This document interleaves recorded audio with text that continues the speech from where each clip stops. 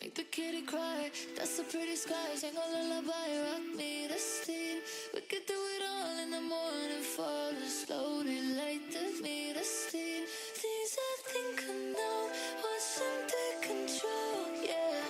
Why I never can quite let go, 'cause I really want you to know. Make the kitty kitty cry. That's a pretty sky. Sing a lullaby, rock me to sleep. We could do it all in the morning, falling slowly like the thieves. But things I think I know are under control. Yeah, we never can quite let go. 'Cause I really want you to know. Crush me, trust me, trust me, trust me, rush me, rush me, trust me, baby, good.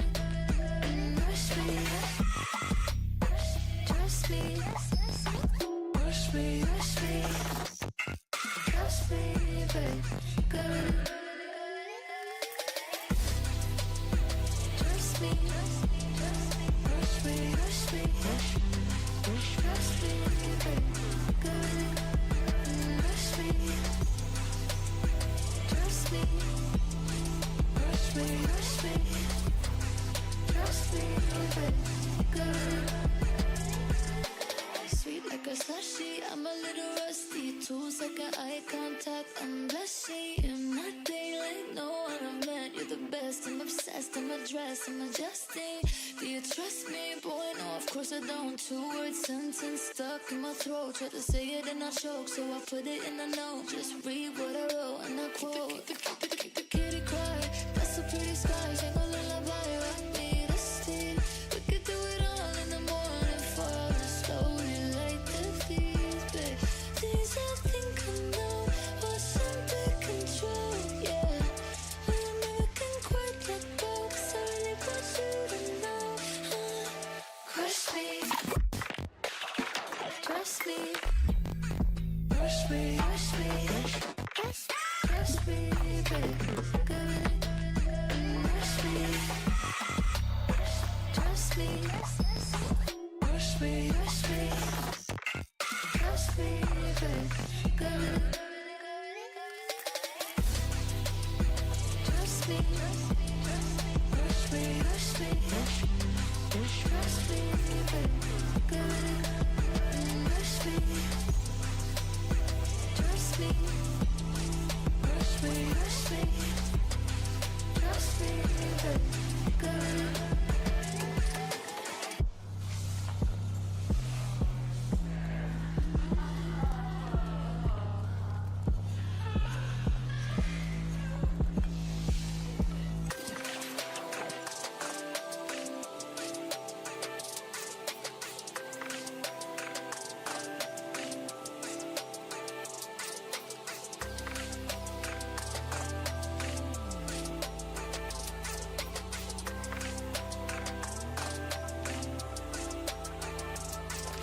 The kitty cry, that's a pretty sky. Sing a lullaby, rock me to sleep, rock me to sleep. Babe, make the kitty cry, that's a pretty sky. Sing a lullaby, rock me to sleep, rock me to sleep. Rock my feet.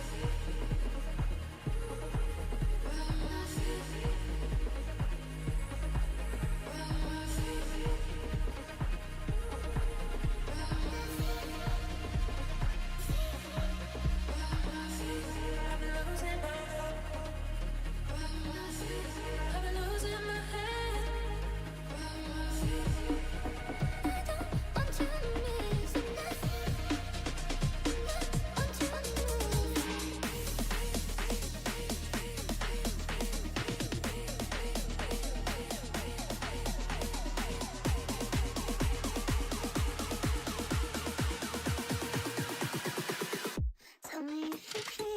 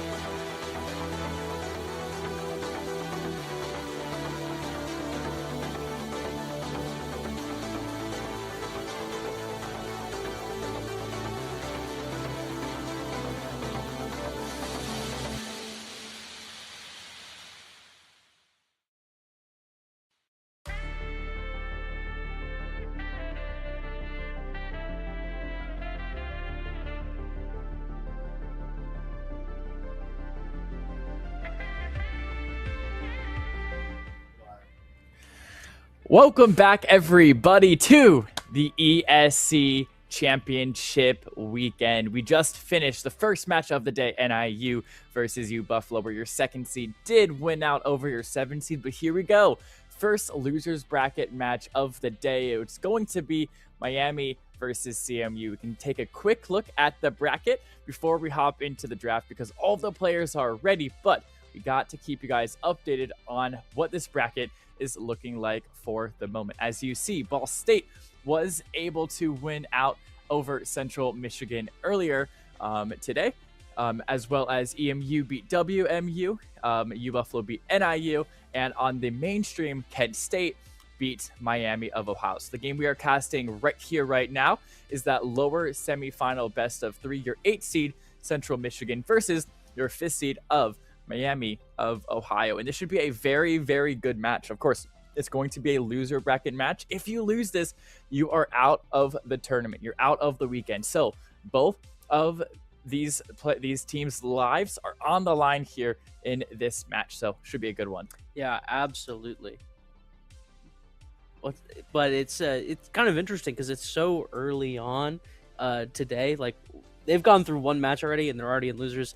Already have a chance to go out of here. It's just very quick. You know, your weekend could be done after this. So fighting for their tournament lives. CMU as the 8th seed, Miami as the 5 seed. You might see a bit closer matchup than we did in this first one, with the 2v7 we saw earlier in Buffalo versus NIU. So I'm hoping for some more, some more competition between the lanes, like we kind of saw from NIU in that game 2 in the first one, but it got away from them really quick. So we'll see if that's any different here. Yeah, definitely hoping to see a closer match here for Central Michigan versus Miami, not Miami of Ohio. Yeah. I need to stop saying that. Of course, Miami University. It's something. I'm originally from Ohio, so I always called it Miami my entire life. It's not until I got to Ball State where I had to call it Miami of Ohio, or people have no idea what I'm talking about. But yes, of course, it is Miami University. They are in Ohio, but the official name is not Miami of Ohio. The official name is Miami University. I know there was a big kerfuffle about that and March Madness and whatever it might be. But here we go. Our first Orianna pick of the day, one of the most broken mid lane champions at the moment. I'm honestly surprised it took so long for it to come out. Because into Orianna, the really only good option is an Azir here from Central Michigan, but very, very hard champion. And if you don't have a good Azir player, you might just kind of be left to die in the dust. Central Michigan, they're going to take an Ambessa for the top lane and a Jinx for their bot lane. So two kind of hyper carries for Central Michigan here. So could kind of be seeing the same thing that NIU was trying to do to you Buffalo, where they're playing more for solo carry potential rather than team fight to see if they can catch their higher seed opponent off guard. Yeah, probably. I mean, once again, did not work as well for NIU as we'd maybe hoped, but we'll see if it's any different for CMU. The concern I have for CMU is they are a lower seed than NIU was. And NIU struggled a lot. Now that doesn't take into consideration that Miami's only the 5 seed. We had Buffalo, the 2 seed, probably had a really strong regular season. Not really sure what those records look like, but 2 seed in the entire conference, probably had a really successful regular season and probably looked really good, and not having too much trouble except to, I believe Ball State was the 1 seed. Yeah, so Yes. they were probably a very strong team in general. So we probably are going to see something different because these two teams are a bit closer in that seeding and probably are could be a bit more competitive. So I think maybe the CMU picking not as conventional is going to work out for them in a different way. Yeah, and Miami picking very, very conventionally. Let me just say Yeah. that. Jarvan 4, one of the best junglers in the game right now. Ashe, very strong ADC. Definitely not within that top 5, but still an ADC that has really good late game potential. And the Orianna, the Jarvan 4, can set her up super, super easily. That Jinx going to be paired with a Nautilus in the bot lane. Really, really smart there. You want an engaged support. Nautilus, he has that hook, like Bebop, that can Yeah. really set up Jinx for big attacks if you're able to land it, and can really slingshot that Jinx into late game. For the second stage of bans now, the Braum going to be taken away from Central Michigan. We didn't actually have time to talk about the first stage of bans, where Miami takes out the Rengar, the Aurora, the Pantheon. Now they take out the Lissandra. Not a pick I see very often, but maybe they're scared of the enemy mid laner having a really good Lissandra. And Central Michigan taking out the Akali, the Gwen, the Ryze, and now the Braum Seraphine as well. So Seraphine, a really strong mage that likes to be paired with an ADC like Ashe. That's going to be now taken away from this draft by Central Michigan. And Miami then going to ban the Syndra as well. So the Lissandra and the Syndra being banned by Miami, 2 target bans toward this Central Michigan mid laner, really narrowing that pool of champions they can play into this Orianna. Central Michigan going to opt for that Victor. A very strong pick. He was very, very strong about a year ago when Arcane Season 2 was released and that rework was brought out. He's kind of backed his way out of the meta, but still a good pick. And into Orianna, there's not a lot that's super strong. And Victor definitely one of the better picks overall to match up into that Orianna. And now Miami has their entire, or they just have their top laner and their support now to pick. They're going to go Leona for the support. So a little bit of engage / counter dive there from the Leona. That should be really good at not only setting this Ashe up, but also having good peel for the Ashe if she gets dived on. And the top lane are going to be Olaf, just a really good tank that's able to brawl out in that top lane, take a lot of damage for these team fights, wait for the Jarvan, the Orianna to set up, and then the Ashe and Leona can follow up as well. Really liking how Miami's draft is looking. You have a really good tank in your Leona, a really good bruiser in your Olaf and your Jarvan, and so many engaged tools to set up your Ashe and set up your Orianna for big damage that I think if this Ashe can get ahead, it's really, really scary for Central Michigan. Final pick for CMU is going to be that Malphite for the top lane. We saw this in the first game for NIU. Just a top laner that's really good at getting in, disrupting, and allowing your team to follow up. And that's really what you want when you're playing with the Jinx, when you're playing with the Victor, this Ambessa, this Nautilus, this Malphite. 3 champions that are really good at setting their teammates up And this Jinx, this hyper carry that I talked about, and same with this Victor, another champion that can hyper carry, should have a lot of tools around them to get some good value. Yeah, and that's the key for Mhm. Central Michigan as this lower seed here. They need to have the tools around their carries to get that proper value. And we saw NIU not really able to capitalize on that in their matchup against Buffalo, but maybe it's a bit different here. Maybe we see a different story, and maybe Central Michigan has a bit more up their sleeve against a potentially, likely weaker than Buffalo Miami here, but still Miami likely it. They got a good. Like you said. I think based on what you've said, their draft is good. The team that we saw that went more conventional, Buffalo, in the last game, they had more success. I mean, could easily be the case here. So, kind of similar story both games. We'll see if it's any different. Yeah, I think when you are coming in as the underdog, as this lower seed, you really have to try and catch your opponent off guard. We saw NIU attempt to do that with the Vladimir. Unfortunately, it didn't work. U Buffalo's just clean cut gameplay was able to work against the Vladimir and these off meta picks that NIU was putting out. And here we go. The 8th seed versus the 5th seed matchup. CMU is trying to do the same thing. They're definitely not picking stuff super niche. These are still 5 champions that are very meta heavy right now, but a lot of champions that definitely play for solo value more than what you see on Miami side. I mean, especially you're looking at Jarvan, Fort, and Leona, champions that are really, really good at setting up your team. You think of Jarvan Force's ultimate, it's Cataclysm, where he jumps in, creates a huge barrier around an enemy that he hits, essentially trapping them inside unless you have an ability to get out or a flash to get out. And just that ultimate alone is super, super strong. And there's so many follow-up tools that Miami's team has if Jarvan 4 is able to hit a good ultimate. And on CMU side, of course, you have the hook from the Nautilus. You have the unstoppable force from the Malfoy, where he's able to get in, knock up, and set up a hook or set up a big play from the Jinx. Don't forget about Mbessa's public execution. She can go straight into the back line, get a good bit of damage and a good knock-up.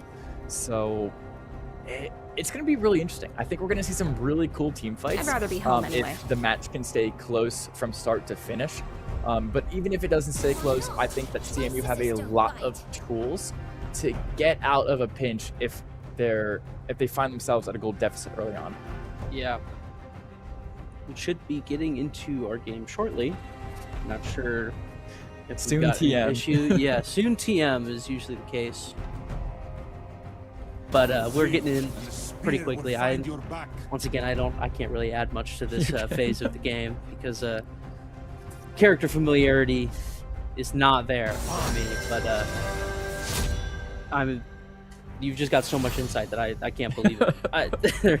So many. I mean, there's just so many different characters in this game that all do different things. And it's like, wow, it's so much to think about. Yeah. I think in games like this, there's always so much to think about, and the draft is such an important part of that process. I think to put it in terms, Ashe Ultimate, Enchanted Crystal Arrow, kind of like Viper Bola. Mm-hmm. So it's going to just stun an enemy in place. But the big difference is Enchanted Crystal Arrow can only hit one, which is different than Tier 5 Bola. Yeah. But you can also damage an enemy after they get hit, which is a little different from Bola. So watch for that Enchanted Crystal Arrow. It's a universal ultimate from the Ashe that stuns for too long. Yeah. Like I think 2 seconds or Yeah. something insane. And watch for that to find some really big value as a follow-up tool after maybe Jarvan 4 is able to hit a big Cataclysm, which can be kind of described as Kelvin Dome. Sure. In the sense Is that Mordekaiser ult not that though? Mordekaiser ult is like 1v1. Sure, I did forget about that aspect. Yeah. That you take a single person in the Shadow Exactly. Realm, whereas Kelvin Dome is just like, all right, I'm popping it, and everybody in, whoever's yeah. in here is stuck in here. so. Exactly. Except it's weird because in League you have tools to get out of it, where in Deadlock you don't, and also it doesn't heal allies inside. Yeah. So those are the two big differences.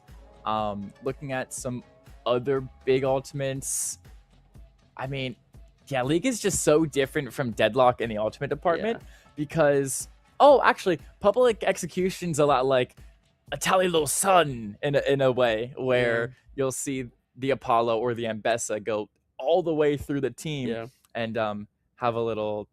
I know Apollo does like a little bow afterwards. Ambessa doesn't do any bow, but she just go all the way through the team straight to the back line, just like the Apollo does. So you can kind of watch out for those similarities between something else in Deadlock and League of Legends. But besides that, not too much else. Besides, you talk about the lane pressure, which is very similar. So you can always talk about that, and that's very important to both games. Oh yeah, I mean, recognizing that as I've been playing a MOBA for the first time in Deadlock, it's like, wow, you really need to keep your lanes pushed up. You need to keep your minions pushing the objectives so that you're kind of like, you have all this space to then deal with whatever you're dealing with in jungle or go get extra farm, things like that. Like that's extremely important, and we saw Buffalo really control that a lot in their first game. Yeah, a lot of the macro is very similar, which is really, really good. And of course, they're both MOBAs, so that makes sense. The biggest difference, of course, between League and Deadlock is all of the champions, all the heroes are different, and the fact Deadlock is a hero shooter. It's not your typical right click to move MOBA. You are playing third person shooter, which adds a completely different 3D aspect to the game. But it's so cool that all of the macro is the same. We talked about it a little bit in that last map where if you Buffalo committed to the Baron too early and NIU were able to find a good contest, you Buffalo could get completely caught off guard with low health, no abilities, and could die and lose the fight. It's the same thing for a mid-boss fight. If you make that mid-boss scream and the enemy is able to contest, I mean, you're so cooked. Yes, you have to do enough damage. They did move that down so that like that scream goes off at 50% now, which I think is interesting enough, but it lets you be a bit more sneaky about it, especially if you're doing a ton of damage. So that's, I mean, understanding the macro more has been so cool, especially because like I haven't really watched League at all until this, and I'm like, wow, I actually kind of get what's going on in the grand scope of the game, even if I don't get the specific abilities or just characters, what they do, things like that. But the overall macro I can understand a bit better and be like, oh, that's probably a bad thing for that player or that group to be doing on the team. Probably shouldn't have done that. They are in disadvantage. The other team's advantaged right now. They are getting objectives. What are objectives? Things like that. So yeah, and the importance of what Deadlock really taught me that I took in the League gameplays, the importance of taking towers. I mean, think about how crucial taking a walker out is in Deadlock. I mean, I would be willing to, on Billy, I'm willing to trade my life as long as a walker goes down. Because that opens up the map so much for the team, gives me a bunch of gold or souls, as you call it in Deadlock. And dying is 100% worth it in Deadlock for a big tower objective like that. League of Legends, it's a little different. You don't want to trade your life for a tower, but taking out tier 1 and tier 2 towers are still very, very important in not only opening up the map, but exposing that inhibitor as well. And when those inhibitors go down, those lanes then start spawning super minions, which are those big guys with like 2 arm shields. And those guys are really, not only are they tankier, but they do more damage and super, super hard to kill. And taking out those inhibitors, super important. And although in League it's not always worth trading your life for it, like it might be in Deadlock, the importance factor is still there. Yeah, there are two interesting games and similar and different in such neat ways. I think that it's pretty cool. It's pretty cool to have a game like come up that's so similar and yet so different, because I think I like it because it's not top down. Yeah, that's fair. I think the top down nature of League and the more perceived complexity is probably what has turned me off from that. But I mean, it's not like Deadlock isn't complex as well. Yeah, I've just spent more time on it, so I get it now. Yeah, I mean the item complexity in Deadlock is I think it's greater than League of Legends, but I think for a weird way, because in League of Legends you have a recommended build that how do I say this? That League will provide you, that Riot themselves will provide you, that will work for most games and can be strong. And There is variance, but not a lot. I mean, you can look up an OPGG build and usually be fine. Deadlock, there's a lot more variance in your items, and Yeah. counter buying is a Yes. thing as well. So I think that adds a more difficult aspect in item prioritization in Deadlock over League, even though League has more items, I believe. I think so. I mean, I just never understood League items at all. But we are now into the game. Finally, minute into the game. No more Deadlock talk. That's true. We had the podcast while we waited, but that's all right. We are into this game between Miami and Central Michigan. This is a do or die for both these teams. Best of 3. See what happens here. Looking through these lanes early. Yeah, it looks like I do recognize a lot of these names, luckily, from the regular season. The Victor for Central Michigan University does seem to be on stream mode, so I'm going to refer to him as Victor for the rest of this map because I don't know his true in-game name. In the bot lane, Miami University already has a lot of prio, Beans and Pank.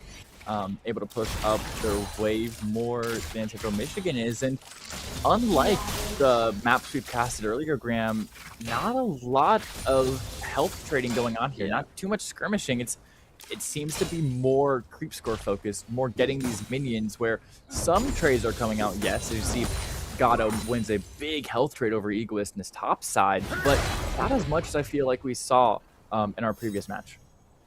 Yeah, it seems. Don't want to speak too soon, but it does seem a little bit slower of a start. Most of these players just focused on doing their last hit, getting their money up, you know. So getting their money up and not their funny up. Yeah, well, there's no funny business when if you lose the series, you're done. True. So. But I mean, with the seeding these teams are, it's like, well, how far are you really going to get? I think these guys just want to get to day 2. Not necessarily looking for a championship win, although you're thinking about it. But I just think at least the top 2 seeds seem really strong in this league bracket, so it's going to be very difficult for anyone under that to kind of do that. We saw that with Buffalo, a 2 seed just absolutely roll in their first series.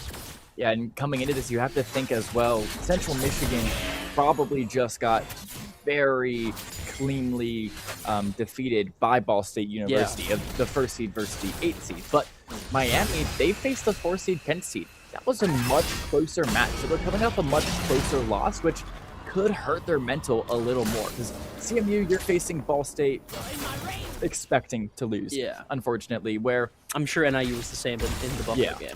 Whereas Miami, you're going into that 4th versus 5th seed matchup expecting that you could definitely come out with a win, and you're really pushing for the win, really trying. So losing that could hurt their mental, and it's going to be hard to overcome for this loser bracket match here. Bean's looking for the engage on that Leona. The follow-up is there from Tank, but Raspberry has so much health on that Nautilus, and TP was able to get behind him and not take too much damage from that engage. So very even looking health bars here in this bot lane. Besides Raspberry, that Tank holding so much more health than both Tank and Beans. Yeah, I think one similar theme between different MOBAs is if you have more health at the beginning, that's usually pretty good. So definitely working out there. You just get to live longer. And I think living longer in the early game, it just means a lot. So being able to do that, especially Gato seems to have a lot of whatever camp that is, has a lot of health early and mostly get to win those. But Tank playing Raspberry, and that's Miami. There was a gang coming through there, I believe, as well. I don't know how much of the how much there was actual engagement there, but that did come through. Yeah, Beans was able to find the first kill onto DV, another really good engage from that Leona using her Q. Solozak was there to follow up if needed, but Pank and Beans, they didn't need the help. Beans is able to find the first, Pank is able to find the second. It's already going to be a 2-kill advantage for this Miami bot lane over Central Michigan University. And you can look at the bottom of your screen, 560 gold lead Pank over PB and 502 gold lead for Beans over Raspberry. So already we're seeing that Ash get some early kills, get an early gold advantage, and what I talked about a lot in the draft is Miami is playing to set up this Ash with the CC from not only Solozak, Beans, and Wu Quan. Pank is able to absolutely take so much advantage over this CC if you're able to scale like Tank is already doing. Oh, another kill going to come out from the mid lane. Wu Guan able to find a solo kill onto Victor. And based on where Wu Guan is, it looks like Victor went for maybe an overly aggressive play as Wu Guan was under their tower at 1 HP. But oh, here comes Pride from the jungle looking for a gank. Is Pride going to be able to find the trade onto Wu Guan? Wu Guan has to run under the opposing enemy tier 2. Pride is able to find the kill onto Wu Guan before they fell to a tower. So the trade does come out from the opposing jungler there. So it's going to be a 1-for-1 in the mid lane, but looking back at the bot lane, DB is going to fall to Tank once again. Raspberry trying to leave, hits the flash, hits the hook, but he is! Oh my god! On a sliver of a health bar. You talked about how good it is to have extra HP in the early game. Very, I mean, you see it right there, but maybe power going in. Raspberry losing HP left and right. Oh, but Tank gets rooted. Raspberry staying alive. And the unkillable Nautilus is back in full effect here, as not only did Raspberry get tower dive, not only did he live, but he also was able to find a trade onto Pink as well, which will even this bot lane deficit that Miami built just a little bit. There's still a lead for Miami, but it's not as big as it was, and it's not as big as it could have been if Raspberry fell there without finding a trade. Looking in the mid lane as that was happening, Wu Guan was able to find another solo kill on the Victor. In your top lane, just another 0-0-0 skirmish as the running gag is here in the ESC. Yep. Doesn't seem like that's going to change anytime soon. But we're seeing, once again, higher seeded team having a strong bot lane, or what we thought until Raspberry is able to kind of win out that fight in the end by sticking around that tower and just stay alive as long as possible. And now you've got EMU pushing their issue onto massive gank here onto Wu Guan. The public execution is good from Pride, and Wu Guan is just going to instantly fall over as a 3-man gank is going to take out this Orianna. And you also saw that Enchanted Crystal Arrow coming up from the bot lane from Tank. It did connect, but it just didn't stun for long enough for Wu Guan to actually escape. And we're going to take that pick in the mid lane, rotate over to Dragon.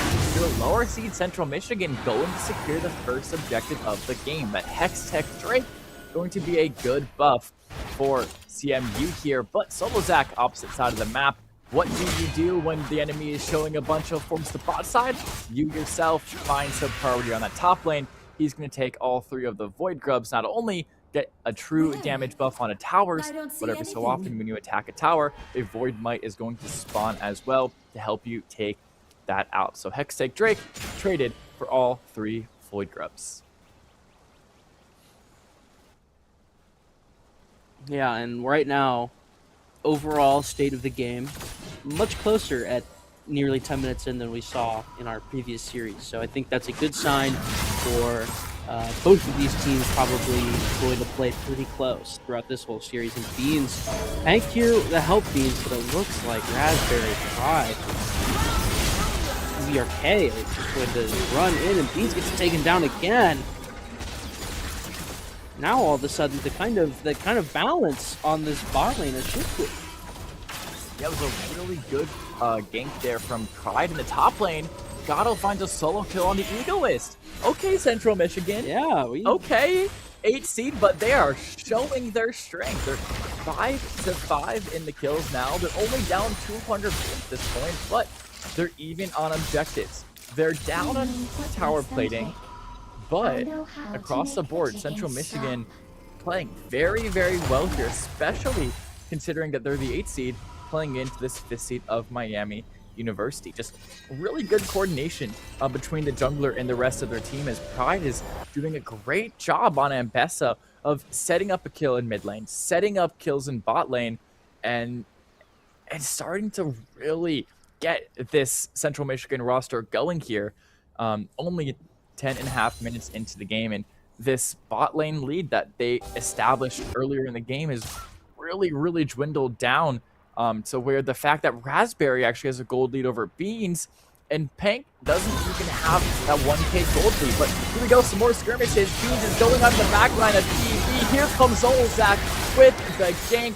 Raspberry finally will fall, and Miami can take a deep breath of fresh air as finally that Nautilus, that tanky Nautilus, is going to fall to the hands of Pank. And now they can look to get some more turrets on this tier 1 tower, or there's more plating on this tier 1 tower, but here comes Pride. Beans is able to get the roots. But here comes Solzak as well. Beans looking for the engage. The Cataclysm is good. Pride instantly falls to Wu Guan. Too much CC, too much burst. And it looks like Miami back in this game. Still, it was 5-5. They're going to now take that advantage away from Central Michigan.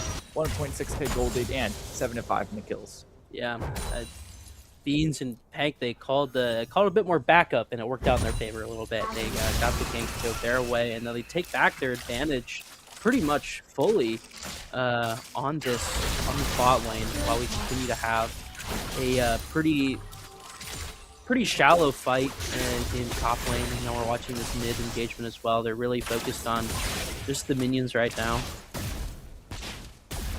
It's not looking for too much engagement at the moment. We've seen bot lane have a ton of engagement in both this series and last series, so common theme of hardly anything happening top lane as well. We do have a kill though. Kill, I think, sooner on than the couple other games we've had. But overall, both these teams playing much closer than at least early on here. Yeah, the Olaf is definitely a pick I haven't seen in a while, coming out from Egoist here. And Gatto's Malphite was able to play into it very well, and yeah, find himself an early kill in the top lane. But oh my gosh, we're actually fighting over the Crux here as Pride looks to invade the enemy jungle, is able to take out Solozak. The Enchanted Crystal Arrow does come in from Pank, connects on a Pride, but simply too late. The Super Mega Death Rocket as well from DVRK is also completely too late, and completely with the enemy that wasn't there. So both ADC ultimates coming in a little bit too late, but still really good from CMU, as not only do they get the kill onto Solozak, but they also find the enemy Krugs, the enemy red buff, and some more gold for this Mbessa. 870 gold lead for Pride over Solozak. You can definitely tell CMU are playing to really get Pride fed, play for big engages from public execution, and really get the gold in this Mbessa's hand. Like Cloud Drake has now spawned. Pride, though, is already on it. The all-in pings are coming in from Miami University. Is Pride going to back off? No, he's staying for the time being. Now he backs up. He has Raspberry and DV on the flank. The TP is going to come in from Egoist. It's going to be a 5-champion commit here for Miami University to take down this Cloud Drake, but the health bar gets reset.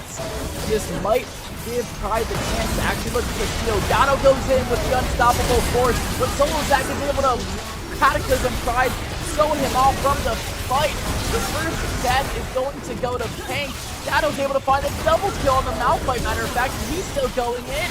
He's still got a lot of help. Raspberry hits a great hook onto Beans. 200% Mega Death Rocket connects.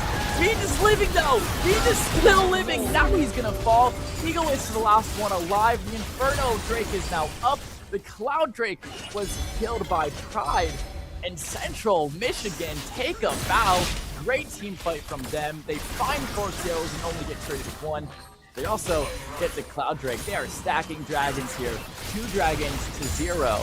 And I mean, oh, good Enchanted Crystal Arrow there from Pank. Connects DB, though, able to cleanse it off. And wow, great fight. Yeah, it's something we haven't really seen yet here on the stream yet, but that was, I mean, it felt very even for a moment between both of those teams. It's like, who's going to get that initial kill that's going to put them over the edge in that fight and then be able to take that objective as well. And it was Central Michigan, and now they've got a nice little lead for themselves.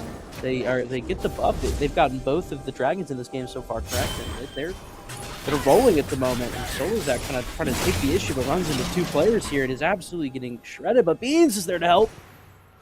Yes, Solozak was just looking for the rip kill, but Raspberry and Pride not having it. Solozak's Beans is going back in though, looking for the engage. Raspberry though is gonna instantly fall. So much damage coming out from Wu Guan here. Gato not able to revive there. The super mega death rocket comes in, but it doesn't connect. Tank is able to find the kill on his Victor. Solozak Cataclysm. Pride able to trade himself out. The public excuse to get out. He's able to find Egoist, the double kill to trade out. He's not dying. Finally, Wu Guan is able to clean up, but you can tell Pride is taking over this game for Central Michigan. 2K gold lead for the Mbessa, 5-2. Pride is their win con, 100%. Absolutely right now.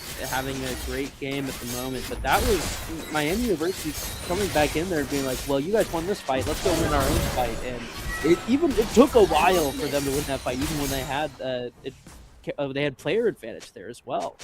So very even games. Tournament lives on the line. Who will deliver? Graham, at the moment, I can tell you who's delivering. It's Wu Guan Feng Yu for the side of Miami University and Pride for the side of Central Michigan University. Both those players going to be the carry into the late game of this match, or this map, I should say. And both these teams going to have to play around these two characters that have really gotten early gold lead and should be able to carry this game later on. Raspberry looking to get an invade onto Solozak. Solozak snips it out. Beans and Ego is here for backup. The Enchanted Crystal arrow hits onto Raspberry. He's going to get bursted down. All that tanky Nautilus HP gone. Completely wiped away goes Raspberry. And this could be what Miami University is. They're going to take that kill, rotate to this Rip Herald, and take their second objective of the game. Drag up in initiative. Yeah, these games, these types of games, if you get caught out like that and you have no movement to get out, it feels terrible. Like something like that, it's like, well, that you get caught out and you can't do anything, and then you give Miami this free positioning on the map that allows them to get that Rift Herald. So this has been back and forth in different fights right now. Wu Guan might be in a little bit of a pickle here. He's got Pride and Gato behind him. Oh, I'm thinking of the map completely backwards. Never mind. Don't listen to me. Wu Guan is, of course, under his own tower, but Pride, he's still in a pickle because here comes Pride in for the gank. Victor's going to use his lasers, and he ultimately the investigator. There's the public execution, the tower dive, and instantly gone goes Wu Guan Feng Yu. The super mega death rock comes in a little bit too late, but it does not matter because Pride able to find yet another kill for himself. That Ambessa is looking so scary. Yeah, we've got in that 6-2, and then you got Wu Guan 7-4. Yeah, just two strong players on each side right now, kind of determining the results of fights, whichever ones they're in. So it's looks like we're gonna get another engagement as well, potentially. Yeah, Miami uses that Rift Herald now to give them some mid lane cryo, and this should crash into this tier 1 mid turret and be the first turret of the game for Miami University. Now evening the turret scores 1-1 until Victor is able to find that turret up top and take the second turret for Central Michigan. Here goes Beans. Great engage onto Raspberry. Raspberry perma stun. Is able to hit 2 of the knockout. Here comes Chrome. Here comes Gala with the unstoppable force. The cataclysm is good from Solozak, but Pride is able to get out. Beans has to flash out. He's going to live with his life. CC immune. Goes that egoist on Olaf, but Pride's able to pick him up. Solozak is trying to get out, but Raspberry's not going to let that happen. DB's going to flash for the kill, able to get that reset on the Jinx. And here goes Pride, going to take that Infernal Drake while the rest of his team takes that mid turret. Well, Miami, it seems like they're better at finding picks than finding these weird kills on the map. But in these team fights, Central Michigan's absolutely taking over. Oh yeah, team fight engagements have pretty much dominated the way. It feels like every time so far. It's just Miami has success when they find that first pick in what turns into a team fight. I feel like we saw one of those earlier, but after that, Central Michigan's been really strong in this game so far. It's been pretty awesome to see something like this from a technical lower seed right now. Yeah, and I mean, Central Michigan just showing, and I love it because University of Buffalo did the exact same thing last semester in Overwatch, where they came in as the 8th seed, but they came in fighting. Not only taking a map off of Ball State in the first match, but also making it much later into the bracket than many teams initially thought. Central Michigan, another team coming in as the 8th seed, but showing up much more than Miami University, and I think a lot of us have expected. They have a definitive lead in this game at the moment. 4 kills, 4K gold lead, and they have dragons, they have soul point. They're 1 dragon away from that dragon soul, and Miami University are still yet to get a dragon themselves. Central Michigan, they come in as the underdogs, but they are not going down without a fight, and I think this could be a really, really good match. We have another skirmish happening in this top side of River Scuttle. The Cataclysm is good from Solzak. Bye-bye Raspberry, bye-bye Pride. Both of their health bars deleted off the face of the earth. And the Cataclysm, you can just see how good this CC2 is. It sets up Pink, it sets up Blue Swan, and there's just so much AD and AP burst that those 2 champions are able to do in an AoE. That allows them now to rotate over to this Baron. Gato and DV are here. They are scaring them off of this Baron. The health bars of Solozak and Beans are just not good enough to go for that objective play. Yet, even though the Central Michigan jungler is dead, Miami don't have the confidence to take that Baron after this yet. Yeah, that was an interesting call there from Miami, but I mean, I think recognizing the situation as what was probably about to unfold was probably good for them to get out of there. I think they did it just quick enough to not get completely obliterated by the rest of the CMU squad that was showing up. So once again, contest the contention there between those. We're seeing Miami kind of want these objectives. Like, they're probably thinking about, we need to deny the next dragon that pops up because you don't want to have CMU get to their 4th. And on top of that, they're like, well, we have a chance to get Baron, but just not fast enough. And we're seeing much closer fights for these objectives. Yeah, 2 minutes and 15 seconds until this 4th Drake of the game spawns. It's going to be, of course, another Infernal Drake. And if Central Michigan get this, they get that Infernal Soul, which is a massive, massive buff. And not only AD damage, but also AP damage for the Central Michigan side. So Miami University, they have to do everything in their power to stop Central Michigan from getting this 4th dragon, or it could be over very, very quick for Miami. At the moment, both teams just fighting for the all-important mid-prile. And then once you get mid-prile, you're able to maybe rotate top for a Baron or rotate bottom for a Drake. But if you don't have the mid-prile, it is super, super difficult to play the game. And Graham, this is what I call the calm before the storm. Nothing is happening. There's stuff on the map to fight for, but neither team has the confidence to really commit to anything yet. These teams are looking for someone on the other enemy team to step out of place. They're looking for a pick. They're looking for a pick and catch, like a Holiday would find, like a Paradox would find. So that is now the point of the game we're at. And here we go. Pride is looking for the pick and catch himself. It's going to be on the Beans. That tanky Leona, though, is able to get away. That Leona carries so much armor that is going to be very, very hard for not only Pride, but also DB to actually burst through. 48 seconds until that Infernal Drake is up. And it looks like we're just going to have some more skirmishes happening at the moment here. Pride trying to catch Pink off guard, but now it's Pride himself getting caught off guard. He's able to flash out of the Cataclysm, but he's still caught out. Eagle is able to find the kill. Here comes more. Victor's able to take out Solozak for the trade to Super Mega Death Rocket, perfectly connecting on to Solozak for the trade. Eagle is still going to fall to Victor as well. This isn't over yet. Central Michigan looking for a turn. Raspberry takes out Pink, hits the amazing hook onto Beans. Blue Guan is stuck in the backline of Central Michigan. He's going to be the one to fall next. Raspberry looking for the chase on it being still. They're not going to be able to find that kill, but they find 4. And now they can rotate to Infernal Drake. And if you're Miami, this is exactly what you did not want to happen. For a second there, it looked like Miami was going to have a strong play there. I mean, they took out Proud so quickly, and that Pride was looking like the scary one, but it didn't matter with the rest of the team there. They were able to get theirs out, and now their reward is this Infernal Drake and this strong buff for them that's going to really put the game in CMU's favor. This buff is so powerful. I mean, you know it's important when they went to this versus Baron. Yeah, exactly. I mean, it's hard to... I mean, this is like... It's a permanent buff, is what you have to remember too. There is a 3-minute buff where the towers are minions and gives you a little bit more true damage on towers. But this is a permanent, across-the-board AD and AP buff that is just going to give Pride, Victor, and DV so much more damage and burst power to work with that Miami, they're already losing their team fights.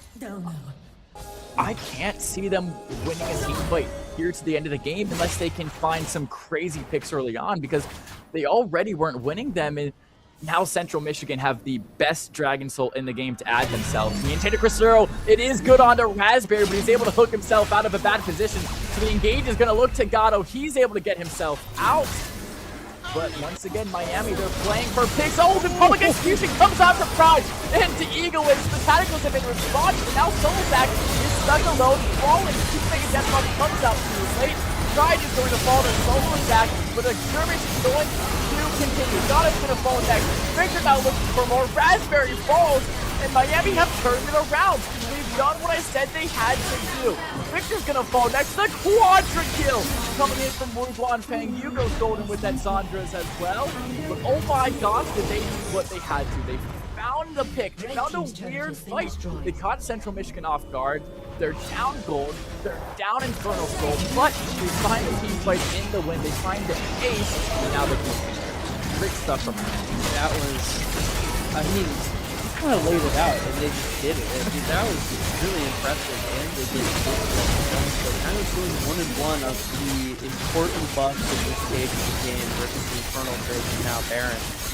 Both teams being one or the other. Now, CMU is probably a bit more important because it is that permanent one, but this is going to give Miami a decent edge, and if they return back and get their HP back up and get extra items, we're going to see probably another interesting team fight soon, I would bet.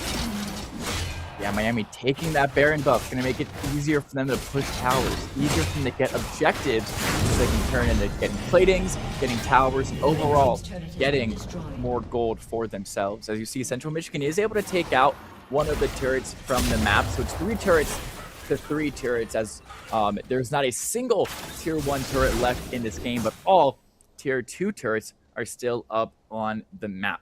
What do Miami want to do with their Baron buff? That is now the question. They have 2 minutes and 13 seconds remaining, as you can see in the top left of your screen.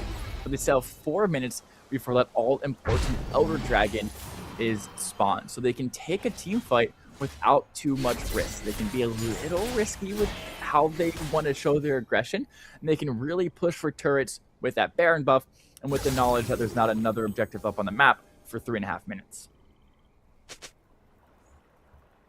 The both teams, I'd say, playing a bit more pushed back on each of their respective sides right now. Kind of recognizing what each team has gotten at this point in the game, where they're at. Miami with only a 1.6k gold lead, which at this point in the game is not very much. So very, very close overall. And we'll see if Miami can kind of do the same crafty thing, finding an opening pick, because I think that's still kind of what they need to do to win these fights, because we've seen so many full fights go CMU's way in this game. Yeah, so many full team fights going CMU's way before that Infernal Soul as well. Yeah. So Miami, even though they have a 2k gold lead, for all of these team fights, they have to play it creatively and play to catch somebody out first before they can really go for a full engage. Beans might be a little too far up here. As you can see, Pride is maybe looking for something in that blitz, maybe trying to get a little bit sneaky, but Wuguan, the carry for Miami University at the moment, so much AP burst on that Orianna at the moment, is going to be looking for some orbs to get some damage underneath that tower. But as you can see, I mean, you said it perfectly, both teams being really cautious, and Miami not pressing their Baron advantage. They don't have the confidence at the moment to really push for any towers here. And even though they got Baron, they weren't able to find a single objective with it. Unless they can find this right here, right now, and prove me wrong, They only have 10 seconds left of this Baron buff, and they're still yet to find an objective. This tier 2 tower going to go really, really low, but is it going to die? Someone killed a minion. What are we thinking? No. I'm on this. We're not going to deal with the minion. It's fine. I mean, they just watched their tower die before they took the minion. I'm very confused. Not gonna flame a roast too much because I'm assuming the players know more than me, and there's a reason they couldn't kill it. Maybe they were being zoned off by an enemy champion. That is what I'm going to assume. But as it looked like, they just kind of watched their turret fall. So Miami, I stand corrected, they're able to take at least one tier 2 mid turret before that Baron buff ended. And now all the prio shifts to bot lane, and all the important Elder Dragon spawns in a minute and 18. This is what the teams are going to have to fight for now. This is the equivalent to the mid boss. Yeah. Shout out mid boss once again. Second time this stream. But, I mean, you can tell once again. I mean, everyone for CMU is over here. Oh, our timers are a bit desynced as it's actually a minute behind, because there's still a minute left on this Elder Dragon timing, but that Elder Dragon is very much spawned there. on the I map see it. at the moment. It is instantly getting bursted down by the Central Michigan team, and Solozak is not there for this deal. The red team's going to take that Baron buff, which makes it impossible for Miami University to have team fights. What Elder buff does, it lasts for 2.5 minutes. It gives a true damage buff to every single attack you hit, and get this, an execution barrier of 25% of your max health. That means if you're at 25% health or under for Miami University, the next attack by Central Michigan that hits you instantly executes you. You're back to a gray screen. So it is almost impossible to take fights when the enemy team has an Elder buff. But oh my gosh, they're going to do it. It's an amazing shockwave from Wu Flang. Being just looking for the engagement. Now he's screwed. Now he's CC. The Super Mega Death Rocket comes in. He's able to flash out the full that execution range, but Prod is able to instantly take out Tank, and he's looking for more. Wu Flan's going to fall. He's looking for Solozak. Can they continue it? Solozak Cataclysms to live, but it doesn't matter. The double kill comes out for Pride. That tier 2 turret is now gone. They're looking for tier 3. They're looking for the inhib, and just right there, Central Michigan choked Miami while you never fight into Elder buff. They still have a minute and 16 on it, but only 2 members of Miami University are still alive. Central Michigan looking for the end. Queens and Egoist versus the world. What can they do? DB going to 1 HP. Can Egoist find the kill? The public execution good onto Egoist. Egoist able to trade himself out for DB. Egoist able to find 3. Egoist able to find the quadra kill. Pride is able to trade him out. Pride finds the double kill though. The triple kill for Egoist. The double kill for Pride. And somehow Miami University lived to see another day off of the amazing, amazing performance from Egoist. Pride is able to find 2 before he leaves, but now he has to leave as the respawns for Miami are coming in. What a turn of events. That was insane. I mean, they're both these teams playing a crazy game right now in just game 1. This is to get advantage in this series in a do-or-die situation. You can kind of tell. And now with the Baron respawn, we're going to see Miami look to try to take this and push some of their own advantage while the rest of CMU is respawning. But we're seeing some outward damage. But nope. Miami's going to take that. They're going to get this buff again. But we saw last time they had this buff, they didn't really go anywhere. They didn't do anything. Yeah, they're going to have the Baron buff for 3 minutes now. That Elder Dragon buff is now gone for Central Michigan. So that team fight power that they had is no longer available for them to use. Miami, they have that Baron buff. They were able to get 1 turret last time, but when you get Baron buff, you're usually looking for more than just 1 turret. Let's see if they can push their advantage a little more than they did last time. It's going to be hard because remember, they still have that Infernal Soul, and they still have a 1.5k gold lead. Little side note, when that Baron was dying, you saw DB try to send that Super Mega Death Rocket, that Jinx-Ult, try and steal it. Unfortunately, it was a little bit early, but yeah, you always have to go for that because if it hits, it's an absolute hero play, and it actually does more damage than a Smite does true damage. So you are, if you time it perfectly, you are actually able to out damage the thing that's meant to take out big objectives. this 1200 true damage smite that's given to both junglers, you're actually able to out damage it if you can time it perfectly. Unfortunately, it was a little bit too early, and Central Michigan weren't able to find the hero play, but you always have to send it. DV will have that all back up in no time, and definitely before this next team fight. 2 minutes before this next Elder Dragon buff, and Miami, they got completely zoned off of it last time, and they paid the price for that. Let's see if they can try to fight it a little more this time, and see if they can do a little more with their Baron buff as well. Yeah, once again, I think you would call this the calm before the storm once again. So we're here 36 minutes in. Getting a longer game as well. Seeing both these teams get pushed to the limit, I'd say, pushing each other. But Central's had a slight lead the whole time, and with that buff, they're just going to have, I think, more confidence than Miami would. Miami doesn't have that much confidence, even with Baron, which is only 45 seconds left. Yeah, and looking at the gold leads across the board, every player from Miami University is ahead of gold compared to their counterpart, except for Solo Zach into Pride, and that's not saying Solo Zach is doing bad. That's just going to show how much impact Pride is having on this game. 5.7k gold over Solo Zach in jungle, single-handedly carrying that gold lead for Central Michigan. Pride is playing very, very well at the moment and playing to absolutely carry his team on this Ambessa in this jungle role. Found great early game ganks, able to even out the lane priority earlier in the early game, and has now scaled those early gank kills into a crazy 14, 5, and 7 stat line and an insane amount of gold ahead compared to their jungler. And that Mesa is so scary because the skill expression on that hero is so high because you have a dash after every single time you use an ability.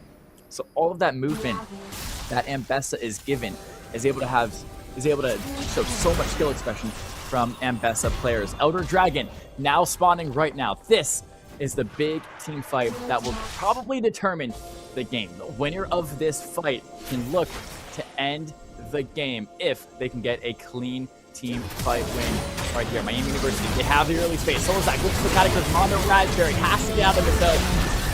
And Raspberry instantly stunned. He's looking for the engage, but here we go. Eagle is way too deep in the backline. He's going to fall to Victor.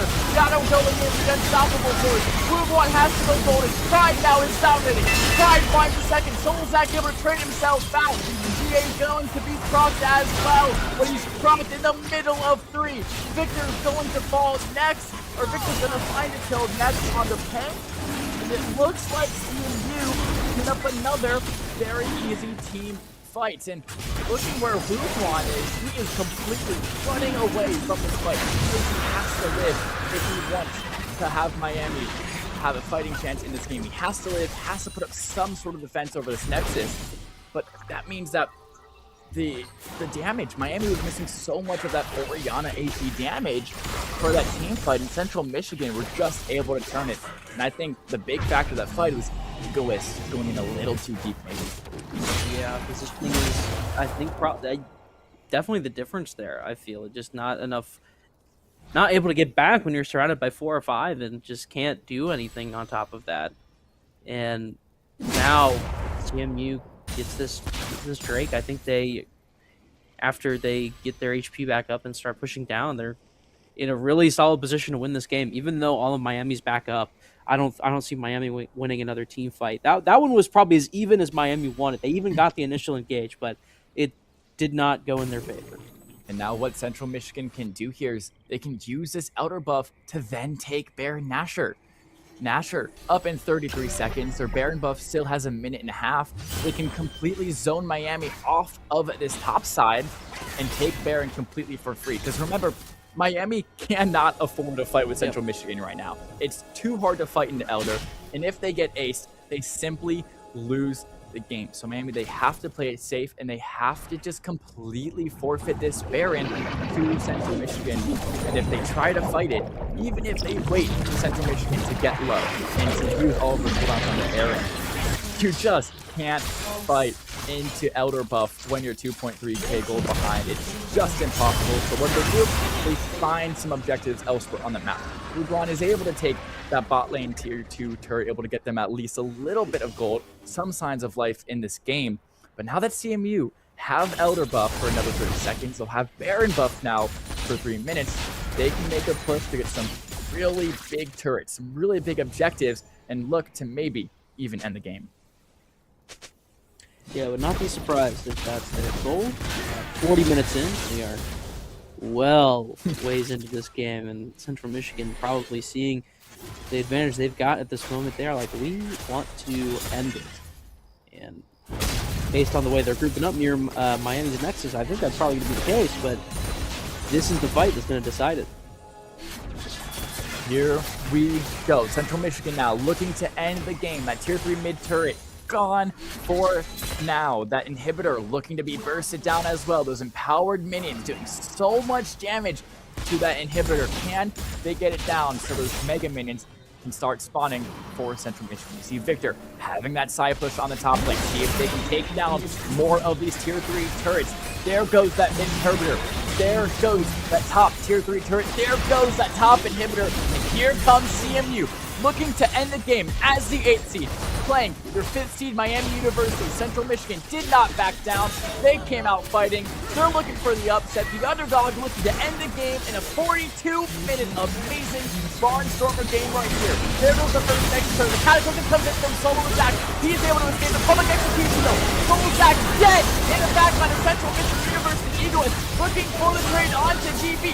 GB's gonna have to proc his GA. Egoist is gonna get traded out. The double kill for Pride here. Tank can move on. The only one's remaining. Tank is deleted. It's just Ruguan left. What can he do? 1v4. He can just watch as his Nexus implodes from underneath him. Your 8th seed wins the first map over Miami. Great game. Central Michigan are here to fight. Wow. Wow, what an ending. What an ending. That was exciting. That was awesome. That was a great 42-minute game. Great. That was longest one we've seen so far, closest one we've seen so far. But Central Michigan seemed to be able to control it pretty much the whole time. And like even when Miami had moments where they were taking some advantage, it just seemed the control of the game was Central Michigan's, and we saw it there. We saw it in their Game 1 victory. And now we're going to take a quick step back. We'll be back in 10 minutes. And the big question mark now is, can Miami bring themselves back from this deficit, find the reverse sweep in this best of 3, or is Central Michigan going to do it, close it out in map 2, and take home the win as the underdogs? We'll see you guys back in about 10 minutes.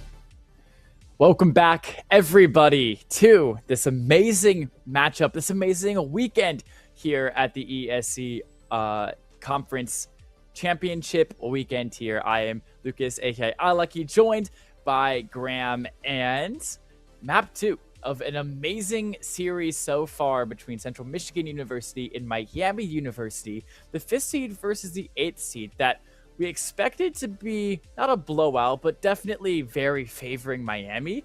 Central Michigan comes in and takes the first map. Absolutely. We saw them be really strong throughout that entire game, not really giving up too much to Miami. Even though they didn't necessarily have armor plating or turret advantage most of the game, eventually they rolled buffs into getting that and rolled that into a game 1 win. So now game 2, Central Michigan on match point. Miami playing for their tournament lives in this game. If they lose, they are done for the weekend at what could roughly be like 1:30 p.m. on Saturday. So, yeah, Miami, one of the strongest League of Legends teams, 2 semesters ago last year at that Miami LAN. I believe they were 3rd seeded in that and finished 3rd overall. Would be a very surprise exit if they go out at 1:30 p.m. on Saturday. Yeah. As you said, Central Michigan going to stay on the red side for this map, with Miami still on the blue side. And once again, we are under fearless draft conditions. That means that all 10 champions that were played in the first game cannot be played here in the second game. First ban going to go to Miami's side, and let's see what this will be. After last draft, I did prefer Miami's draft compared to Central Michigan's. Of course, by the time we got to map, that didn't actually play out. I was wrong. Central Michigan did take that win. But let's see if Miami can build another very strong draft tier. The first ban going to be Rengar. And let me just say that Rengar ban makes so much more sense after seeing how Pride plays. Yeah. Pride is a crazy solo carry jungler player. Absolutely took over the map. And let me tell you, Rengar is one of the biggest solo carry jungle champions in the game. So it makes sense that Miami is perma-banning that champion. They're also going to take away the Zaheen from their top laner. And on the other side, Central Michigan going to take away the Gwen and take away the Akali. Akali, another very dominant mid lane champ. And we saw Wu absolutely dominant on the Orianna last game. So makes sense that you take away that I think Akali. there's some targeting here in this ban phase here between the 2 players, one on each team, that were definitely the best on their teams that game. Yeah, 100%. The Aura ban going to be the 3rd and final ban from Miami, with the Rise, the 3rd and final ban from Central Michigan. Miami will then first pick Pantheon. And let me tell you why Pantheon is one of the best first pick champions in the game. He can play top, he can play jungle, he can play support, and he could even maybe flex to mid. Oh, so you're telling me he can play everything? So he can almost play anything. He cannot play ADC, Sure. and he can kind of play mid. But one of the craziest first picks because he can flex to so many different roles. CMU, they're going to opt for something different. They're going to take the really overpowered Kai'Sa at the moment. Going to take the really overpowered Wukong. We saw Wukong be moment. good in last series. We did, yeah. Wukong was absolutely dominant last series, I believe. I think that was picked by Buffalo. I think so. That's why I think it was dominant, because I thought it was really strong, but could be wrong. But it's been a bit since that. Give us some grace on that one. I don't know. we did see the Kai'Sa picked from you, Buffalo, and that was a crazy pick that really scaled into late game. And Miami taking a Smolder. So Smolder is an ADC champion that is known for scaling. One of the craziest scaling champions in the game, which they scale based on dragon scales, and those infinitely stack. So by the end of the game, you could have upwards of 500 if the game goes on long enough. So watch out. If it's another long game, watch for this Smolder to get really, really, really strong by the end of it. And let's see, they're going to pair that Smolder with a Karma in the bot lane, another champion that's just really good at supporting their ADC, not so much engage, but more anti-engage and healing, and to keep this Smolder alive. CMU now, what we could see is we could see a top pick from them and then ban out 2 of the really big counters into the top character they pick. So, for example, they could pick a Rumble and then ban out stuff like a Renekton or ban out something like a Gnar. But instead, they're going to go for Pike, a very interesting support pick. You don't see it a lot, but it's a solo carry pick. So we're going back to the thing where the underdogs want to play for solo carry. Pike is the champion to do that on support. For sure. Now we get back into 2 more bans for each team before their final 2 picks each. Not seeing. Wonder if they're going to go back to. Well, actually, you probably wouldn't anymore because they most likely have been picked at this point. Well, Wukong was one of the jungles that was picked, if I'm thinking correctly. Yeah, Darius going to be the first ban from Central Michigan, and still Miami opting to ban that Lissandra, maybe a mid pick that Miami's scared to play into. Of course, Wuguan, their carry, at least last map and probably this map as well. Maybe there's a couple picks he really doesn't like to play into, like Aurora, like Lissandra. And last map we saw them ban the Syndra as well. This map they're going to actually ban that Mundo away from the Central Michigan top laner, which really smallens this or weakens this top lane champion pool now, as the Darius is gone, the Mundo is gone, that Saheen is gone, as well as that Gwen. There's not a lot left, but especially that Mbessa being gone as well from first game, I think what we could see is maybe a Rumble, maybe a Renekton as well could be really, really strong here. But they're going to go with the Gragas. Not a pick you see very often, but a very tanky, very AP-based top laner here that can absolutely 100-0 you late game if he's able to build up enough AP items. Miami now, that Pantheon, we still don't know where it is. Could be top, could be jungle. The Twisted Fate going to come out from the mid lane. Wuguan going to be really scary on that champion. The Cassante is going to confirm that Pantheon's going to jungle with that Cassante towards that top lane. You talk about dominant top laners at the moment, Graham. Cassante is one of the first names. That's one I'm aware of. That's one I know. Oh. That is going Cassante to be... Giga Chat. I'm aware. Oh, is that a thing? Oh, yeah. Oh, yeah. I'm excited to watch that. Because I think that character's funny. I don't know. And okay, I'm confused. I have congratulations, Central Michigan.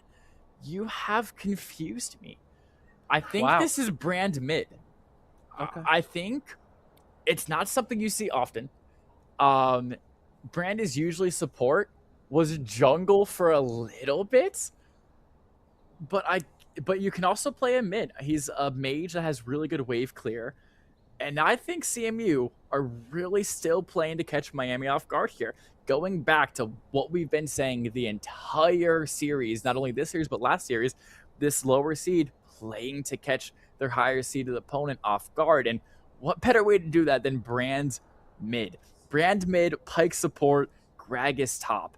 3 very off-meta picks that could be what Central Michigan need to win this series and move on in the loser bracket.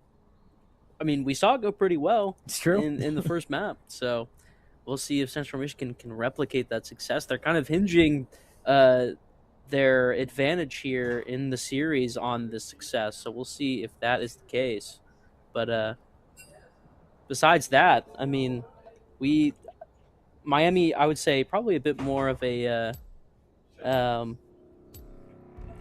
would you say this is more standard from them again?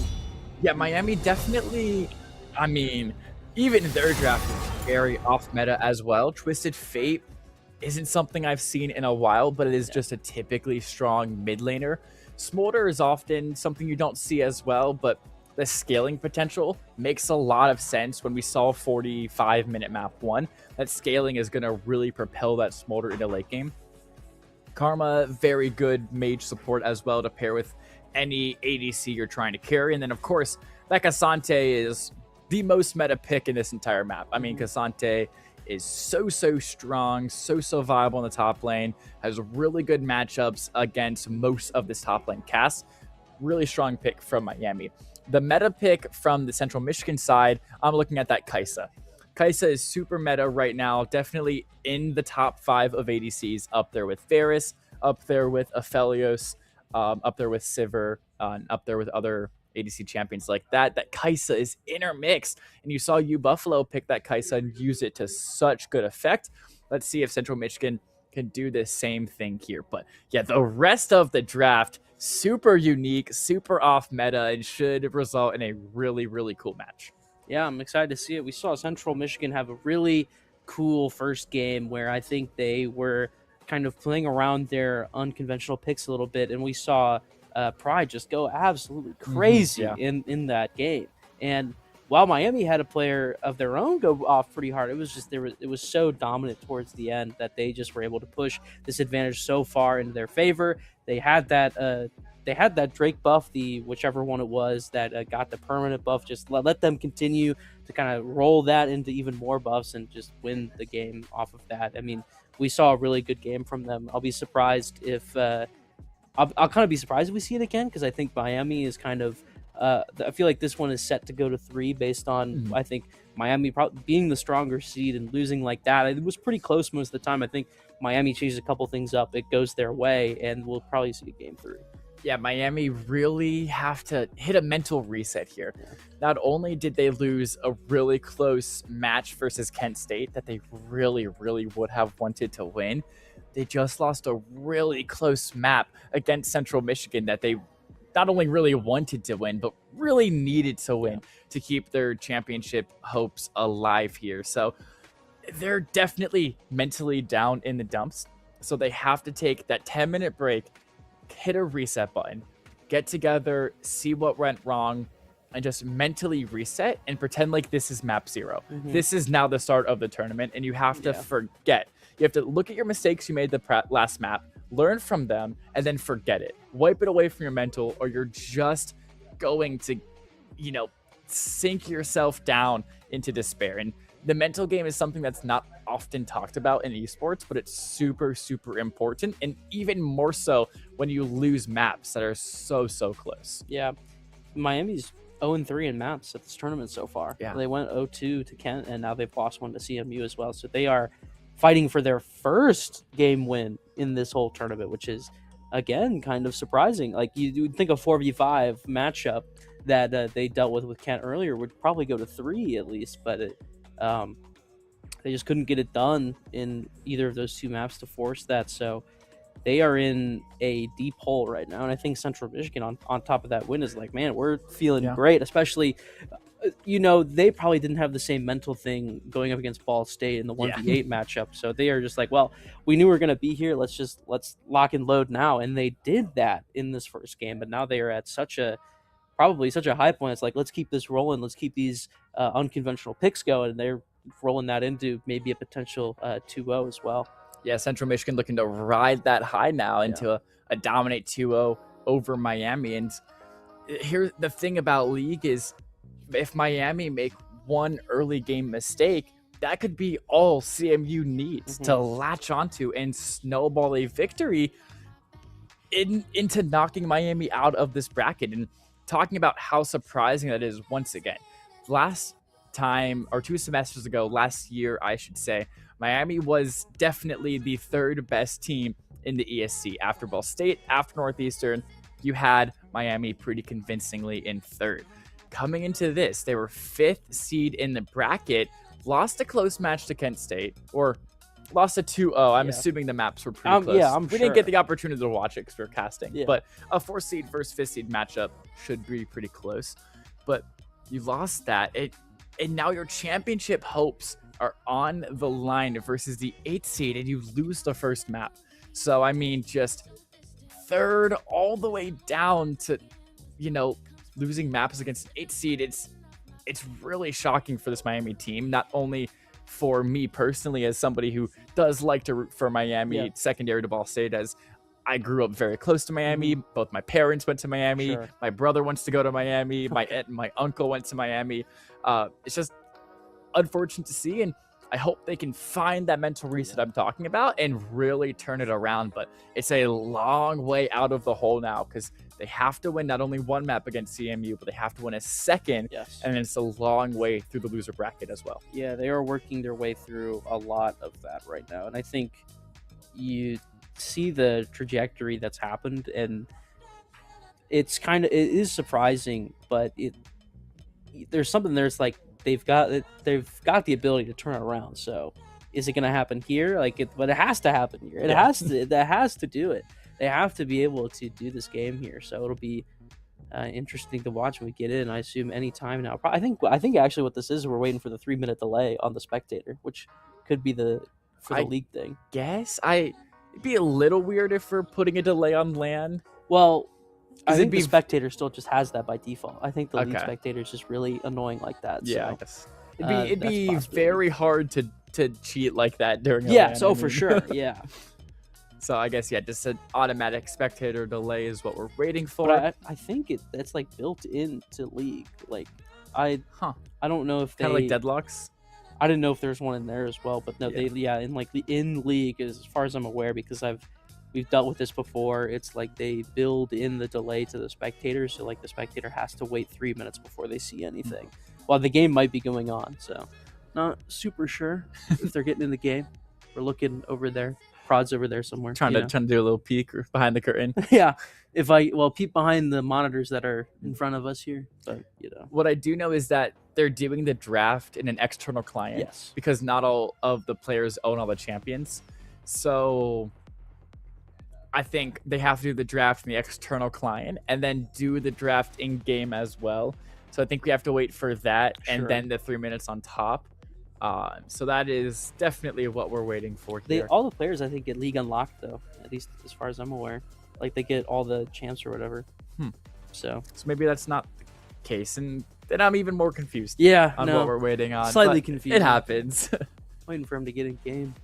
Yeah, I'm looking. They're in a tech pods. You see that? Oh! Yeah. That'll do it. I'm looking at a very tan screen with a rectangle in the middle that says paused. So you get to hear us yap more.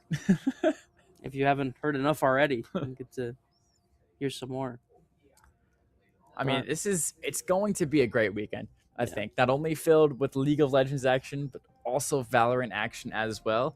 Of course, this year, ESC, they switched it up. They swapped out Rocket League for Overwatch, and they swapped out Valorant for Overwatch, and here we go. Here we stand, I guess, as everyone is sitting or not moving, I should say. And it was Brand mid lane. So here we go. Bang. Welcome to Summoner's Rift. Welcome indeed. 28 seconds into the game. We didn't miss anything, luckily for us.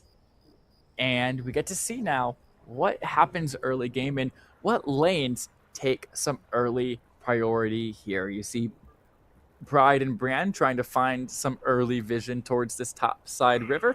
They are going to find it successfully, but not before being backed off. And Brand now, very cool zombie skin on that Brand, will return to his mid lane wave. And here begins the all-important League of Legends skirmish. Yeah, we'll see. And again, we talked about the unconventional picks before, and the Brand really had you stumped for a second. So we see him on mid lane. We'll see if he's able to have the value that would probably be needed from Central Michigan, if not from any of their other players. We'll see if Pride is able to do what Pride did last game as well. I mean, I would not be surprised if he did again based on how strong he was in this past game. Yeah, the Wukong definitely a champion that can carry, can give Pride a lot of value, but the value is different. It's not so much damage value that a bruiser, a heavy damage bruiser like Ambessa can really do. It's more of a setting up your team sort of carry, having really good engages.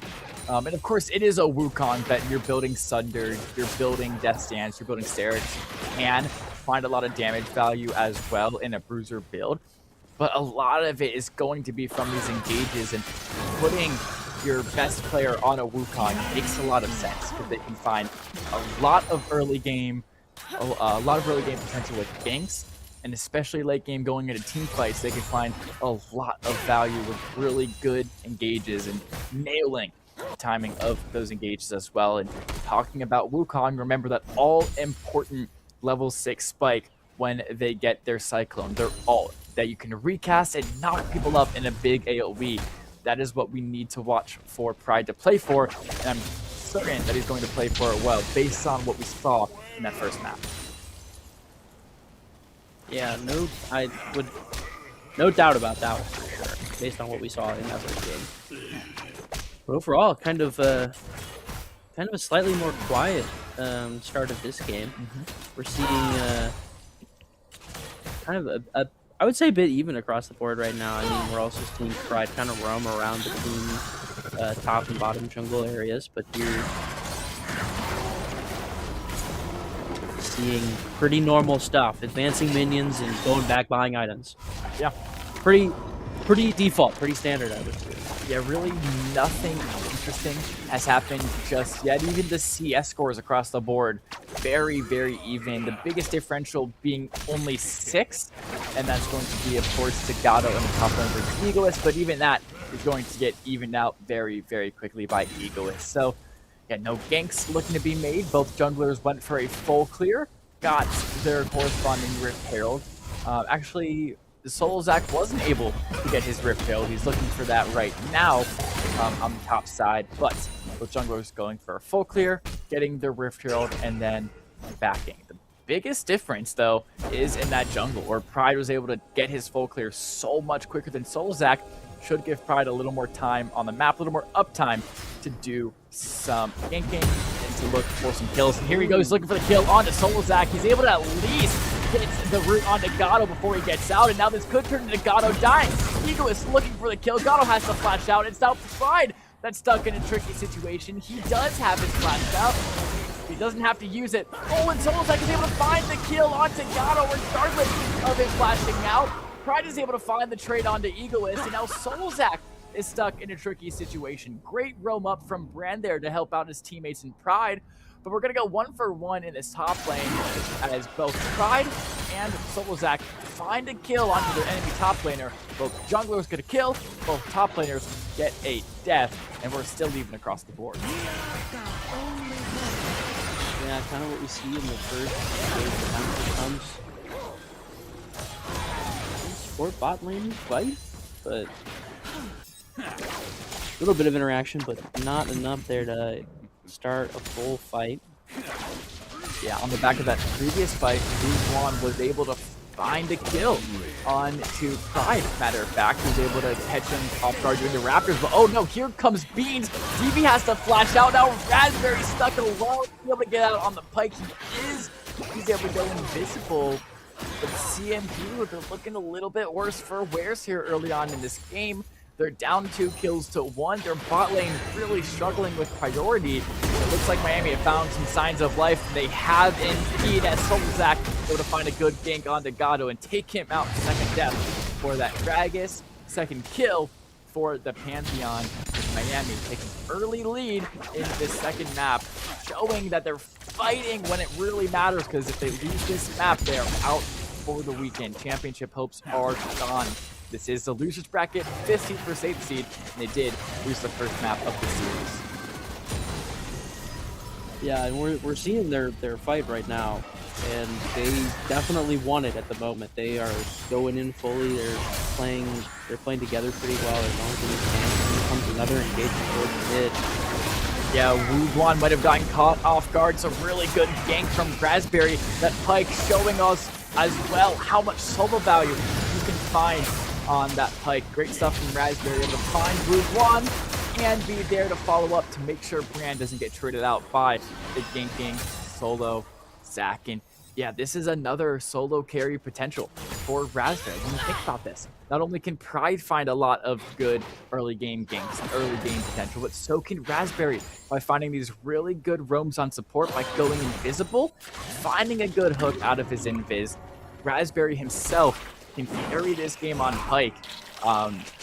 As Pike is one of the highest skill ceiling champions of the game, and Pride going to be taking that first Hextech Drake of the map, just like they did in the previous game. So, even though Miami found the early kills, CMU finds the early objectives once again, and Raspberry is able to find some evening trades across the map, and that's what we're going to look for. We're going to look for Raspberry with some good early game roams, and Pride with some good early game ganks, especially now that Pride has that level 6. See what he can do with that Cyclone. For sure. We're seeing, I'd say, a slightly different Miami team than they're playing.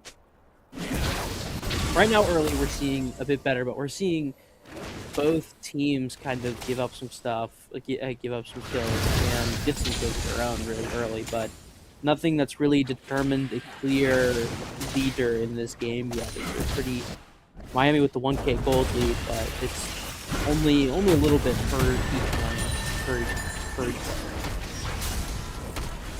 And here we go, Miami looking to trade the Dragon for these Void Grubs, but Pride and Gato, they're here, they're spotted out by Destiny. Here comes the TP from Wuquan. The engage is really good.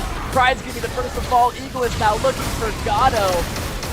And CMU, they might have overstepped in looking for the Void Grubs, and Fran gets there too late. Fran's gonna fall to Wuquan. Miami, they don't drop a Void Grub, they don't drop a champion, and Central Michigan gonna get 3 deaths and lose the Void Grubs, and they don't have any bot lane prio either. Really good stuff from Miami here. It's a good hook from Raspberry. Can they finally go to Beans? No! He barely lives. The Smolder ult comes in and almost kills out DV, and Raspberry, the flash! It's not enough damage. DV's barely able to live. Beans, or Tank is gonna get killed, and here comes Pride, looking for the kill on the Beans. Beans has no way out, and Beans should. No way. Mantra is able to live. Oh my gosh. Beans is able to live. Uses that Mantra to scare away Pride, but he's going to flash back in and not able to kill Beans in the end. I cannot believe he lived that, but great use of the ultimate to scare away Pride. And I mean, Central Michigan, they're able to find 1 kill, but they really needed 2 there with how much they lost in the top side. Yeah, getting that second one there would have been really beneficial for them, but they're able to claw back a little bit early in this game. But Miami, I think, doing a bit better in jungle than they did last game, at least at the start. Yeah, 100%. Miami's jungler Solozak 4-0-2 already. He now has that 1.5k gold lead over Pride instead of Pride having that gold lead over Solozak. But just like last game, that's not because Pride is playing bad. That's just because Solozak is playing very strong at the moment. Some really good ganks in that Pantheon and finding really good value for his team. But Central Michigan, they're down, but they're not out. They still have a lot of bot prile, able to take that Rift Herald and still find some bot lane visions, find some bot lane lane priority here. Raspberry just trying to see if he can find something sneaky, but nothing going to come to fruition here. It looks like we might have something happening in top lane, as Pride and Brand are looking for maybe a kill on the Wuquan. Wuquan goes in deep though. Here comes Solozak. Brand is going to be the one to fall. It's a great cyclone from Pride, knocking up Solozak twice, but it's just not enough. Brand is already dead. Pride doesn't have the damage to take out Solozak, and Solozak is now unstoppable. 5-0 lead to the Pantheon. Another kill going to Wuquan as well.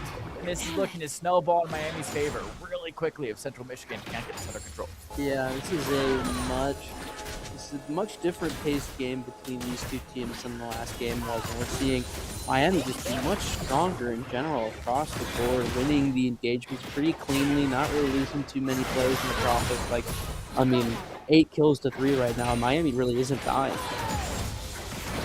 With their tournament life on the line, I think Miami hit that mental reset button that I was talking about in the pre-show and are coming back so much stronger than we saw in that first map versus Central Michigan. 4,000 gold lead for Miami over Central Michigan and 5-kill lead for Miami, as well as Gato trying to stop Egoist back. Maybe even he looked for the kill here. Gonna charge himself up. He does have that exploding flask online if he wants to have a big burst of AP damage on the Egoist. But that Cassante is so tanky, it's going to be hard for Gato to actually find anything. Your Infernal Drake is up. Raspberry and Grant are here, but Solo Zach snips Raspberry's bush out. He's gonna push him off of the Drake, and I don't think Central Michigan have a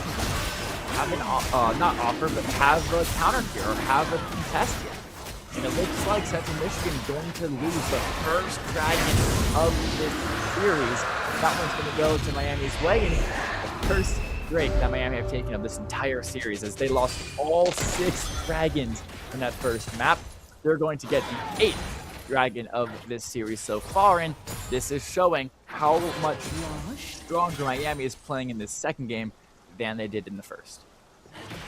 Yeah, we're seeing that from Miami really well, I think, right now. They're hitting everything correctly, I think, in this game, in this early parts of this game. We'll see what happens when they are able to take other objectives here, which could be the case here. Ego is going to take it off and just let the minions do their thing and potentially get some more relief plating off, at least. But overall, Miami looks much stronger and more composed than they did last time. Yeah, Solo Zach found a good gank on that top side, able to take out Gato, but in that bot lane, it looks like Pride was able to get a good gank and take out Beans as well. So a lot of priority being traded. Top side going to Miami's way, bot side going to Central Michigan's way, and Raspberry and DV, they're going to be able to take a couple plates off of the kill they got in the Beans. Woodwan is here to provide some backup for the bot lane, but he's there a little too late. And Pride, Raspberry, and DV Arcade, they've already disengaged. They've got their turret platings, and now they're going to get out. Brand currently alone in that mid lane fighting against the Beans, who's just trying to keep some cryo on that mid side. It looks like we're about time in the game where your bot lane rotates up to that mid lane and sees what they can do in the middle of the map. Gato a little extended here, trying to find damage on Egoist. Beans is looking to walk up, maybe hit a flank here on a Gato. Gato's a little bit weary of it. He's now playing it more cautiously. And I don't think Beans has the opportunity to attack. He does not have the opportunity, as Raspberry and Pride going to as well be here to give Gato some backup. And nothing too much happening here, Graham. Teams are looking for engages, looking for picks, but nothing really coming to fruition. Yeah. Until just now, sorry. Ooh. Pride looking for the flash to the Cyclone. Beans has the flash out. In comes the Smolder All. In comes Pride as well. He's able to find the first kill on to Beans. TV is going insane now with that Kaisa. And it's going to be a 1-for-0 trade as Central Michigan. Or it's going to be a 1-for-1 trade as Central Michigan find the count of Beans, but Miami find the trade onto Raspberry. And I talked about how it looks like people were trying to look for engages, nothing was happening. And just as I said that, an engage went through. Miami now rotating to the crypto, and they can take the third objective for now. Yeah, more objectives than we saw take in this point in that last game. They are playing much better. Even in the 1-for-1 trade, they didn't lose too much there in that process, and are able to get an objective off of that even after that fight happening. Pride is able to steal that red buff away from Solo Zach. Solo Zach actually grand starfalls in to his red buff, using his ultimate to try to get back in time, but doesn't get there before Pride is able to not only take the red buff, but also escape with his life. And 1-for-1 trade in the mid lane. Pride able to find that red buff for free, but this gold lead still stays in Miami University's way. Just 3.3 thousand gold now with this next Cloud Drake up in just a minute. Egoist finding some positive trades for his side onto Gato. But Gato, of course, being a tank just like Egoist, the top lane champions, it's so hard for them to die. Of course, there has been a lot more deaths in the top lane than previous matches. It's still so much more, or still so much less, excuse me, than you would expect with how much damage those two actually trade back and forth from each other. Brand trying to catch Rude One off guard there in the bot lane, not able to find the burst he wanted. and now Raspberry just trying to find as much mid-prio as he possibly can. Try to see if they can push the mid-prio and a bot prio advantage and get this Drake. This Drake is up in just 20 seconds. Yeah, we'll see if the teams shift over towards that. What I expect, I mean, teams have been pretty on top of that, of those different objectives in at least in the first game as well. Central Michigan was very on top of that, knowing when they had the ability to do that. Rift Herald does almost enough damage to take that tower out. Almost, I mean, a sliver is the word I'm looking for of HP on that tier 1 mid turret.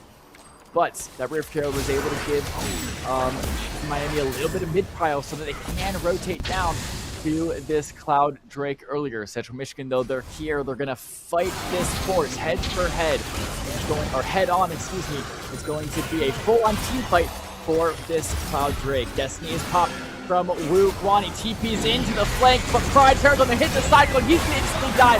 Thank Cole on his top. He's going to escape with his life. Pride able to find his second. He's now looking for Solozak. Here comes Gago in on the flank. Solozak has to flash out. CFP, they're looking for more. Egoist is looking to go in. He still has a full health bar to work with, but so does Gato. And CMU, they still have 5 champions to work with for themselves. Roderick out of the pit. They find 2 kills, and now they're going to find the dragon. And just like last map, even though Miami had the gold advantage, CMU are just better at team fights, and they're turning that into these really big advantages. His Egoist is trying to look for something, but he's now going to be caught in the middle of a 1v4 if he's not careful. Beat is here to back him up, so BV and Raspberry don't engage on him. Man, instantly some of the momentum in this game shifts slightly. I think Central Michigan took a really favorable fight that ended in their favor really well. I think they were able to get an objective off of that as well, even though Miami now is taking that turret down after the Rift Herald did a ton of damage to it earlier. But we're seeing the CMU that won last game come back just a little bit there and do a little bit of damage to Miami's lead.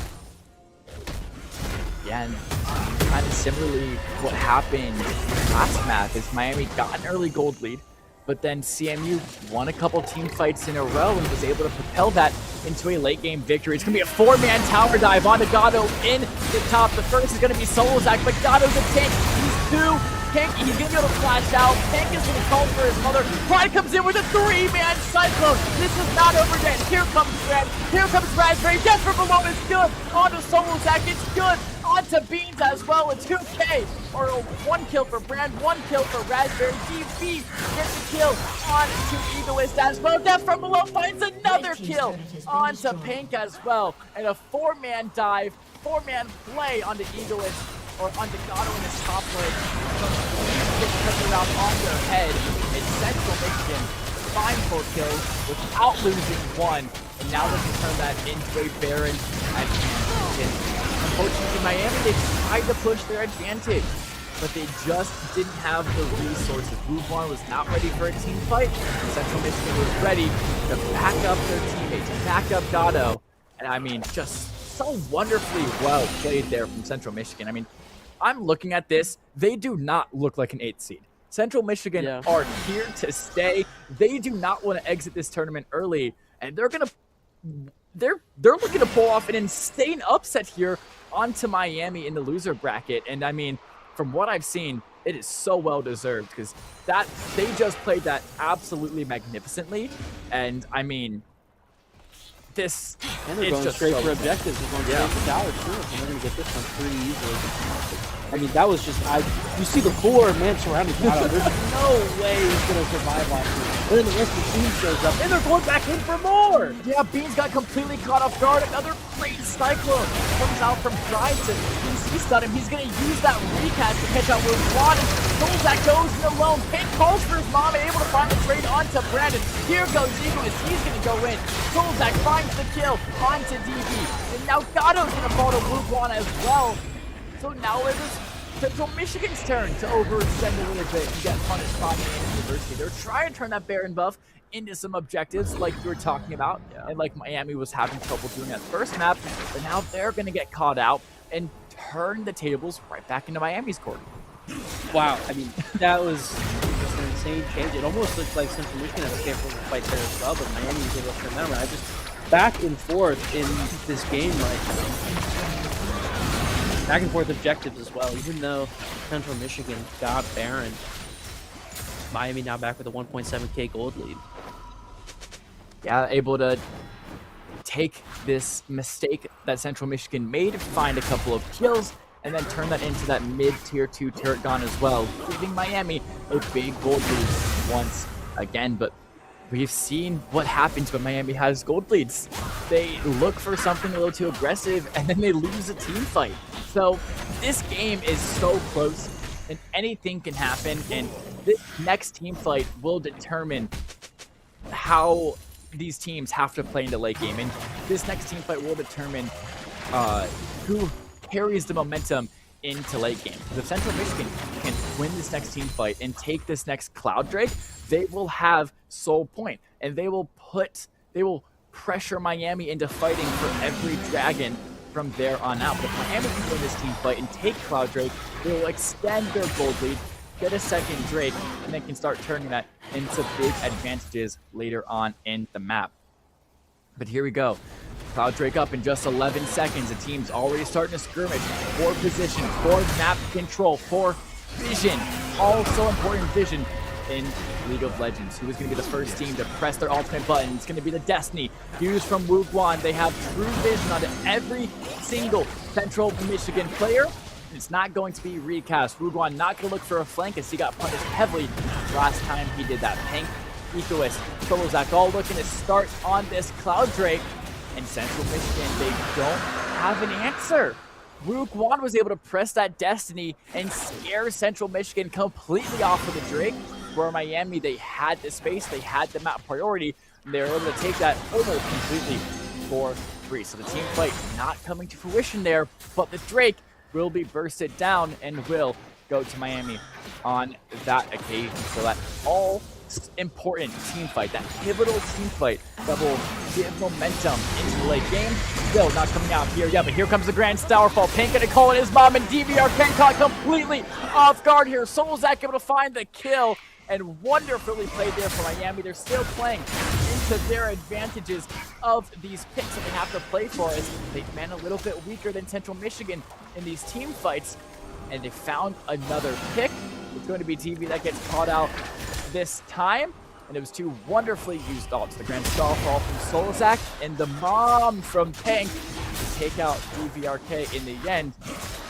And now Miami can use that and start looking for some advantages as we propel into mid-game. 25 minutes now into the game. Graham had to step aside for a little bit as he has to deal with something. I think he is now on his way back. And what you didn't miss much. All that happened was DVRK got caught out in mid-game or mid-lane, and Solozak was able to find his 9th kill of the map. Gotcha. Oh, something happening in bot lane. Egoist and Gato, your two top laners, skirmishing it out now in this bot side. Egoist is really far up. He's got to be careful because it wouldn't be hard for Central Michigan to rotate their resources and look for a kill on the Egoist, but luckily for him at the moment, all of Central Michigan is fighting for top space suppression.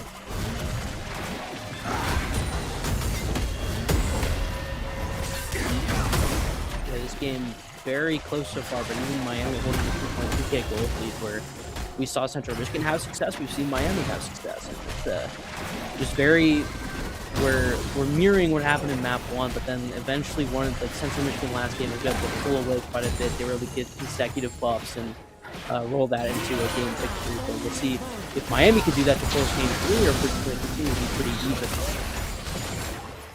Yeah, this mid-scrum is starting to really pick up here. Raspberry looking for maybe a hook. Pride finds the Cyclone. It misses though Solozak, but they do find some really good zoning here. They have the space for Baron as he just now spawned. Raspberry goes in. Is he going to get caught out? Nope, he's not. Gotta get a TP in. Pride though, it's He's all the way down, but it doesn't matter. Wuguan is the first one to fall. Uses that destiny to flank, and he gets turned on instantly, just like last time. Pride able to find a kill, but Solzak is on a double kill. He's looking for more as Brand is able to get out with his life. Gato and Solzak now rolling it out in the middle of the fight here. Pride, Brand, they're still alive. Their two biggest damages. But Gato, he's just taking so much damage. Ego is trying to get Gato out of the fight. Pride 1v1 Solzak. Solzak is going to be able to win it in the end. Gato, Pride versus Egoist, Solzak. Solzak trying to run away as he is on low HP. He's going for the engage. Gato takes a lot of damage. Gato's going to fall. Solzak finding 3 kills in this fight. And Solzak is absolutely taking over this game on the Pantheon. And look at this fight. 1 for Central Michigan, but Solzak was able to turn it and make it a pretty even 3-for-3 trade there once everything was said and done. That stat line says he's 13-1. That is very crazy, I think. In just 28 minutes, what he's been able to do. I mean, that was Pride last game, basically, yeah, true. So we're seeing Miami have that same effect. Yeah, I mean, this has been a series of the junglers so far. Is the jungler that was able to take over the game more, was able to propel their team to a map victory. Pride able to do that the first game. Can Solzak do this the second game, or Central Michigan still have a lot to fight for? And I think they do. I think Central Michigan have had really good team fights so far this series, and even though Solzak is starting to take over this game, I don't think Central Michigan are out of it yet. I think they have so much to play for still, and they might be playing to catch Egoist off guard here. Of course, that is a very tanky Cassante, and finding a pick on him will be nearly impossible unless you can find just the craziest amount of damage. 5th dragon of the game now spawned, going to be a Cloud Drake. Whichever team gets it is going to get that all-important soul point. And it looks like Miami University, they're going to get it uncontested, because look at this. Central Michigan going to rotate all the way up to Baron. Solzak, though, he has to stay behind. Finish off that Cloud Drake. Wuguan comes in with the Destiny of the TP in. All Miami here in time. The Grand Starfall comes out from Solzak. The Cyclone is good from Pride. The ball. Raspberry's going to fall to tank. Wuguan is going to get the kill on a DB as well. It's a losing fight for Central Michigan. Eagle is able to find a double kill. Eagle is looking for more, but Grant is able to live with his life. And Central Michigan trying to pull a sneaky play to take off Baron, or to take Baron off the map as Miami go for the Cloud Drake. They get punished heavily. Not only losing 4 champions, they get aced as well. Brand is not able to live, and it's going to be Wuguan able to clean it up. And I think Miami can look for the map ends here. It's going to be no members of Central Michigan University alive, and the Baron buff for Miami University, and there is nothing that Central Michigan can do to stop this. To stop this. 5v1. Raspberry's gonna try his best, but Raspberry simply cannot do enough. EV is respawned, so is Pride. Pride's gonna look for it, but it's just not in time. That Nexus is gone. We're going to map 3 as Miami take away your second map. That was such a fast game end right there. After 2 super important objectives came up on the board, Miami's able to take both. CMU gets full reset. They all had timers, and as a result of that, it's just Miami steamrolling into the Nexus and winning the game. Yeah, just one bad fight for Central Michigan. That's what I said. I said the next team fight will be the one that propels us into late game. And Miami, they were able to find the ace without trading a single one of their members, and able to take on that Baron buff, which they just instantly snowballed into a map 2 victory, which you guys know what that means. Map 3 will be coming up. Give us 10 minutes as we step aside, and when we're back, there'll be the rubber match between Central Michigan and Miami. We'll see you guys then.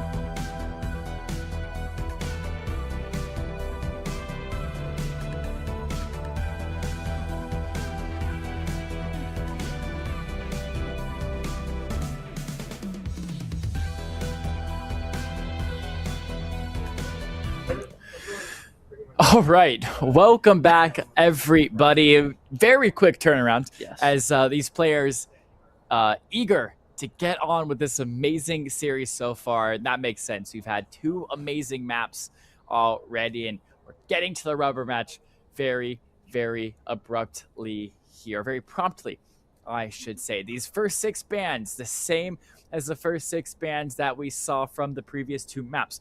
Rengar, Zaheen, Aurora, Rise, Akali, Gwen, all out of this matchup here. This 3rd map, the rubber match between Miami University, the 5th seed, and Central Michigan University, the 8th seed. For the losers bracket, whoever loses this map is out of the weekend, out of the championship early on Saturday afternoon. First pick is going to go to Miami's blue side. It's going to be that Sivir. And the Unara is going to make another appearance since that first map, U-Buffalo versus NIU. Unara is going to make an appearance for Central Michigan here, and I talked about it a lot then. One of the strongest ADCs in the game at the moment. Yeah, this is a huge game for both of these teams. This is win or go home. Yeah. And we're going to see if that's going to be Miami or if that's going to be CMU. Miami looked really strong at the end of this last game. They rolled into multiple objectives, into multiple buffs, into a straight victory in 28 minutes. And was maybe the fastest game we saw, but they looked really good there. We'll see if CMU after that roll can kind of get back to what they did in game 1 and get this game 3 win. Dr. Mundo going to be drafted from Central Michigan. A bit of a flex pick as well, as it's naturally a top lane hero, but recently we've seen it flex to jungle very effectively. So Miami don't know if that's a Mundo top or a Mundo jungle just yet. They're going to pick their support though in Lulu, a really good combo with that Sivir. Talked about Lulu's really good at just healing, supporting your ADC, and of course with wild growth that's able to give you a bunch of health and make you bigger, so you just essentially can take more damage, but also with the polymorph where you can disrupt enemies' abilities and really disrupt how they want to play. And this time Central Michigan, they're gonna pick that Lissandra before Miami can ban it away. Think back to the last 2 maps. Miami took that second ban phase to ban away this Lissandra. Central Michigan saying, well, we're just gonna pick Lissandra before you can ban it away from us. And that's going to be opposed by the Kayn. It's going to be a Kayn jungle for this Miami side. And talk about jungles that can carry. Kayn is one of the first ones that comes to mind. His ult Umbral Trespass, super, super powerful. We're able to go invulnerable for a small period of time and then do a massive amount of damage afterwards and go anywhere within a certain radius after you are out of that ultimate. Super, super strong hero. And of course, if they, depending on whether or not they get blue form or red form, you can also go through walls, which makes it a really, really interesting champion to play. The Nami going to be banned from Miami, the Darius and the Syndra going to be banned from Central Michigan, and only one more ban left on the playing field is going to be the Jax. Now the big question mark is that Dr. Mundo top lane? Is it jungle? And if it's not jungle, what do Central Michigan want to put pride on? Their biggest carry of their team, what do they want to put him on if he's not going to be on that Mundo? I'm thinking very big carry potential, stuff like a Graves or something like maybe even a Kindred could be really, really interesting. The Milio, though, is going to come out. That's going to be the support for Central Michigan alongside Unara in the bot lane. Something you don't see a lot. I can't say that I've ever casted Emilio, to be honest. So very interesting pick here, but should be a good niche pick that definitely going to catch Miami off guard and should get some good value with that Unara. Miami, now they have their top lane left to pick, and they have their mid lane left to pick. And they're going to do the Silas for the mid lane. He looks very similar to Kayn. I can't lie. They might be canonically brothers. They might not be. I don't know enough about the League of Legends lore, but Silas will be played into that Lissandra. Of course, the biggest thing about Silas is that you can hijack enemies' ultimates, so you're going to be looking for those big ultimates, which is honestly just Lissandra's ultimate. That Frozen Tomb is going to be the biggest ultimate for Central Michigan at the moment. The Mordekaiser is going to be played in the top lane. We saw how dominant the Mordekaiser was for Northern Illinois in our previous series. Let's see if Miami can do similar things like that in this map 3 here against Central Michigan. And the Skarner, Master Yi. Okay, so all of this hovering confirms that the Mundo is top lane, because he just hovered over 5 different jungle champions. And he's gonna settle on Kha'Zix. Okay, Pride, I see you. Pride is, of course, he has to play to carry here. In this rubber match, you have to play for your carry, and you want to play confidently. And Pride now, he's seen the entire draft. He gets to pick whatever he wants to play into the enemy team. He gets to pick whatever carry jungler that he can. He's going to land on this Kha'Zix, a crazy niche pick that could really, really pay off if he's able to farm early game and take over. Kha'Zix has so much burst. It's insane how quickly he can assassinate enemy champions with his jumping and the way he's able to just kind of like teleport around the map through his Void Assault. I believe it's Void Assault. It could be Void Rush. I'm pretty sure it's Void Assault. But Kha'Zix is a really cool champion as well. His gimmick is every time you upgrade your ultimate, you actually get to empower one of your regular abilities, whether it be your Q, your W, or your E. I know, for example, it's Q, where it throws out usually just one spike. When you empower it, throws out 3 different spikes, not only making it more burst damage when you're up close, but also making it easier to hit from far away. So I really, really like this Kha'Zix picks from Pride, just because I think it can give him so much solo agency over the game, more than that Wukong can. Because the Wukong can give him agency in a way where he can play for his teammates and play for really good engages and setups. But the Kha'Zix gives him so much solo value that I think we could see it take over this game. Yeah, I think for Central Michigan, that's kind of the idea and concept that they need to get this game win, because that's kind of what he did in game 1. He looked really strong as a solo player and was able to basically kind of run that game when it got down to it, when you got into the later minutes of that one, and where they got those objectives and those advantages was because of what he was able to do in that first game. So they need that again if they're gonna have a chance to win.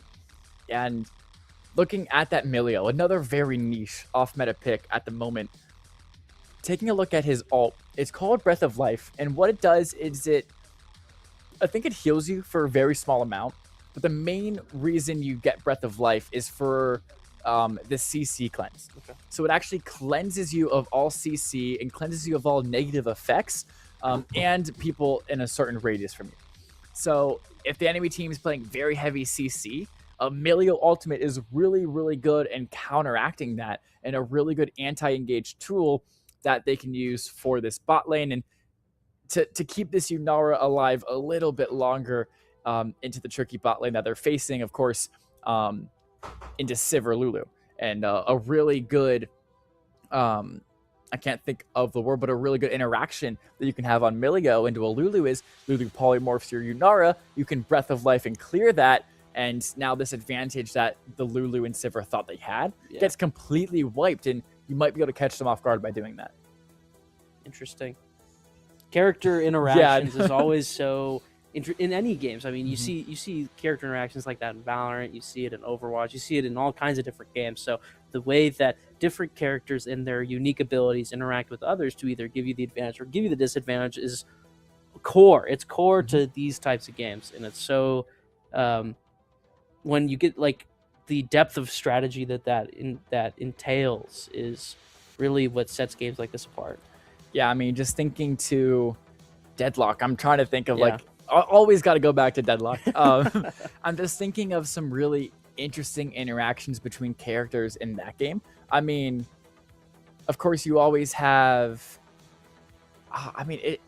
it's actually kind of difficult because a lot of it's counter buying items. Yeah, a lot of it's not counter kits, but counter buying. Yeah, like well, I guess I only see it because of my time playing Paradox, but you'll do the pull, but if you pull on someone that's unstoppable, that Yeah. is popping, that the pull won't do anything or effect, or just you straight up buy Metal Skin to deny like Haze Ult or something like that. It's a very like that. I think game is really focused on counter buying items so that you direct, like there's a lot of items that just direct counter different characters in that game. And I don't know League in a sense, but League definitely, I mean, you've got status effects in those games that you might have other characters that can cleanse status effects. Like, I mean, Victor used to cleanse status effects. Yeah, that's insane, by the way. That character, not League of Legends Victor. By the way, Deadlock Victor. Absolutely disgusting hero. Unkillable already. And then he gets a second life for his ultimate. Yeah. So very balanced Valve. Thank you for that one. They added avoiding. He was my avoid for a long time. Yeah. Then it was Bebop. Then it was That was Mina. McGinnis right now. For me, McGinnis is rough. there was a time, anyone that played Deadlock about 2 weeks ago, right after the really big update, where they made McGinnis alt scaling insane, it was unplayable to go against. I mean, especially as a Billy player that has to frontline against that, how do you frontline against a McGinnis that can stand all the way in the back line and do, get this, about 700 DPS through all of my Diviner's Kevlar? Like, I think I had 60% Spirit Resist. Yeah. And I'm still getting hit for 700 DPS. It's not fair. If I stand in that for 4 seconds, I'm dead. Yes. And I have 60% Spirit Resist, so it's completely unplayable. I banned her for a long time. It's a bit better now. McGinnis is still just a disgusting hero in general.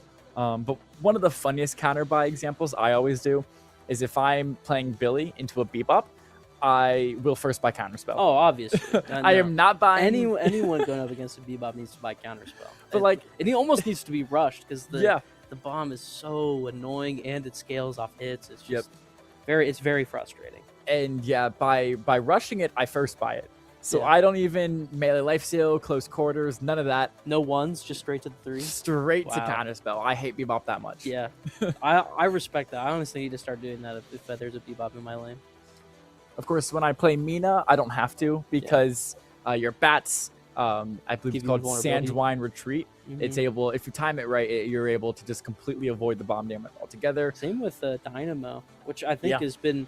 it's an underrated part of the kit if you don't understand what it can do, but once you understand what it can do, it's like, oh, that jump away is crazy. Yeah, Dynamo's kit is already super strong. His stomp being one of the most oppressive support abilities in the game, I'm pretty sure. I mean, the stomp's annoying. Compare it to Page Dragon. Yeah. They're both this ability one of a support hero.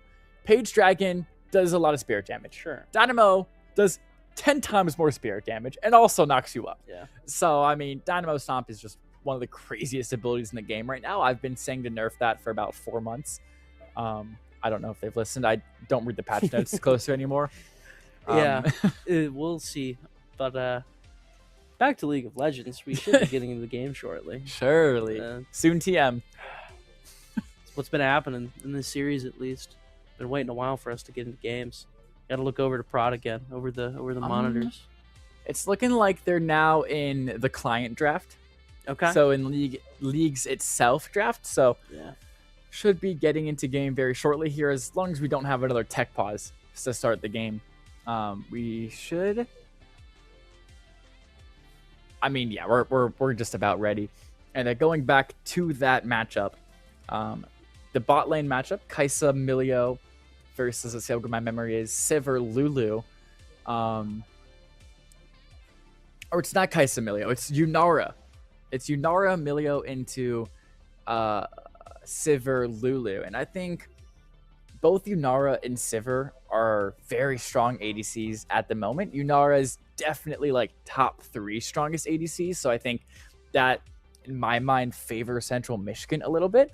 But the Lulu versus Milio matchup, Milio is just such an unconventional champion that I don't know how he interacts with other heroes or with other champions too well.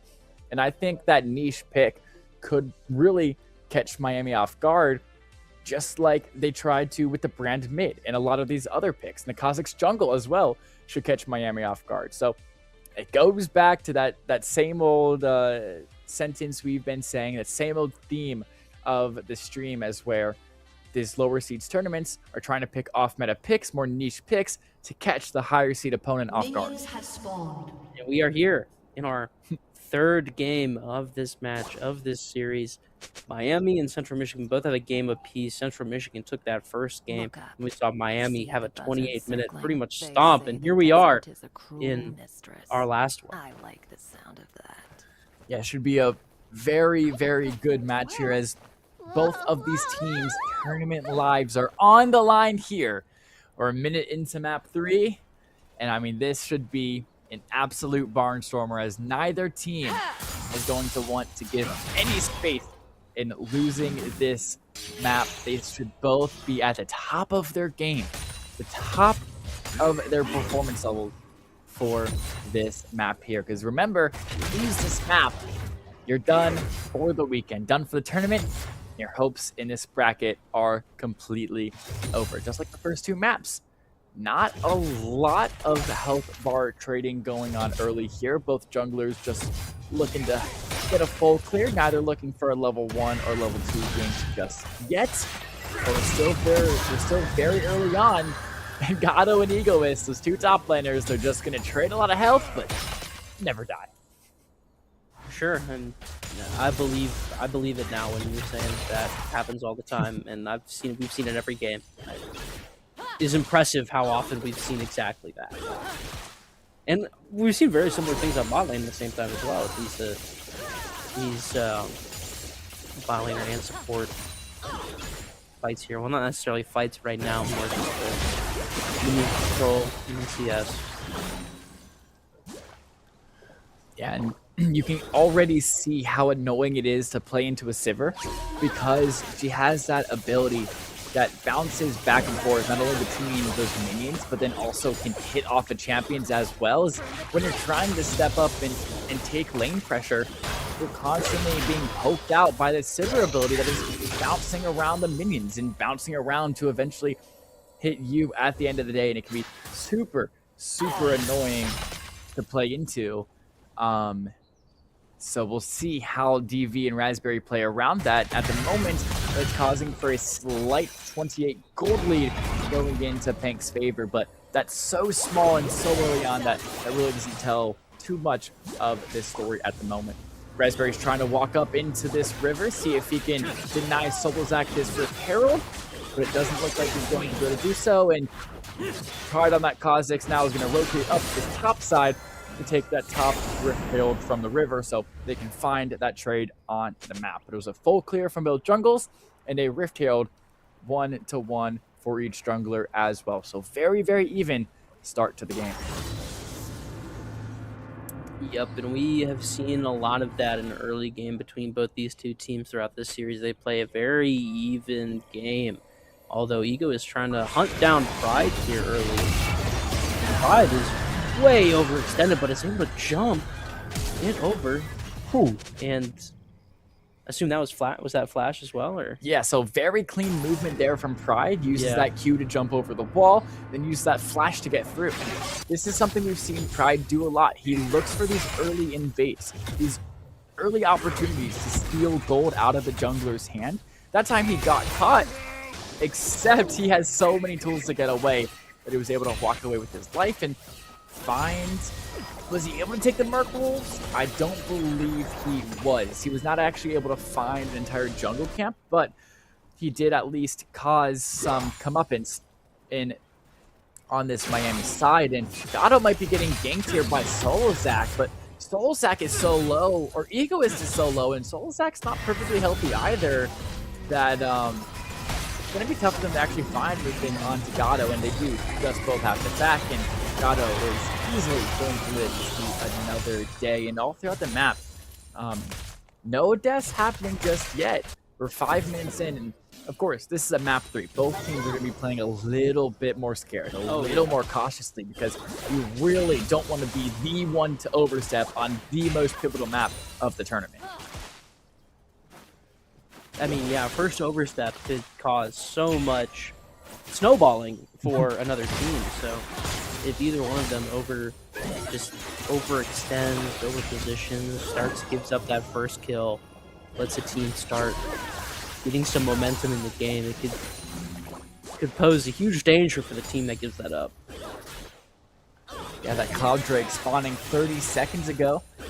Neither team has really cemented mid priority or bot priority just quite yet, so neither team is able to fully play for a rotate towards this Cloud Drake. However, Lissandra is able to get a little bit of mid lane push, so she will be able to roam down to this bot side and find maybe a little bit of vision on this Cloud Drake before she has to roam back up to her mid lane so she doesn't miss any CS there. And mid lane trial is so important because your mid lane is who's going to be roaming the most apart from your jungler and your support. Going to be pushing in your wave, looking for prio, and then looking for vision in space all around the map. Pride going to be the first person going to start attacking this Cloud Drake. Solozak, Pank, Beans is all here, as well as the TP coming in from Wu Guan. That's going to completely back Pride off of this Cloud Drake. It's going to be a 4v4 here for the fight. Pride is going to look for the steal, but he's getting zoned off. But at the moment, a lot of good pulls coming out here from Central Michigan. He is able to steal it. It's a great smite there from Pride. And he's going to be able to find the first kill onto Wu Guan. Wu Guan was engaged with the follow-up was there. Solozak's going to die to DV. Beans and Pink have to run away. Now Sandra finds the flash from the wall and the stun. Beans tries to flash out, but it's not in time. DV gets the double kill. In Central Michigan, looking for the early lead. They play it perfectly. They take 3 kills. They take the Drake, but in the top lane, Egoist from Miami University did find a trade on the Gato. That solo kill is going to give that Mordekaiser 800 gold lead over that Dr. Mundo. So at least Miami didn't lose everything across the map. Didn't lose everything, but that was a crazy steal. That was definitely, I mean, so many Miami players were up there ready for what was about to happen. It looked like they had control. They were going to get that, but just the absolute steal from Pride worked out so well for them. And now they've got a 2-kill lead and 1.1k, well, now 1.2k money lead. Yeah, early lead here for Central Michigan, which is really daunting for Miami because you look at these first 2 maps. Miami was the one that was able to get these early leads, and they still started losing team fights even after having the early advantage. How is Miami going to play in Central Michigan now that they're at the early disadvantage? And Central Michigan has been playing really good team fights, super solid all throughout this entire series. Central Michigan, they have the map prowl. They're looking for the Void Grubs. Wu Guan, though, he's here to contest. So is Solozak and Beams as well. Ego is going to walk down from the top lane. Wu Guan, he's going to get rooted, but here's got to as well. 4v4 for these Void Grubs. Pride flashed over the wall. He wins the 1v1 on the Solozak. Wu Guan's able to send it out on the silence, though. The 1-for-1. Gato's able to take out Egoist. It's just 1-for-2 now. Gato is trying to flash around, trying to play the redirect. He does it perfectly. Wu Guan's not able to find the trade onto him. The Void Grubs are all going to go to Central Michigan's favor so far. The goals to back up, and they have to give this final one to Miami University as their health bars just aren't healthy enough to be taking this final one. So the first time we've seen this stream, the Void Grubs get split. 2 going to Central Michigan, 1 going to Miami University. Crucially for Miami, they deny that Void might spawn from Central Michigan. But oh no, Wu Guan is getting flanked here by Pride. It's a great jump in, and he's going to instantly get deleted. And that is the Kha'Zix burst I'm talking about. That was a very good burst, and Lissandra and Pride catching him out. Like, there's nothing you could really do there. CMU starting out with a pretty decent lead of their own now. And in a series of junglers, Pride is already taking control of this map. We saw Pride take control of the first map, CMU won. Solozak took control of the second map, Miami University won. And already, Pride taking control of this third map. Is history going to repeat itself? And Central Michigan can roll this early jungle advantage into a win. Of course, only time will tell, but I'm on the side I'm predicting Central Michigan to win this map here based on everything I've seen so far in the series and based on how this map is already started to play out here.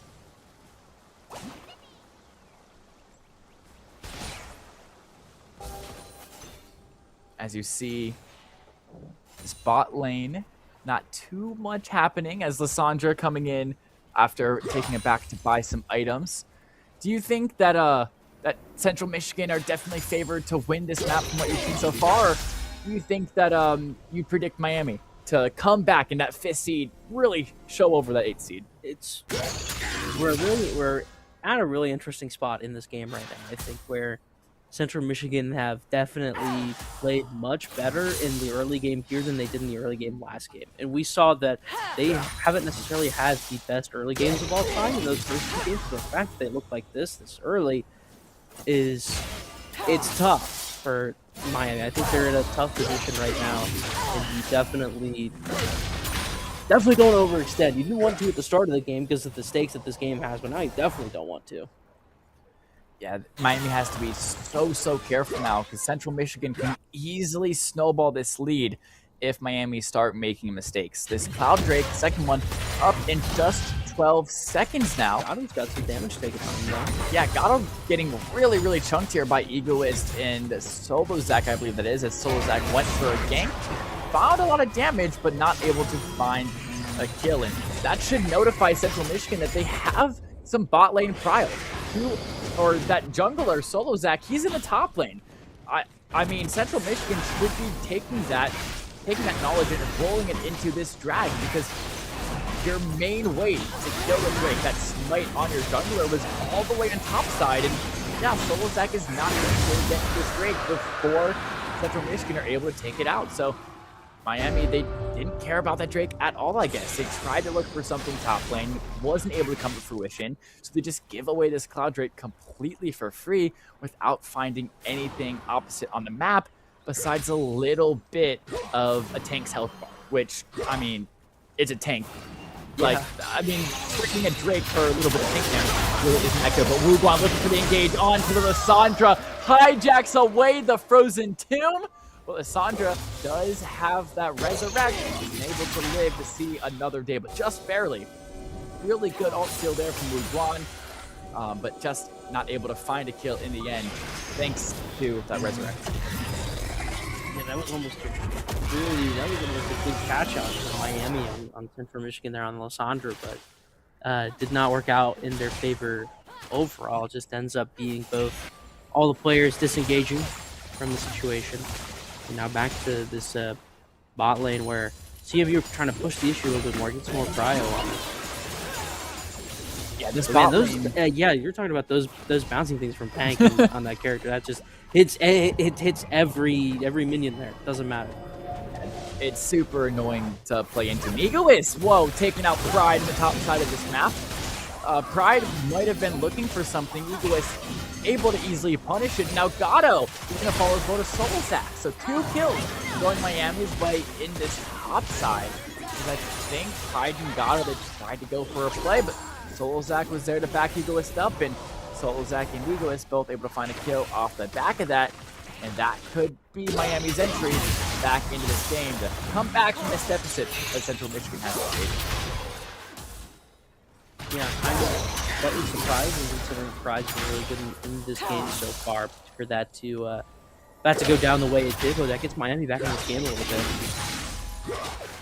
We're gonna see them continue to push the issue, but Pride is right back into it. Oh! Chunks beats health bar, and Lysandra finishes the job. I mean, that is just the power of the Kha'Zix Q, as instantly off the map goes Beans, and this is just showing the strength of Kha'Zix and why I love this pick from Pride so much. Showing the confidence Pride is carrying into this game to be the carry for Central Michigan and be the player that Central Michigan needs to take over this game and win their map 3 to propel them in further into this loser's bracket and kick Miami out of this tournament for good. A TP actually going to be coming in from the flank there for Wu Buan. They're looking to catch DV, Raspberry, and Pride off guard, but Blue Blonde might be the one that's in a little bit of trouble, as there are 3 Central Michigan players here. Blue Blonde is stuck all by himself. Lissandra is going to come in with a TP. And they might... No, they're not going to look for a dive. But Blue Blonde is there in time to at least take down those minions and stop Lissandra and stop Pride from taking that bot tier 1 turret. So Lozak and Egoist are going to use their map tile now to look for this Rift Taylor. Gato is getting backed off. He doesn't want to take the 1v3. And this will be a very easy Rift Taylor secured for Miami University. That'll be the first objective for them for this map, as CMU have claimed the first 3 objectives so far this game. Minute 20 to the Dragon. That is what these teams have to play for now. Yeah, that's going to be a big inflection point in this game when we get to that point where Pride is just going in and finding 4-2 now. Gato and Eagle back here on the top lane. We've been watching this for a bit. Seeing them do their thing.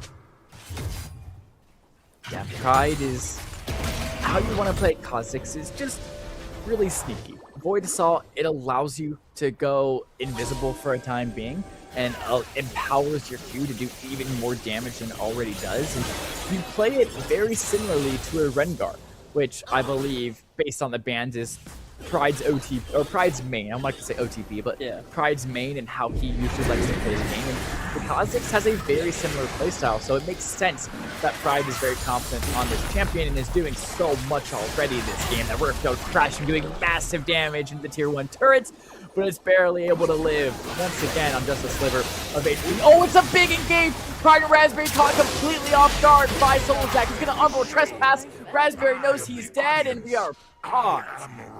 Did Raspberry get disconnected? I saw he was standing still. I thought it was an admission of defeat. Yeah. Because he got completely caught off guard. Going to be very hard to live that, but maybe he got disconnected there, and that's why he stopped moving all of a sudden. Dang, such a good game that we now have to put a pause on and wait to watch. Yeah, for sure. I mean, we were seeing the early start of this just very intense game 3 battle between these two teams, and it's been an interesting whole series to watch. But the culmination of this game 3, where we see Central Michigan finally start to have some sort of a lead, where we haven't really seen that too much in the early games in game 1 or game 2. Just for us to get a pause like this, unfortunate. Yeah, Pride has been doing so good at finding these. Wow, my hair is really messed up. At finding these really good picks across the map on Kha'Zix, as you're supposed to do when you're playing a character like Kha'Zix or like Rengar. And as you see, he's 4-2 before that pause. Probably about to be 4-3, as Solzak is probably about to kill him. Yeah, that was interesting. I think the two are waiting in the bush. I don't know if they were expecting that or not expecting that, but it definitely was going Miami's way in that fight. Yeah, Solzak and I believe Wu played that really, really well, where they're just hiding in the bush. They're taking advantage of the fact that they got there first. They got to the dragon first. They got that map priority, that space first. They're taking that to their advantage, hiding in the bush. And when Central Michigan come into their space to clear that away, to get some vision, they don't know that there are 2 Miami players hiding in the bush, waiting to pounce at any moment. And their plan was just to catch Miami off guard, or to catch Central Michigan off guard, and it worked absolutely perfectly for Miami. As you saw, they got the kill onto I completely forget now, but they got the kill, and probably are able to find the second one onto Pride as well. It was Raspberry. It was Raspberry. You're right. Yes, but unfortunately, we get a pause, which sucks because it was great action we were seeing, and we're gonna have to slow it down once again. I'm gonna ask Prod if we can go to break, if this is gonna last longer. I don't know if they know, or if we're going back in. I'd love to know, but good point. We're going back in. We're gonna be right back. When it's not long, that's good, and it's good to hear. I think just maybe a keyboard disconnect there from Raspberry. I think maybe something had to happen. That must be it. He got caught off guard so quickly, he actually unplugged his mouse. But that's going to give him Dragon. Yeah, that is going to give Miami University a very easy Although Pride Dragon. is still alive. Pride didn't die, luckily for him, but Raspberry did. Pride's health bar got shown.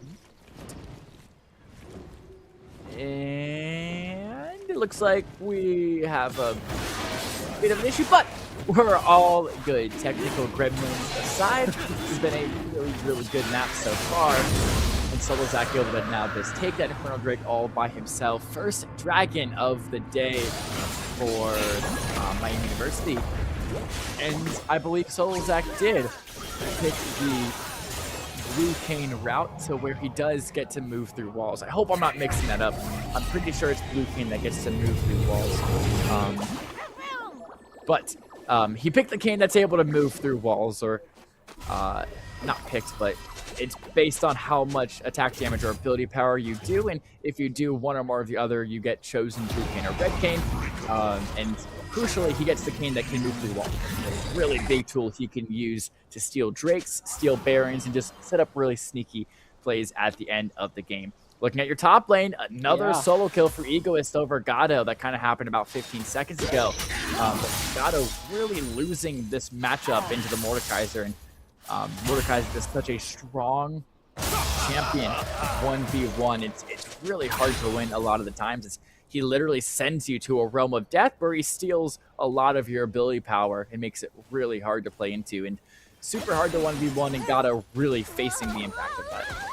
Yeah, for sure. Kind of what had been going on pretty silently compared to what's been happening on the rest of the map, with the Pride going off as 4-2 right now, and Central Michigan having what seems to be the lead at the moment, in Miami's all the way back, and they're finding another jump on it. Pride getting his 5th kill. That damage from the Kazakhs, Yeah. I believe that's his Q, is just out of this world.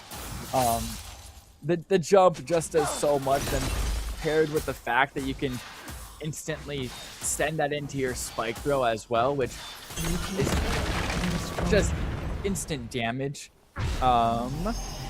It is, I do believe it is. Oh no, his leap is his E. And his W is where he throws his spike. So yeah, that Kazakh leap just is insane, and the amount of burst you can get on land, and everything like that. It goes to show that Pride is really playing to solo carry and into play to just find these really sneaky picks for Central Michigan here. Baron up in 5 seconds. Let's see if either team wants to pull the trigger early. And now I'm looking at it. Solo Zach is Red Cane, not Blue Cane. It is Red Cane, of course, that can move through walls. I'm now just remembering. But now that Baron's up, neither team wants to pull the trigger yet, as neither team has an advantage enough to pull the trigger of Baron. I think Pride definitely wants to get his team to do it, but they got to find something to make that happen, because I mean, the way that he's been going on right now, just been able to move and jump on people, and at this point 5-2 in this game, the highest performer in terms of number of kills right now. Probably wants to continue the confidence with the Baron buff. Yeah, 100%. I mean, Pride has done so much already this map. 5-2 for him, but don't forget about Lissandra. The sneaky 1-0-7. Only 1 kill, but hasn't died yet, and has 7 assists, which means that for almost every kill, Lissandra has been there. She has 8 out of 9 KP, which means there's only 1 kill that they've not been a part of. So Lissandra sneakily doing very well in this game as well, and that's shown by the gold lead. 1.3k gold lead over Wu Guan, which in that first map we saw Wu Guan was the carry for Miami, and Lissandra, I mean, you can see why Miami banned it the first 2 maps. Very, very confident on that pick, and it is definitely showing here in this 3rd map. This top tier 1 turret is going to be taken down by Egoist, as Gato's trying to keep it alive, but this 1v1 for the Mordekaiser is so hard for him. Egoist is able to kill him again. As a matter of fact, he sends him into the realm of death, and Gato is not able to live. Are they able to find the trade on to Egoist? No, they're not. Solo Zach has had to back him up. And now where is Pride? How did he get here? Looking at the minimap, he is running around. I think he got caught out a little bit here by Miami University, but he's able to find a bush that he's safe to back in. Great stuff from Pride, able to live to see another day. And he got a little bit aggressive, but he's not going to get punished for it. Yeah, I mean, that's impressive not getting punished, pushed that far in. And then there were like at least 3 or 4 Miami players there ready to try to do it, but just the ability, I guess, that champ has to do that is pretty impressive. So here we go. 4th Drake of the day going to be Inferno Drake. If Central Michigan take it, it will be soul point for them. Gatto's going to TP in. Rules looking to engage on the Pride. Pride's able to leap out. Gatto goes in. So is Lysandra. Raspberry uses the breath of life, but it's just too late. Lysandra can be the first line. Tank has the flash. He's able to live. Beat flashes out. Tank is going to eventually die. Phoenix has to completely get out of the fight. Pride's looking for a way around. Solo Zach is looking to kill Pride now. Pride is going to live. Back to the main fight. It was Egoist that dies next. They finally were able to kill down that Mordekaiser. And while it was happening, Central Michigan was able to take that. And, oh no, Miami took that Inferno Drake as well. So that was really close, though. It's really close between either of them getting it. It basically came down to last hit, though. And Pride barely scraping by, although did find another. No, they actually didn't. But yeah, Central TVRK did 3-0 now.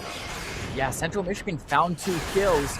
Miami, though, they found 1, and the Inferno. It looked really good for Central Michigan at a moment. It also looked good for Miami at a moment. And Miami, I think, kind of lucky in that case to get that Drake kill.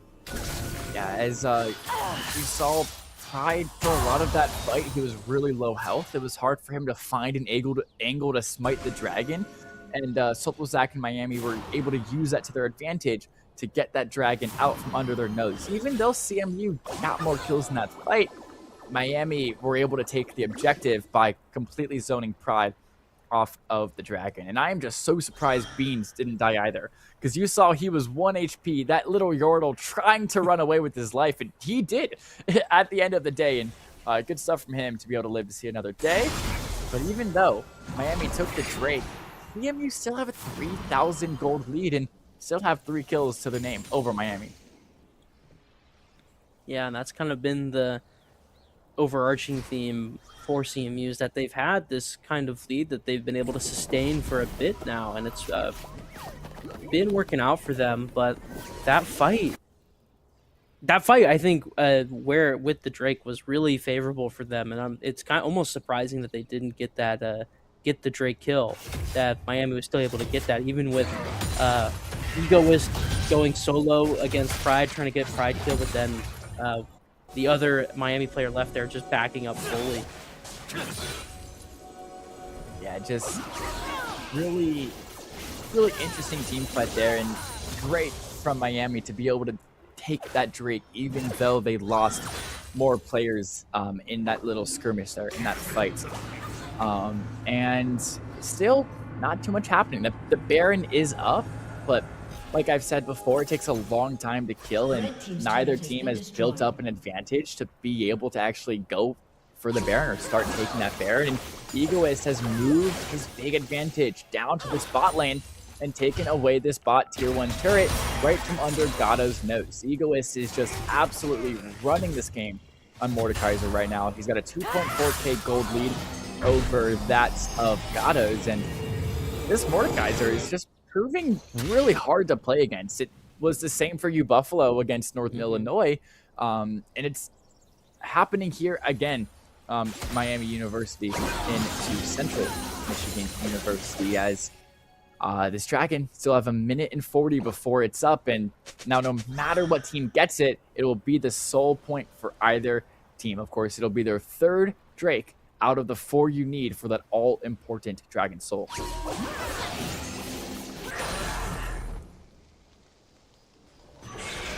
Gatto and Raspberry both going to take their backs now, looking to buy some more items for them. And this is just the calm before the storm. I mean, I keep saying it, but just nothing is really happening at the moment. People are just they're finding their gold. Pride and Solo Zack are just clearing your jungles, trying to get as much gold as they possibly can, and it's all about doing what you can before this Drake is now up, because Drake is something you very much can fight for over Baron, because the Drake, it does much less damage than Baron, and it also has much less health and much easier to kill. So it's something that teams will much more fight over because it's a permanent buff, and it is much, much easier to kill. Wuguan, Eagles are hiding in that same bush from earlier, but CMU, they know about it this time. They're not going to overstep into Miami space. They're going to play it a little more cautiously and a little slower. Miami, though, they have this space on the map at the moment. They have the vision. It's going to be super hard for Central Michigan to now play into this. They have to find a weird angle, a weird pinch, or maybe find a trade on the map. They just want to abandon going for the trade altogether. Here we go. Wuguan, he's looking to engage on the DB. Into Solo Zack as well. DB has to flash out the double trespass there. DB is going to fall in the hands of Solo Zack. And as well, Solo Zack gets out raspberry as well. Double kill for the King. Lissandra's going to fall next. And DB King getting a double kill for himself as well. Lissandra was able to find two before he dies, but now got all by himself. Egoist is going to take the ace, and the team fight goes Miami University's way, even though Central Michigan had the gold advantage. Miami had the space advantage, and Central Michigan were not able to play into that. Solo Zack now will be able to get this dragon completely for free. Yeah, that's a huge fight at this stage.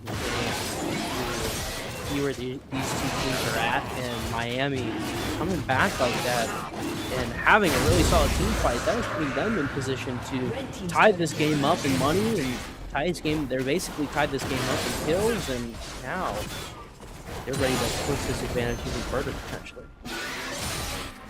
Yeah, it's a crazy theme that in this series we've seen so far. The team with the gold disadvantage has been the team winning fights. Yeah, it's a pretty consistent thing we see this series, which rarely happens. I mean, teams with the gold disadvantage win fights all the time, but how we've seen it happen so consistently is so rare, and we're kind of lucky to see that play out, because it's really, really cool. It ends up in these really good long games, and builds up the tension, builds up the hype for a game just that little bit more. But with Miami University now stacking Drakes, they're up to 3 Infernal Dragons. They have that soul point, 1 more Infernal Drake, and they have that all-important Infernal Soul. We talked about it earlier in the first map of the series when Central Michigan got it, but it is one of the best Dragon Souls you can get, with it just across the border AD and AP buff to your attacks. It just absolutely can explode enemies if they are not careful. But once again, these teams really don't seeming like they want to fight over this Baron. They just want to play for these Drakes. The Baron's too healthy of an objective for them to take over right now, and they're just not really doing a whole lot until that dragon actually gets on the map. It's just, I mean, just a lot of backing happening at the moment, and my prediction earlier on in this game was that Central Michigan would take their gold lead and play the really good team fights that they have been and run away with that to a map victory.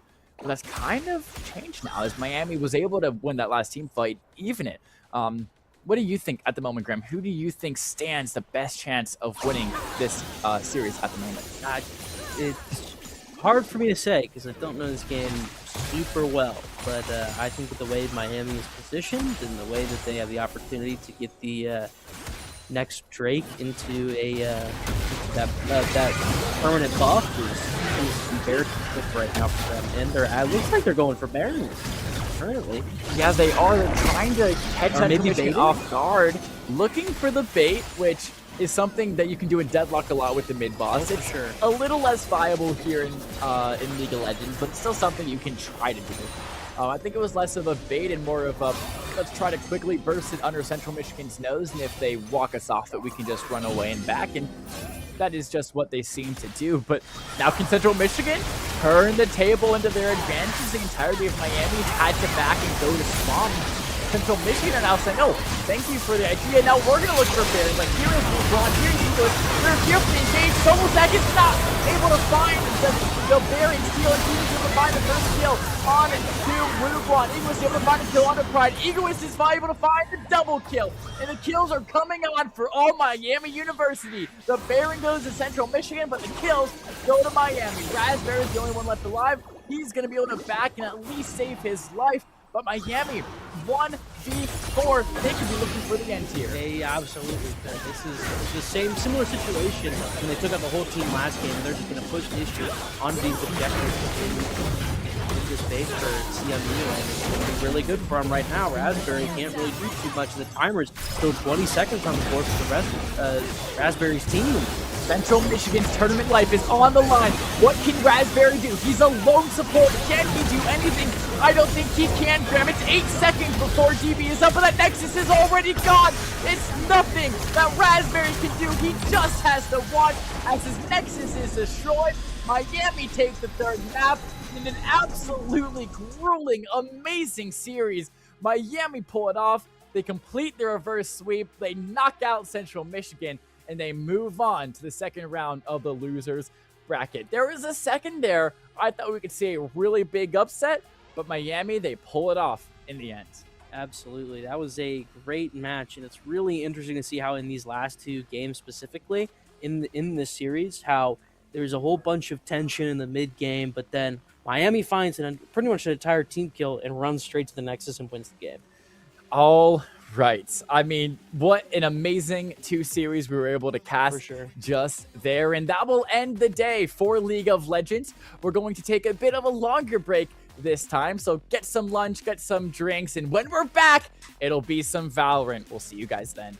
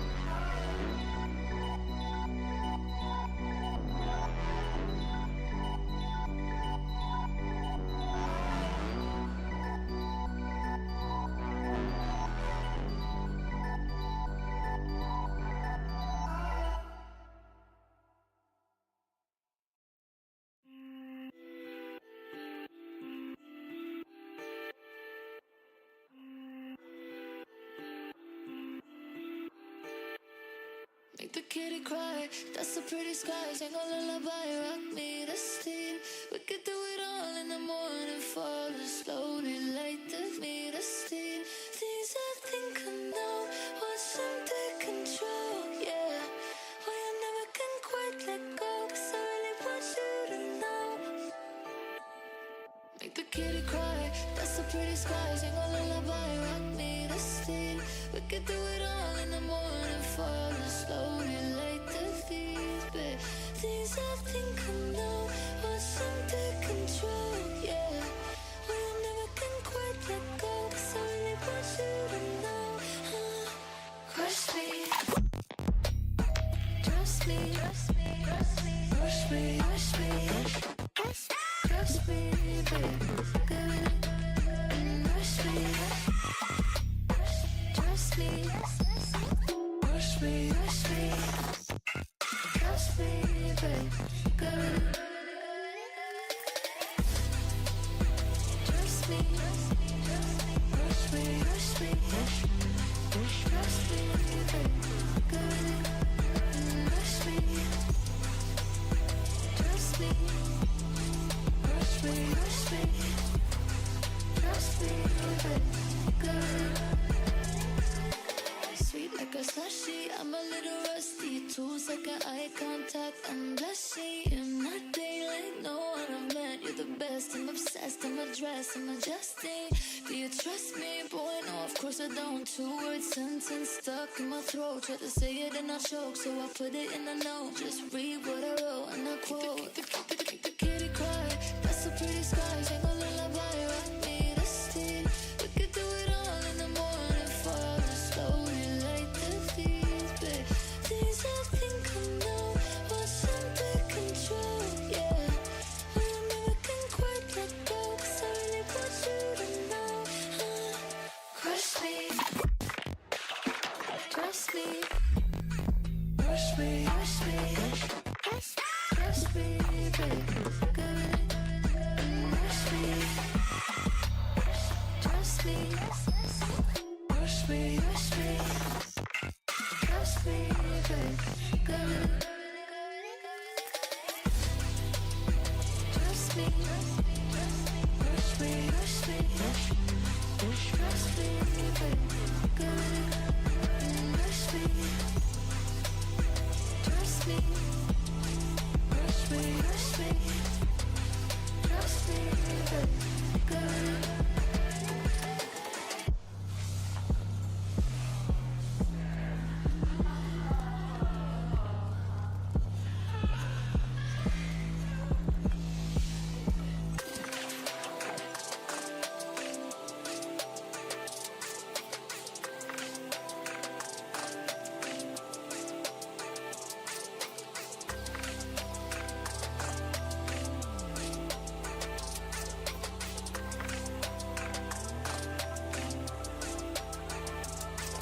The kitty cry. That's a pretty sky. Sing a lullaby. Rock me to sleep, rock me to sleep. Babe, make the kitty cry. That's a pretty sky. Sing a lullaby. Rock me to sleep, rock me to sleep. Round my feet. Round my feet. Round my feet.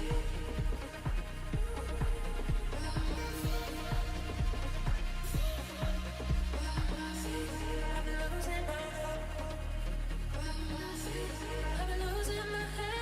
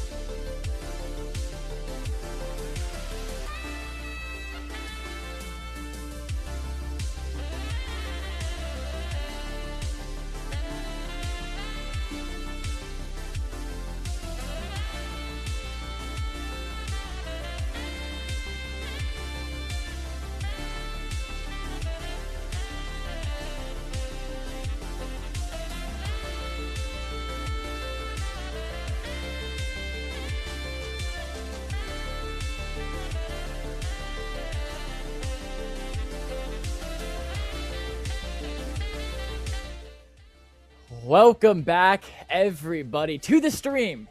And Yes. if you were here earlier in the morning, you saw two amazing League of Legends matches. But now we're back with the other Riot game. It's, of course, going to be Valorant. I am Lucas, aka iLucky, joined by... I am Philip, Philo Fosdick. It's going to be a very interesting game, and I'm excited to get into some Valorant. First match here on the secondary stream. It's going to be a real good time. We have a pretty interesting match with Kent State versus BGSU, or Bowling Green. Yes. It's going to be very fun, and I think we go on to our bracket now, and we can see everything going on currently. We have this second match down on the left. We can see Kent State versus BGSU, and that's currently the game going on that we're going to be casting over in just a minute. And Yeah, Ball State, NIU, and EMU, CMU, those are happening simultaneously, not being casted.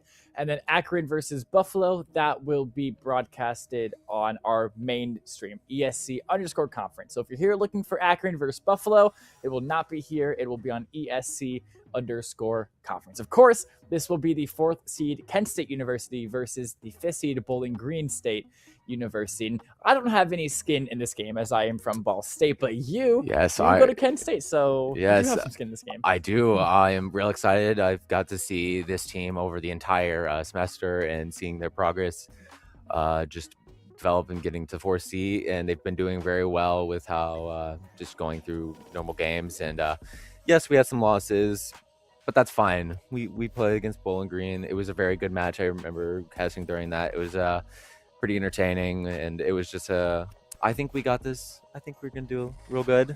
I'm rooting for both teams, though. I'm not gonna take necessarily a bias, even though I would like a Kent win, but I think this is gonna be a very fun match all around.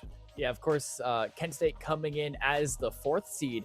You have to think your top 3 teams all finished the season 9-1. So they're that 4th team that was I don't probably finished what 7 and maybe 6-3. I think it was 6-3 is what we finished. Yeah, your top 3 teams all going 9-1. EMU, Ball State, and Akron. Very dominant performance from all 3 of those teams. And here we have the pick ban. So it looks like Abyss and Breeze was banned, and then Haven and Bind were picked. Pearl and Crowed were then banned, which left Split as the decider map. And I really like the pool that we've selected here. Haven, of course, has 3 sites, usually very attacker-sided because of that. Bind, on the complete other hand, 2 sites, very closed off, no mid lane, very defender-sided map in Bind. And then Split, our decider, is very, very even for attacker versus defensive-sided map. And it's also a very close-range map where you can see a lot of interesting plays, maybe some judges, some shorties, some buckies as well coming out. Something interesting you can see at a close range map. So it should be a really good series here, even if it goes all the way to 3. And if it doesn't, we still have 2 really good maps that are very different from each other. Yeah, I completely agree with what you're saying about those maps. Knowing map pick wise from BGSU and Kent, those are pretty much the 3 I've seen from both sides. Kent and BGSU. I think that is actually the same lineup we had for our standings games, and it was very good fights on all 3 of those maps. It took us to 3rd map as well. It was a very long game where both teams did phenomenal on it, and it was a very, very, very fun match. Do you remember the map scores of any of them? I know, if I remember correct, Haven was Kent's win. I think Bind was also our wins. Okay. And then BGSU had one on Split. Gotcha. But I don't remember exact scores of that. But I know one of them did go into an OT for a little bit. Oh, okay. So it should be very, very close matchup, is what I'm hearing. Yes, but it does also look like we have the character select going on right now, and seeing a little bit of similarities between both sides, having that Sova going, and the Neon as well with Yeoman. But having a little bit of switch up where on both sides, where we have a Chamber on side of Kent State, we have a Cypher on side of Bowling Green, and then that Viper and Yoru is different from both sides. Both make complete sense to have. They're very good comps. both teams having that Sova, which is almost a necessity on Haven, a map that's so much about info. A lot of the times, you're going to be putting your info player on Sova on Haven, like essentially 100% of the time. And it looks like Neon is, at least how I'm looking at it right now, going to be your like meta duelist for Haven. If we're watching both teams actually go for this Neon, usually in the past you've seen a Raze or a Jet, a lot of Jet on Haven, but if Neon's meta, Neon can be very, very powerful and very hard to play against if you have a very strong duelist on it. So good to see the two Neons coming out here from the duelist players. And then Bowling Green rocking a double duelist setup, which I know is very meta at the moment. They're going to have that Yoru Neon. Kent State, they're going to opt for a double controller setup here with the Omen and the Viper. But it's also really confusing because you're looking at it in Cypher, or not Cypher, Chamber is a Sentinel, but let's be honest, people play him like a duelist. Yeah. And Viper is a controller, but people play him like a Sentinel most of the time as well.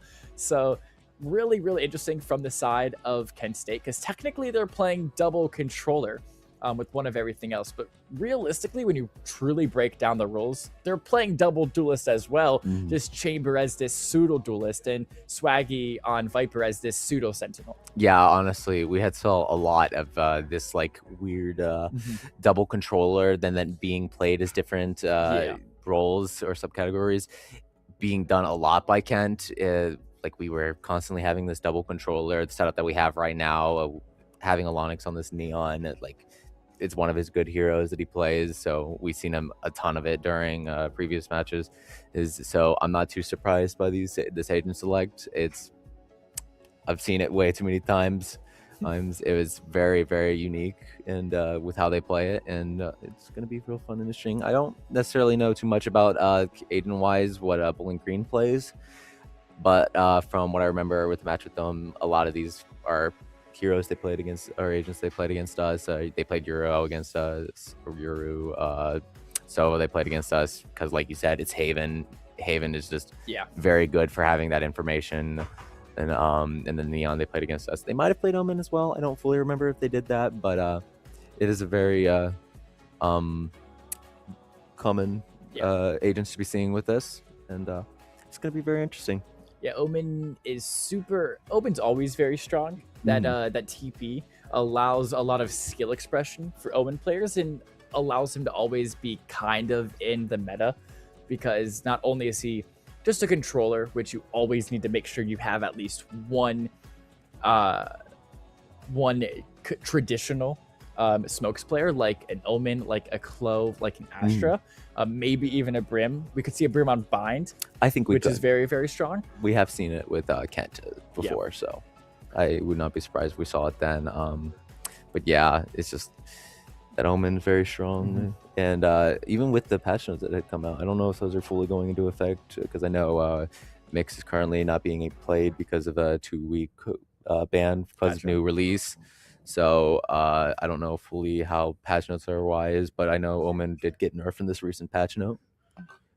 No, did he? I don't fully remember. I glimpsed at it a little bit, and it was no, it was Yoru and Clove that had gotten a little bit of changes to them, which maybe that's why we're not seeing a Euro from the side of Kent State, where we had saw quite a lot of it. But looking at going into Haven, it's going to be our start of our first round, where we're going to just be kind of a simulating going into this.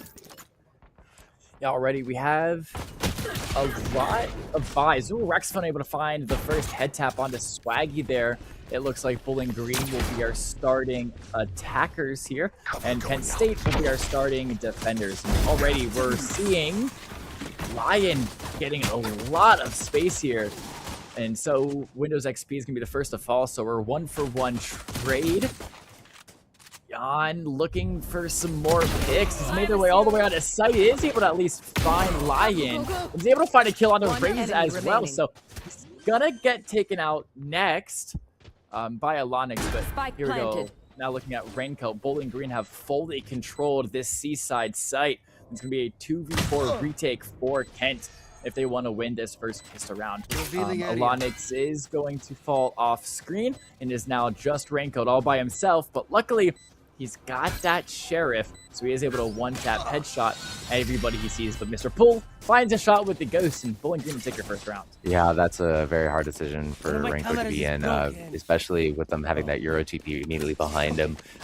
He's got to figure out about how he's going to address this, and he gets surrounded at all points there, where it's going to leave him in a very tough situation where he's got to defend all of those angles. And BGSU is going to be able to just peek them all at the same time, and they're pretty much going to get a confirmed kill onto Raincoat in that situation. It's going to be very, very hard from Ken to actually recover from that state, losing so many people really early on, and those trying to get those picks from the other side. But as we go into our next round. Yeah, Raxophone going to buy that Outlaw, which in a save round for Kent State University is essentially the same as an operator, as it one-taps people that only have half shields to the body. There's 140 damage, so it one-taps people that only have 125 total health. So you see Windows XP just looking for some jiggle peeks, playing off that Cypher trip. Lion might have spotted him out here, as he is on a very, very deep angle for Kent State, just taking as much space in the C side of the map as he possibly can, but he might get caught out here. He does find one before getting traded out by Arceli, but this will now tell Kent State that they have to start rotating over to this C side site, and Swaggy might be caught off guard, but he's able to avoid that Omen blind and also get out of there with this life. Ilonic now trying to find the Reaper. Arceli's able to kill one with the Shock Dart. Arceli's able to kill 3 now with the Stinger, and really good stuff there from Bowling Green. They take that first round win, snowball into a second round win, and now Kent State's third turn to full buy, and their turn to see what they can do. This is going to be a real interesting fight, game as a whole. Like I was thinking in the first place, it's going to be a very fun, and seeing what's going to come from both sides here, where we had that fight of just the Chamber being kind of there alone in that situation and not being able to really get out of that position as 3 of them come in, but he did end up getting the pick and trading with that, which is a very good thing for Kent's side, but Kent was not able to get into that rotate and get into position quick enough to defend easily there. Bowling Green playing default. As you see, they're just splitting their resources, about 1-2-1-1 kind of split here. Nobody opting to actually pick up that spike. They're trying to see if Kent State is going to push up and make an error themselves before Bowling Green start to get on the offensive. And it looks like now they're going to take the spike, rotate all of their resources towards this A side, and that's a really good call from them. Kent State only has that Silva and Raincoat on this A side, and they're just going to tear through their defense, instantly get this spike on this A-side plant, and now the ball is once again in Kent State's court to see if they can find a retake here. Kent State put in a tough position now, 3 rounds in a row. It's a 5v5. They haven't lost a member, and they have 5 Vandals. They have the gun advantage. It is definitely very doable, but a retake is super, super hard here. John instantly is going to fall to Swaggy. He was trying to be sneaky with the Bucky, but he's not able to find anything. It's a 3-for-3 trade. Now a 2v2 is going to come out. Raincoat and Lion versus just Raxophone now, as Raincoat is able to find one with the Vandal. Raincoat's able to find 3 with his Vandal, and Kent State will win your third round. The 2-1 scoreline will come true, and now we get the first round where both teams can afford the full buy. Yes, very much. Honestly, it was a very good match for Kent. They really did need that win after going down 2, especially going into that full buy. And if they had lost that deficit, that would have left them in a pretty risky situation going into these upcoming fights. It seemed like you said, now going into this fights where we're going to have a full buy from both teams, and both sides being kind of distant from ult-wise as well, it's going to leave them in a situation where it's going to be gunplay and mechanics is going to be heavily played into this factor, and just all around cooldowns as well, making sure that they use util at a very well point. Yeah, unfortunately, it's not a full buy for Kent or Bowling Green, as both Neon's actually opting for the Judge. Really interesting, really meta strategy, I think, for one of the quickest heroes in the game. Just buy a Judge to see if you can instantly 2-tap somebody after you use your run cooldowns for a little bit. And A little bit of utility was traded towards this A side, but no life or health was actually traded just quite yet. And Raze is looking for some action with the Stinger. Raincoat is able to find one before getting traded out. Orselli is going to find one for himself as well. With the Phantom Bowling Green, they put themselves up 4 agents to 3 here. And now Raze will use that TP to back off and see if they're able to live. Luckily for Kent State, Bowling Green don't have a site just yet. Yes, it's still a very even match right now with with another kill going on to Raze from Arceli. That's gonna give Bowling Green a real good advantage to go in onto the safe side and try to take it over. But Swaggy does end up getting the 2 picks onto the respective kills as Arceli gets Swaggy after that 2 pick.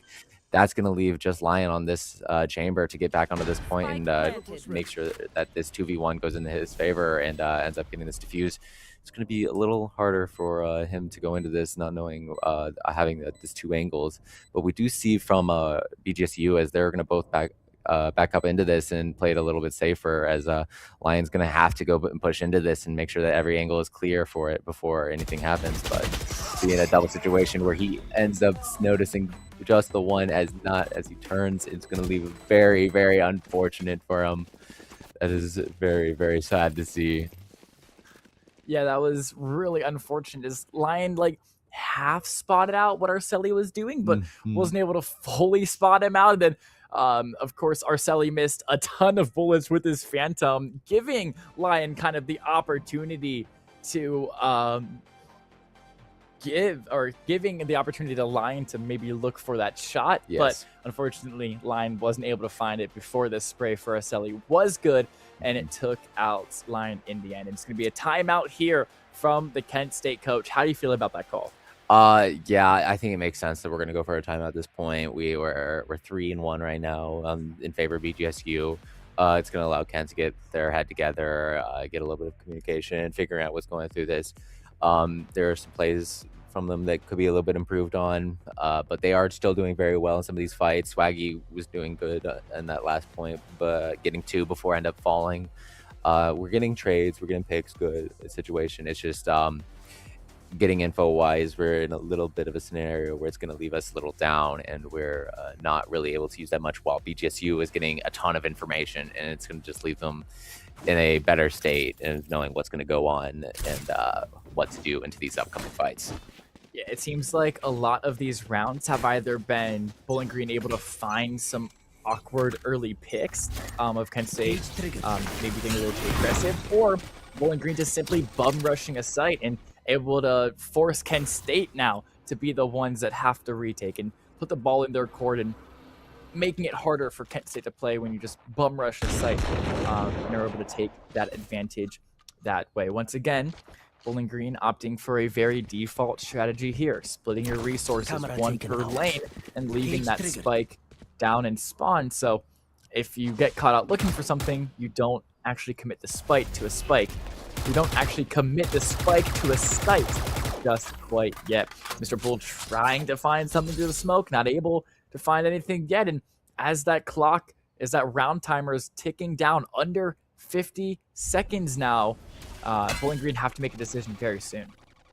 Honestly, with a lot of util being used on this A site as well, that's going to be a little good scenario for KSU to go into this and try to get a little bit more aggressive. But it's just that gunplay is going to be harder for them. But we do see that BGSU is just going to opt to go to C point, where this chamber has been kind of just stationed up by himself, playing for that pick, and he does end up getting the TP out of there. But as Mr. Pool gets the pick onto Alonix, leaving Kent down in one, and this fight is the L util is being used on C point, getting a bomb rush into the zone as Lion and Swaggy both get the respective kill, as Raxphone gets the pick on the Raincoat, with Lion getting the pick on the Windows XP.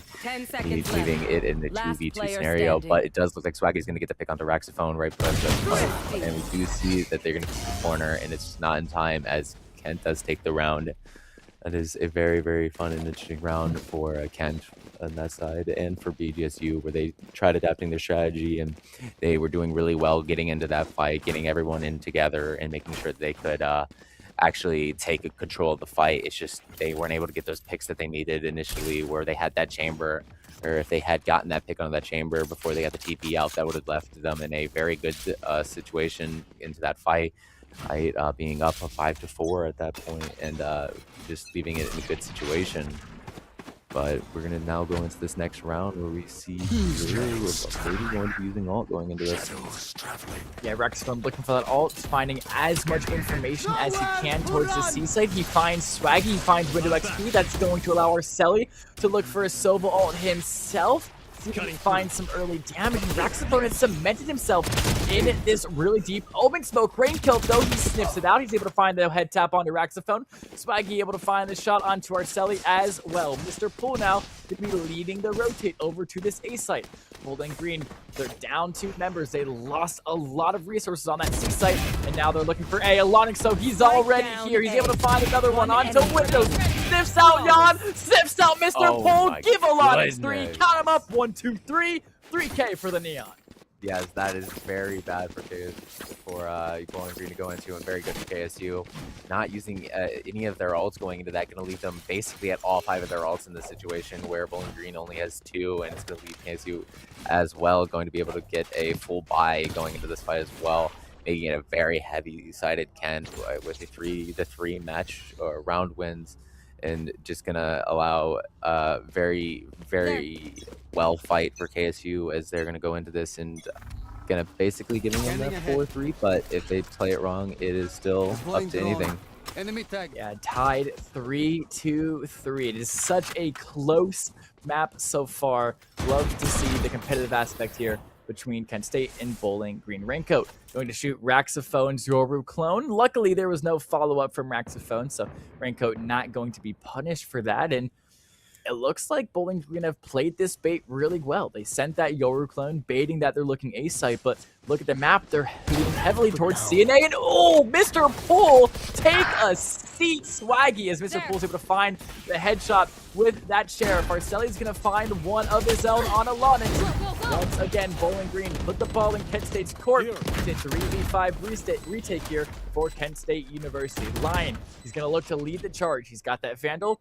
He's got that Shorty. What can he find? He's trying to find Windows XP through the smoke, but it's going to be super hard as he's going to have to swing into the stacked players of Bowling Green State University there. Mr. Pool as well, trying to find something. Raincoat is able to kill Raxaphone through the smoke. Wait, Ray's able to find one. Lion finds one as well. This 3v5 now turned into a 2v3. Lion looking for the defuse. Rays is able to find one. So is Raincoat. And Kent State flip an almost unwinnable round completely on its head and find the defuse down 2. Great stuff. That was amazing plays by Kent State there. Bowling Green did really well to start, making sure they got into that fight, take aggression after they had gotten that pick on the Swaggy, and they just held down on B side really well. But Kent just waited for those smokes to disappear, wait for that information to be a little bit easier to gather, and then use that information that they did get and getting those picks into that fight and just allowing them to go in very easily, and just having somebody get onto that spike, start defusing it. It's going to have BGSU have to force into there and try to get a little bit more aggressive, and then just left them in a very bad situation running into that immediately. As we do see Raincoat get the early peek onto that, getting Raxaphone as seeing the gunfire. It's going to be a very early pick as Swaggy gets another pick onto Jan at taking 2 doors. As he's trying to get another, ends up gets the pick on Arceli as well. That is very bad for BGSU. Yeah, Kent State find 3 early picks before this round is really even kicked off. I mean, we're only not even a minute and 10 seconds were left on the clock. By the time 3 members of Bowling Green were already dead. And if you're Mr. Pool, if you're Windows XP, I think you're simply just saving your Vandals at this point. Trying to push a site 2v5 when you have no info and no utility still up is going to be nearly impossible. So I think Mr. Pool and Windows XP, both of the remaining members of Bowling Green, are just going to hold angles together. They're not going to play to push up. They're just going to play to live and see if they can save their 2,900 credit guns for the next round. Yeah, that makes complete sense. 30 It's seconds just left. better to say that eco for upcoming rounds. And but we do see that Sova ping onto the Cypher into that. That's a very bad situation and for BGSO, where One Kent enemy kind of remaining. knows now that they're going to play a little bit more defensive. Raincoat goes and pushes in and gets the pick on a Mr. Pool, but we do see Lion going in, get a little bit more aggressive, 10 but seconds not seeing left. Windows XP as he gets the pick behind. But Raincoat's there to follow up and get the pick onto Windows XP, giving the round to Kent State. That's just a very weird situation where they had to try to keep back and make sure they defend to try to save those guns. But once Kent knew that they were saving those guns, it just left them in a situation where they were kind of exposed. And it was just hard for them to actually recover from that and watch all angles all at once while only just being the two of them. Yeah, and now it seems like just a couple rounds ago, Kent State had to call that tactical timeout to get a mental reset going and see if they can get their team all on the same page. Bowling Green now is forced to take this tactical timeout because they're the ones that have lost their momentum. They've lost the past 3 or 4 rounds now at this point, so their coach is going to call a timeout, gather them all up together, and see if Bowling Green can hit a mental reset. Because what happens a lot in Valorant is you get big momentum swings. You have one side winning 5 rounds and another side winning 5 rounds. And now Bowling Green's going to call a timeout to try and halt the momentum that Kent State has built up. Yeah, honestly, that's what we see a lot of the time happen with these timeouts. It's just very well to try to hinder your team as much as possible with them, as well as getting information for yourself, which going back and being able to kind of recap what's been going on for those last couple of rounds leaves them in a situation where it's just, like you said, halting that momentum for Kent State and allowing Bowling Green to get their mind together and I'll show them. put a little bit more the thought process going into these and what we should do and how should we approach these next upcoming rounds. And it looks like Bowling Green, they're going to go to their strategy they usually use. They're going to keep that spike and spawn, go for a more defaulty strategy, but they're leaning very heavily towards this C garage side, the C door side, and they're taking a lot of space up. Jan and Arceli are, and they've kind of forced Raze off of this angle using util.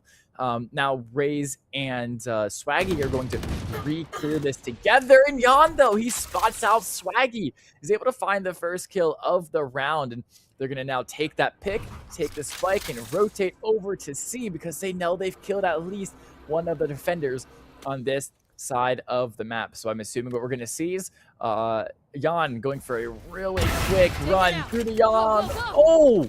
Alonix, though, able to find that shot onto Jan. Jan was trying to pop up that wall, not able to hit it in time. Alonix in the blind now, able to find the shot onto Arceli as well. Take a bow, Alonix, as he is master of the operator at the moment. Ray's trying to make something happen for Shorty, but Mr. Pool is making something happen with the Marshall. Raincoat looking for some shock dart kills. Lion, though, is able to find 2 for himself. 2K for Lion, 2K for Alonix. Great job, Kent State University. The timeout does not pay off for Bowling Green, and Kent extend their advantage. Yeah, honestly, that was a really good fight. Alonix holding that point with that operator. Being such a powerful gun just allows them to kind of have that view and be able to halt those rushes as soon as they happen and not allow BGSU to get on that point as a 5-man. And whereas if they had been running a rifle of some kind, it's going to be a little harder to hit those shots. It's from that range. It just is harder to get those picks that they need to kind of halt BGSU's rush in there. And it also leaves Kent with this 4 ults going into this next round as well. And it's going to be a very, very troublesome situation for BGSU to kind of go into, as Raincoat does end up getting the early pick onto Jan, giving Kent a little bit more momentum to maybe get a little bit more aggressive into this and tell BGSU that we kind of need to play back a little bit more right now. Yeah, Jan is going to be the first one picked here as Raxophone using that flash to enter site, but Raincoat's there and waiting. Windows XP, though, was able to trade out his teammate Raxophone and find a second on to Lion. Bowling Green, they now have control of this site. 3v3 retake situation here for Kent, but look where Mr. Pool is. He's lurking like a sentinel likes to, and he's going to have a crazy flank, a crazy pinch by the time Kent want to look for the retake on this site. Raze looks to TP into somewhere sneaky as the retake is kicking off here. Alonix able to find one. Arceli's trades out Raze. Alonix is able to find 2, not letting that crouch spam for the Odin get the best of it. Mr. Pool, though, finds Swaggy on the flank. It's a 1v1. Alonix versus Mr. Pool. Alonix pulls on a Shorty, not able to find the second shot. He finds a great shot, but couldn't follow it up. And Mr. Pool will get the job done from the flank. Bowling Green win the first round at since or for win the first round in 5 rounds. That's very, very unfortunate for Alonix there. Such a perfect shot going into that, not able to getting the fall through. It's sad to see it, but sometimes it happens. Being able to have the Mr. Poole having that rifle and just being able to follow up through it, it just allows that headshot to just do a little bit more value and being able to get that kill a little quicker than just getting the second shot. But it still leaves Kent in a pretty good scenario where they can recover from that one loss. Like you said, they had 5 rounds before this. Going in this very early and getting that info is Jan. It gets the pick early as Raincoat then gets the pick on Arcely using the ult. It's just a very back and forth situation, making it a 4v4 right now. Is a lot of information being spread as Windows XP gets the pick on a Raincoat, but Raincoat gets the pick on a Jan right before dying. And just now Alonix in this situation where he's kind of surrounded on all sides and trying to get a little bit more value as Windows XP just goes on around and just peeks the corner and gets the pick onto Alonix. Yeah, Raxphone able to find a kill as well, so now it's just Lion all by his lonesome, but he has an operator. Really hard to retake a site with the op, but he's going to try it. He pulls out his shorty, and he gets caught with the op out.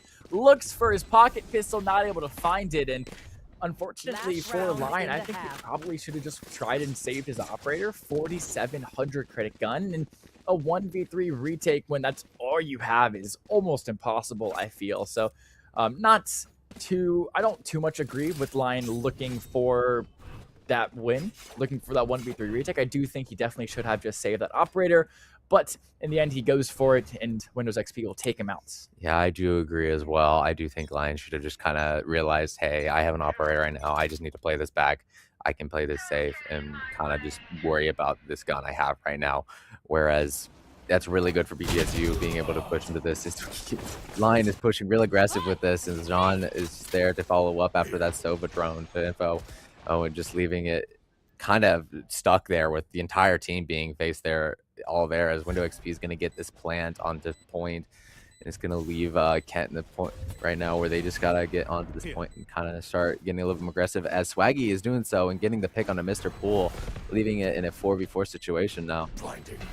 Yeah, Lion using that Cypher ultimate, trying to find a lot of space eastside, but gets punished for it. Windows able to find one. Jan able to find one for himself as well. Raincoat, though, gets 2 for himself. So he's in a 1v2 situation now, but Raxophone is going to be able to clean it up. And now Bowling Green, they were down 6-3. They win the last 3, and they tie it up 6-6 all over again at round half.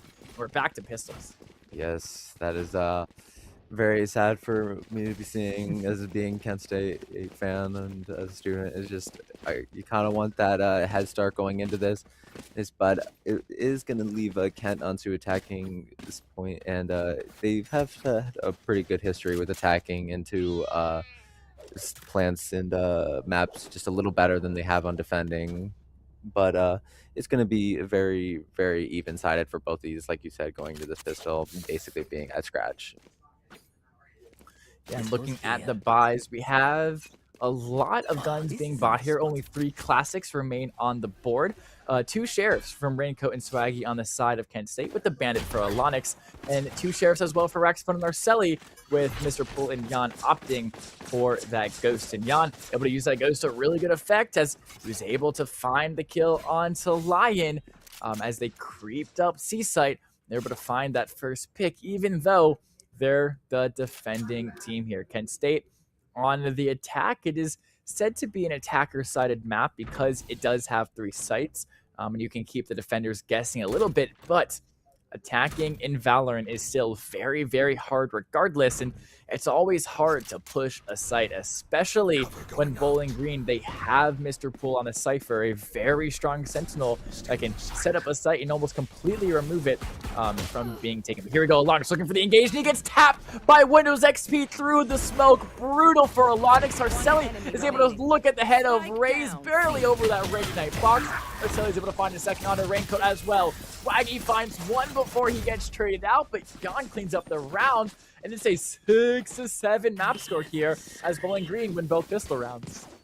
I don't want to address the score right now or what just happened with my caster, but like we said, we're going to see a partial buy by BGSU going into this, where it's going to leave them in a pretty good situation where they know Kent's got to be rocking pistol still. We don't have to full buy, even if we could.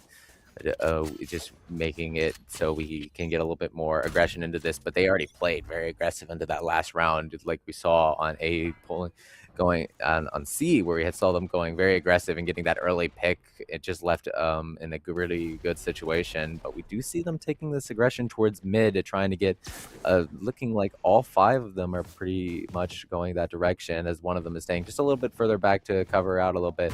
But it doesn't look like none of them are realizing about this member of BTSU that's on top. But Raincoat does end up getting the pick on the Rexphone as Windows XP gets the pick onto Swaggy and Raze, and Raincoat ends up getting those XP afterwards. But after this, Mr. Poole is just going to get 2 more in response, leaving Lion alone in this situation to go against a 1v3. Yeah, it's going to be very tough for Lion there. Is stuck in a 1v3 situation with only your pocket pistol to your name. Going to be hard to win that. And great stuff from Windows XP. He had that Bulldog, and he cemented himself on top of that generator in mid B. And it's not something you usually clear, as you have to invest a utility to actually get on top there, as Windows XP used the Omen TP to get up there. And Kent State didn't clear it because they weren't expecting it, because why would you? And it worked out really well for Windows XP, as he was able to kill 2 before he got traded out, even though he was in a 4v1 situation for that entire first part of the round. And now this is the round that Kent State can full buy. It's the same situation as earlier in this match, where Bowling Green, they win pistol, they win Kent save, and now Kent State have the full buy into Bowling Green's partial buy. So mathematically wise, Kent State is very heavily preferred to win this round. But can Bowling Green find the upset and catapult themselves into a 9-6 lead over Kent State? And one thing I can tell you is Kent is playing this round very, very slowly. They know they're at the gun disadvantage, and they're just playing for picks. They're playing for Bowling Green to make a mistake. But Bowling Green not doing that just yet. They're not making a mistake. And Kent State now, they're going to have to force the issue sooner rather than later if they don't want to just completely run out of time here. Yeah, honestly. But we do see this 2-3 split going on, as we see the 3-man split going towards mid and just kind of clearing out a little bit more, where Seaside is kind of just left alone right now, where we have that Euro and Cypher able to get back there a little quicker.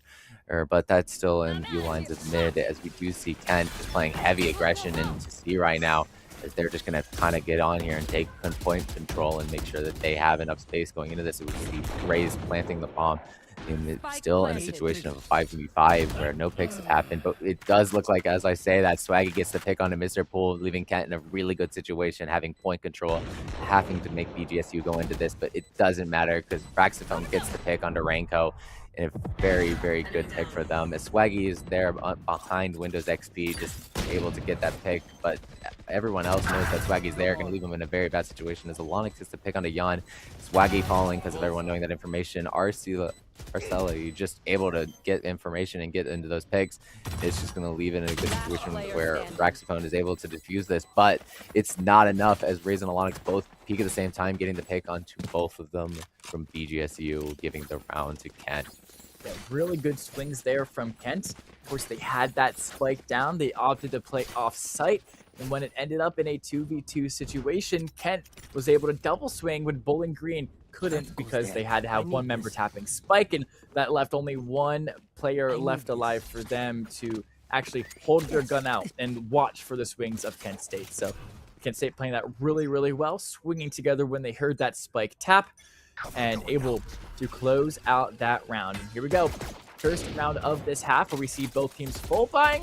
It's going to be the first blood from Raxophone onto Swaggy. Swaggy got the first blood last round, and Raxophone now returning the favor, finding the first blood onto him this round. And that's very, very bad for Kent, as they still do not have control of a site. And now they have to take control of a site while down a member. But Alonix able to even up the score as he finds the kill onto Raxophone with that Phantom towards this mid side. The spike was just now picked up by Raze, as he's going to try to take that spike, maybe look for a rotate through C doors or B. But what they don't expect is Windows XP sitting here with the Judge. As soon as Raincoat or Alonix look to peek through, there's a Judge waiting for them on the other side of that door. That could be really, really scary. As we see the call coming out right now, where it looks like everyone on the side of Canada is going to make their way towards C as we are getting information, where BGSU is realizing everything that's going through. And we see them backing off of A side just a little bit, but Can's going to just swing back around and make sure to put that aggression back on the A side and just try to trick up BGSU for what point they're actually going to go for. As we see this two-man split going to both entrances of A side, as they're just kind of rushing in, getting this information. As Alonix pulls in early, gets the pick on the Yawn, as Arceli's there to get the pick with some response on the Nix, and just leaving Arceli in a bad situation where Raze and Lion both get the pick of respective for Arceli and Mr. Pool, leaving it in a 1v3 situation where Windows XP is going to probably die here, as he does end up getting killed by Lion. And now Kent State, after losing the first 2 rounds of this half, they win the last 2. And they tie up the score back 8-8. And man, this is definitely delivering so far. The 4th seed versus the 5th seed matchup, really, really close. It's been neck and neck literally the entire map. And that goes to show right here, an 8-8 scoreline. And this match is staying close so far. Bowling Green, though, they have to play an eco round here. Look at that, 4 Sheriffs in the Classic for them. They don't have the economy to fold by Vandals like Kent State does. It's going to be very hard for them to win this round. They're going to try to play something sneaky, pushing up 4 members through mid, but it was completely caught out by Alonix and Raincoat as pick after pick after pick after pick allows Mr. Pool to be the only one alive. And Alar's going to find the 3K, the flawless, going for Kent State. And Bowling Green, as they try to look for the thrifty, Kent State respond with the flawless. Yeah, honestly, that is just, it's unfortunate for Bowling Green there, where they have to kind of save up their eco for this next fight, but it's going to leave them in a real good situation for this, where they can go for a basically a full buy into this and actually have a safer chance of making sure that they can get the win onto this and have a little bit more momentum going into these last couple of rounds that we're getting into. And it's just making sure that they can keep the momentum going as far as they can into this, where Bowling Green has almost every single one of their alls, but we see on the side of Kent, where Lion is the only one that doesn't really have it. But Swaggy is there in response, playing aggressive and getting a pick onto both of Raxophone and Windows XP, and it's just going to be very hard for that situation now for BGSU to try and play a little defensive, but they still have the advantage here right now, and just they have point control. But it does look like Kent's going to make their way to C and end up taking control of that point, leaving BGSU in a kind of uncomfortable situation here. Yeah, Bowling Green got picked off not by Swaggy, Windows XP, and Raxophone, both dying mid very early on, which allowed Kent to rotate to C, get that spike planted for almost completely free on that C side, even through Mr. Pool's Cypher setup. And now it's going to be a 3v5 retake here for Bowling Green. If they lose this, they're going to go down 2 on the map score and line. He's able to find Jan as he's really, really creepily sneaking through this mid place, or through the middle of this map, excuse me. And Alonix, he's looking for something, but he's going to get caught off guard. Mr. Pool actually is going to find 2 of his own. He's going to find 3 of his own. Mr. Pool is just trying to save his Vandal. He's actually going to take 3 members of Kent State out before he falls. Windows or Arceli is going to be able to save the 0-4 next round, but not before Kent State blow up that spike, steal all the Radianite, and take the 18th round of the map. Absolute beautiful round where we had great plays from both sides. Kent taking that early aggression, getting the picks, getting control of site, and then just as BGSU made that call of, hey, let's save what we have and go into this next round even stronger, or Kent goes a little more aggressive into it and trying to get those final picks out of the situation, and just end up losing 3 of their people. Well, and that's a lot of eco for the side of Kent, just being lost there in a situation where they could have just played it a little bit more defensive and maybe not try to get those picks, but it just that system of, hey, we can get this. But we did have a technical pause there for a little bit. Yeah. Very short compared to the normal pause we've been having, but probably something happened on the side of the computers for our players, leaving us going into round 19. Yeah, we saw tac pauses come out. Of course, tactical pauses, aka timeouts that the coaches can cause, or that can call. That was a tech pause. One of the players, some things broke momentarily, but doesn't matter. We're back in the action, and Swaggy actually got caught out by Arceli's Sova drone. So they know Swaggy is looking for another sneaky play up through C doors, and he might have to back off on this occasion, as really do not want to fall early here as the attacker sided team. Windows X, or excuse me, Raze has that spike for Kent State. He's looking for something towards A site. So is Alonix and Renko. They're going to bait out a lot of util on this A site. It looks like they're going to bait out that util, and then quickly rotate over to B, and Lion able to find the headshot with that operator on the Raxophone. Swag able to find one as well, but this opens the door for C, as now Kent State can just run onto site completely for free, as Mr. Pool and Raxophone are both dead. Raze is going to get that spike down, and Bowling Green are once again forced into a really awkward 3v5 retake, and I think they're opting to save their weapons. Yeah, honestly, that's just a very, very bad situation where they had spent a lot of util to defend this A site, but then Ken just takes that aggression, flips it around, knowing that a lot of util has been used, and just pulls it out and goes to A, as Rainco gets the pick onto Jan, trying to get a little bit more aggressive into this and getting these last kills, and continues to get the pick onto Arceli, potentially getting the next, but not after falling, as Raze then swings it and gets the pick onto Windows, making the round go to Kent State. Just a weird situation for BGSU, where they were kind of surrounded on all sides, end up using their util to defend, and then Kent just flips the map on them and makes sure that they go for that other side, knowing that they have the util to play defensive there. But we do see a tactical timeout coming from the side of Kent State. That is honestly not the team I thought that would be pausing if we had a tactical pause going into this. Yeah, that's very surprising, as Kent State did just win the last 5 maps, or last 5 rounds, so the momentum is heavily in their side at the moment. 11-8 scoreline means that they just have to win 2 more rounds to actually win this first map, and maybe the Kent State coach just wants to regroup them and say, okay, don't get too complacent. You're doing a great job. Great momentum is in your court. Now carry this and stomp on Bowling Green for these last 2 rounds, because complacency is something that happens a lot. Not only Overwatch, but Valorant, League of Legends, whatever it might be. And I think the Kent State coach just might be trying to smush out any complacency that could be settling in Kent State's minds.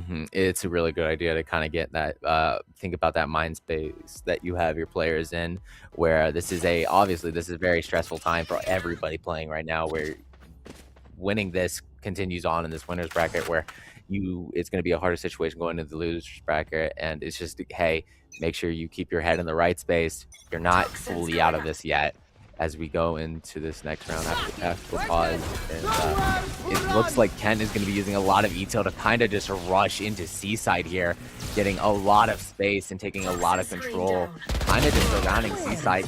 But it does look like Mr. Cool is going to get the pick on the Swaggy. Swaggy's trying to push in through that side, leaving it in a very good situation for ESU.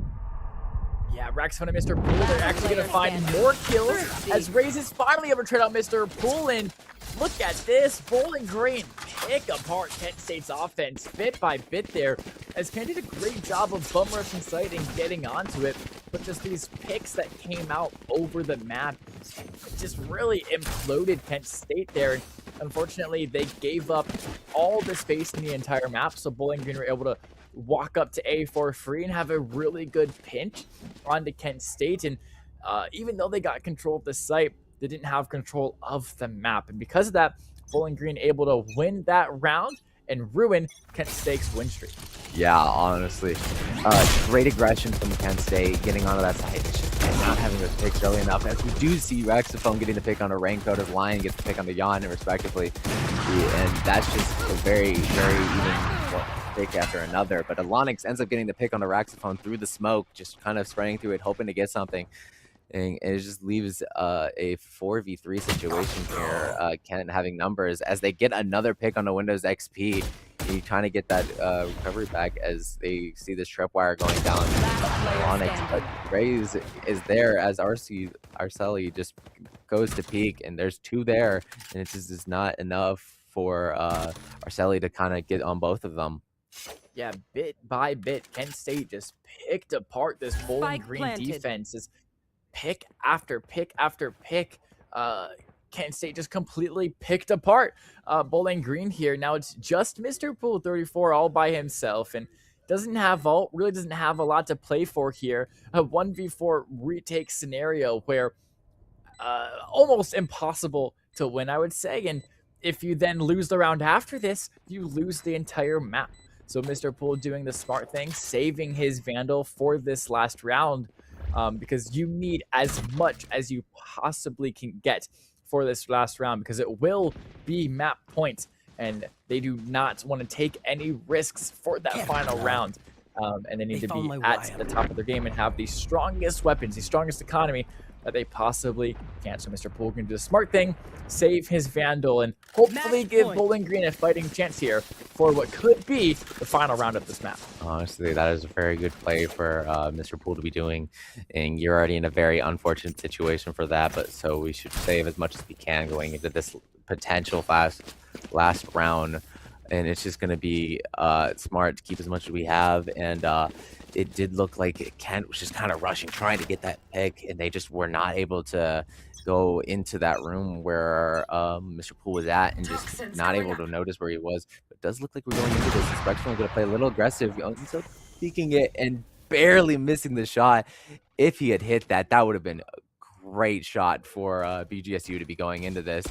But that slight miss, it happens. It's fine. It's just going to leave it in a situation where Kent doesn't know where they are, but we do have the situation of Bowling Green knowing where Kent is, putting a little bit more aggression to it, as well as Mr. Poole ends up getting the pick onto Alonix, but it's not over completely as Swaggy gets the pick on the rack. Mr. Poole, Arceli, and Jan all get their respective picks on the raise. Swaggy and Ranko losing just flying here as Mr. Poole swings on him and gets the pick, leaving this as a round for BGSU.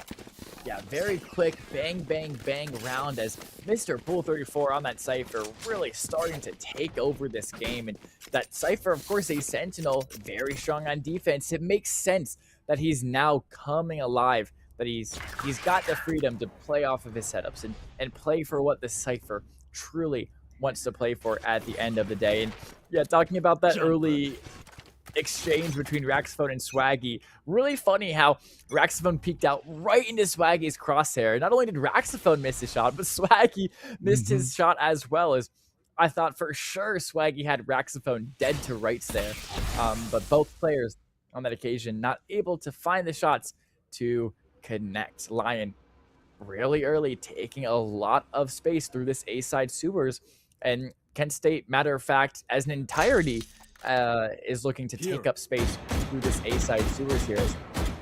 They're not worried about map control towards B-side or towards C-side. They're just looking to bum rush A, find the kill onto whoever's lurking on this site. Of course, it is the Cypher of Mr. Poole, so it's going to be really hard to do.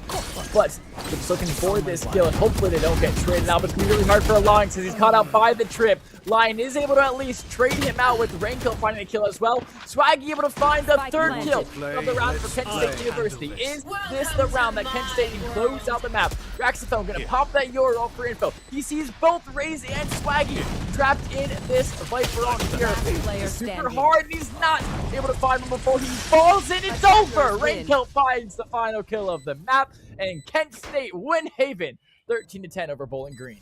Very, very close that entire time. Both sides basically having a back and forth, being in a 1-point deficit for some of it, and then going back and forth like we talked about, that momentum, and just absolutely having insane fights.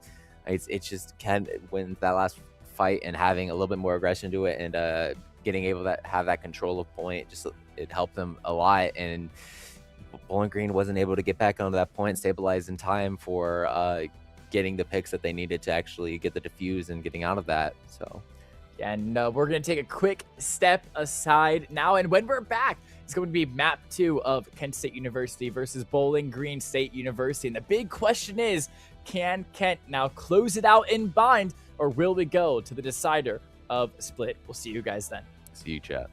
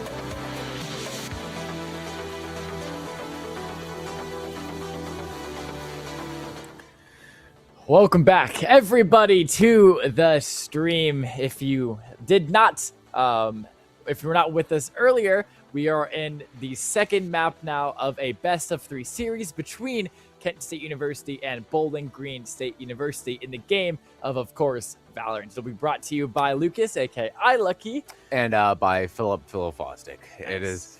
It was a very great match to be watching. It was a neck-and-neck battle the entire time. Momentum being swung back and forth from both sides every single fight, basically, with rounds going for 5 rounds per, like, back and forth. And it was just very, very great fights by both sides and just absolutely on edge gameplay. Yeah, it was very close and tied for most of it. It was 3-3, then it was 6-6, then it was 8-8. Yeah. And then it was a huge momentum swing for Kent State. It was 11-8 for a little bit, and then it was 11-10 as Bowling Green started to bring it back and looked like they could be really competitive. And then Kent State won the 2 rounds after that and were able to close it out to a 13-10 map 1 win on, of course, Haven. Now, though, we're over here on Bind, so we're seeing very different agent lineups. Most notably, the Tejo coming out from Raze. Honestly, Raze has played a lot of Tejo during our semester. It's just one of those characters or agents that he did really well on a lot of the time. I mean, he could find value in a lot of scenarios in trying to go for that. And we see a similar ISK comp on the side for some sides with Bowling Green, which having that Uru, but a different agent for everyone else, opting to have this Astra as a controller now. And just all around, it is a very, very swap up in gameplay, like you had said, for us going into Blind. And it's going to be a very interesting way to see how this goes, where Kent State has this Viper still going on. Raincoat being pretty good on the Sky as well, being getting a lot of information and scenarios. It is going to be a very interesting fight. And yeah, really interestingly, Mr. Poole on the Cypher last map, looking at the veto. Yeah, I had to remind myself of what his name was, because of course the most recent agent before Mix, still very new to me, very new to a lot of the players. Yes. And that is definitely a switch up that could catch Kent State off guard and could be the key into them winning the second map. Yes, I like you said, I also had to remind myself on the name of it. It is, we didn't get to see too much Vito getting played from my POV, but I think Bowling Green is one of the teams we did see Vito get played a little bit. And Bowling Green, from what I remember, this was them playing this Vito into the comps that they've been playing, was the map that kind of did screw us over originally. And they did very well with this Vito and controlling and just having that unison between team, and it worked really well against Kent. And I think even going up a few rounds by winning as well. I think we had we had been down by 2 or 3 rounds at the time they had won it, which similar to what happened in that last round, but it just is it was a very big momentum for Bowling Green. Taking a look now at the teddy bear hidden behind this couch, and I believe that was Hookah. Of course, Bind, once again, does not have a mid. It is very, very interesting. It is one of the coolest maps in the game, in my opinion. And as you see, Vito was able to take a little bit of infill towards that kind of mid, that B to A teleport section before he was able to use that TP, get out and get out of dodge before any of the Kent State members actually found him. Kent State going to be starting on the attack, this time with Bowling Green on the defense. Swaggy able to find the first kill onto Jan, and a bunch of trades coming out here as Arceli is going to fall to Alonix. It's a 2v3 remaining here for Bowling Green, as they're able to find another one, making the 1v3. Alonix just instantly closing out the round. Very quick bang, bang, bang pistol round there, and Kent State take their first pistol of the series. Yeah, honestly, that was a really good fight from Kent State, making that early aggression, going to A site, getting that stance on point, and making sure they have a pretty good control, and making sure that we are just stationed down, and making sure that this is our point. They're not going to be able to push into it, and yes, that does give the information for Bowling Green. Hey, yeah, we just need to go to we need to go to A site and get off of B site. But like, you still have to worry about those flankers that could potentially get into the mix and worry about what's going to happen in these situations. But we do see Renko getting the early pick on the Raxphone as soon as he peeks the corner, leaving it in a very unfortunate situation for Bowling Green not having that early pick on their side. Yeah, Jan able to find a trade on the other side of the map, at least onto Lion. So it is going to be a 4v4 here, but remember, Kent State, they won that previous round. They have a big economy advantage. Mr. Poole is able to find another kill onto Raze, but Tejo now is out, one of your best post plant tools, but Alonix able to find another evening trade, a 3v3 now, but Mr. Poole, he's still on this off angle, really hard to clear this spot out. Kent State will have to work very well together if they want to actually move Mr. Poole here. But he peeks right into Raincoat's Outlaw, and he is going to fall. Jan's able to find one before he dies, but Raincoat using that Outlaw, able to find three with it, and Kent State closed out Bowling Green Eco.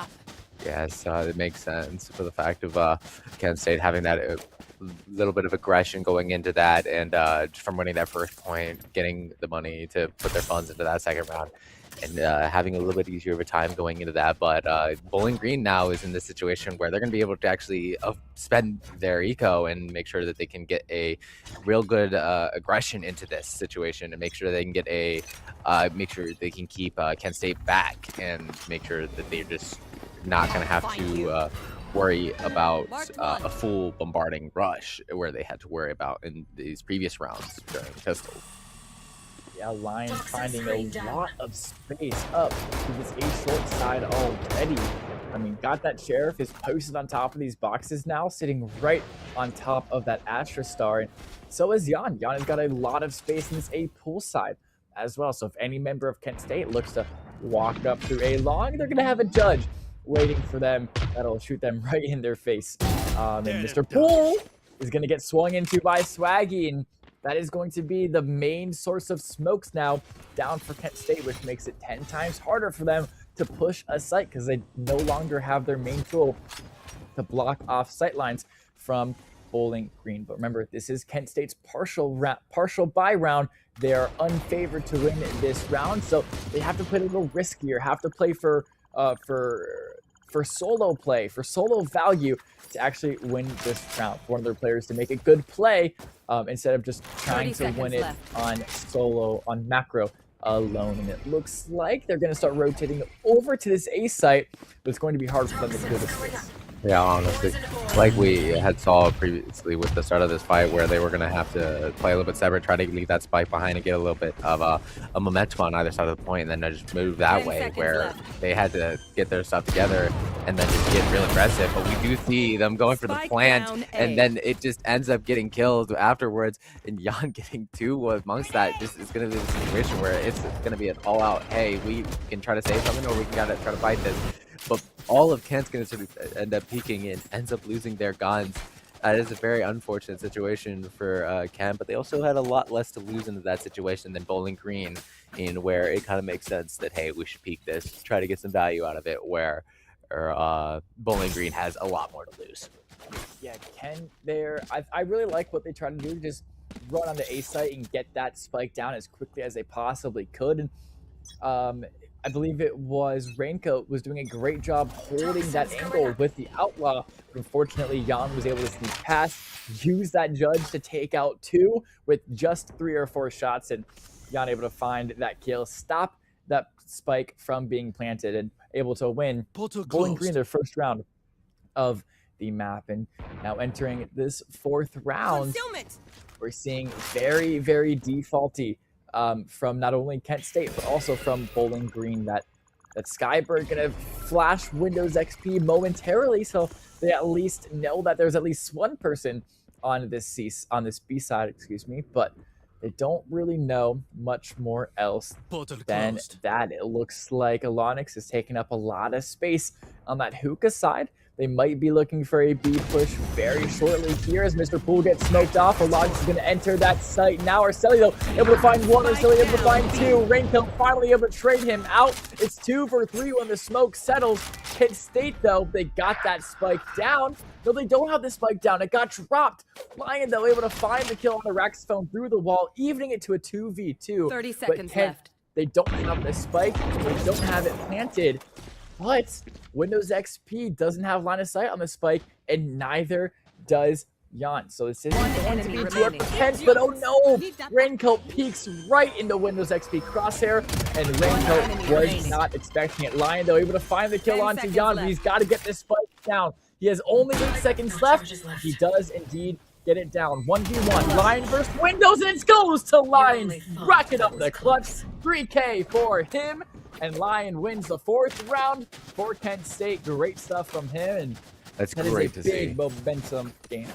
Yes, that is actually really good to see, stopping that little bit of momentum that BGSU was starting to get there, taking a lot of aggression into these fights and making sure that they could keep Kent State back. I can potentially go on to this momentum spree of winning the next couple rounds, but Kent's there, stopping it in its tracks, getting that clutch from Lion, and just making sure that they were able to not allow Bowling Green to get any aggression and momentum going into this swing. But it does look like we're going to go into our next round and starting round 5. There's a lot of utils going into this middle side of A, trying to get a lot of aggression into this and make sure that they can get some information to get some early picks into this. It does look like the Raze is going to use both the packs to get over to that corridor and just make sure to get a little bit more space, allowing for Ken to get the plant on site. It's going to be a very good situation as Mr. Poole tries swinging it and ends up trying to get a pick, but it isn't enough as we do see the Raze all come out, and it does end up getting 2, but Raze is there to get the pick on the Arceli. The Raincoat's there afterwards, get the pick on the Raxophone, and it just leaves this in a 3v2 situation where both teams are pretty easy, even, but Jan there getting the back on to the Brimstone and just making sure they can get it. But Lion's there to trade back, getting the pick on the Jan. Raincoat getting the pick on the dog, Mr. Poole as well, leaving it in a 1v2 situation where it's just this Astra, and Windows XP is not able to get it after falling, and Raincoat making this round go to Kent State. That don't have to be good Very, to be very dangerous. clean there from Kent. Very, very clean site entry and very good post planting. Looking at Kent State's comp, that is what they're playing for. They're playing for post plant. Tejo, Brim, Viper, and Raze. All agents that have lineups that can deny a defuse. I mean, you think about Tejo, one of the best post-plant agents in the game, with the Molly and with the Armageddon as well. His ultimate that can completely deny a diffuser from actually diffusing the spike. And of course, Viper has her Molly. Brimstone has Molly lineups on this map, matter of fact. And here we go. It does look like Ray's looking to use up those targeted drone strikes there, those mollies, of course, to try and see if he can clear some stuff. Okay. Yeah, leading this in a pretty good situation for Kent State, where we have 2 of our ults going into this as well, with the fact of Bowling Green having 2 ults as well. It's a kind of even fight going to this, where we're at a pretty good stance for being a full buy from both sides. We do see the flash going on to this Astra, but we do see the Armageddon in the pop to try to clear out that point and get a lot of value. But Arceli is there to just end up taking out Lion as he's pushing in with this Armageddon, getting a lot of space. He's making it a 4v5 situation, but Kent's on point right now, and they're going to be able to get that plant going soon. But Raincoat's there, making sure to defend and getting that pick on the Windows XP. But they do know that there's these 2 that are left here in this situation where they're kind of separated from the rest. But they do know about the Euro, and Mr. Poole gets the pick on the race as Swaggy and Raincoat both get their respective kills on the Jan and Mr. Poole, leaving us in a 2v2 situation. But Raxabone gets the pick on the Swaggy, making it actually a 2v2. But Alonix gets the pick onto both Arceli and Raxabone, making the round go for Kent State. Absolute great shot there at the end. Yeah, that was crazy. It wasn't given the collateral, so I think it was 2 separate shots from Alonix in rapid succession. And I mean, Kent State is absolutely fragging out right now, and they're actually gonna take a timeout. I'm just going to assume the overlay is wrong, and that's a Bowling Green timeout.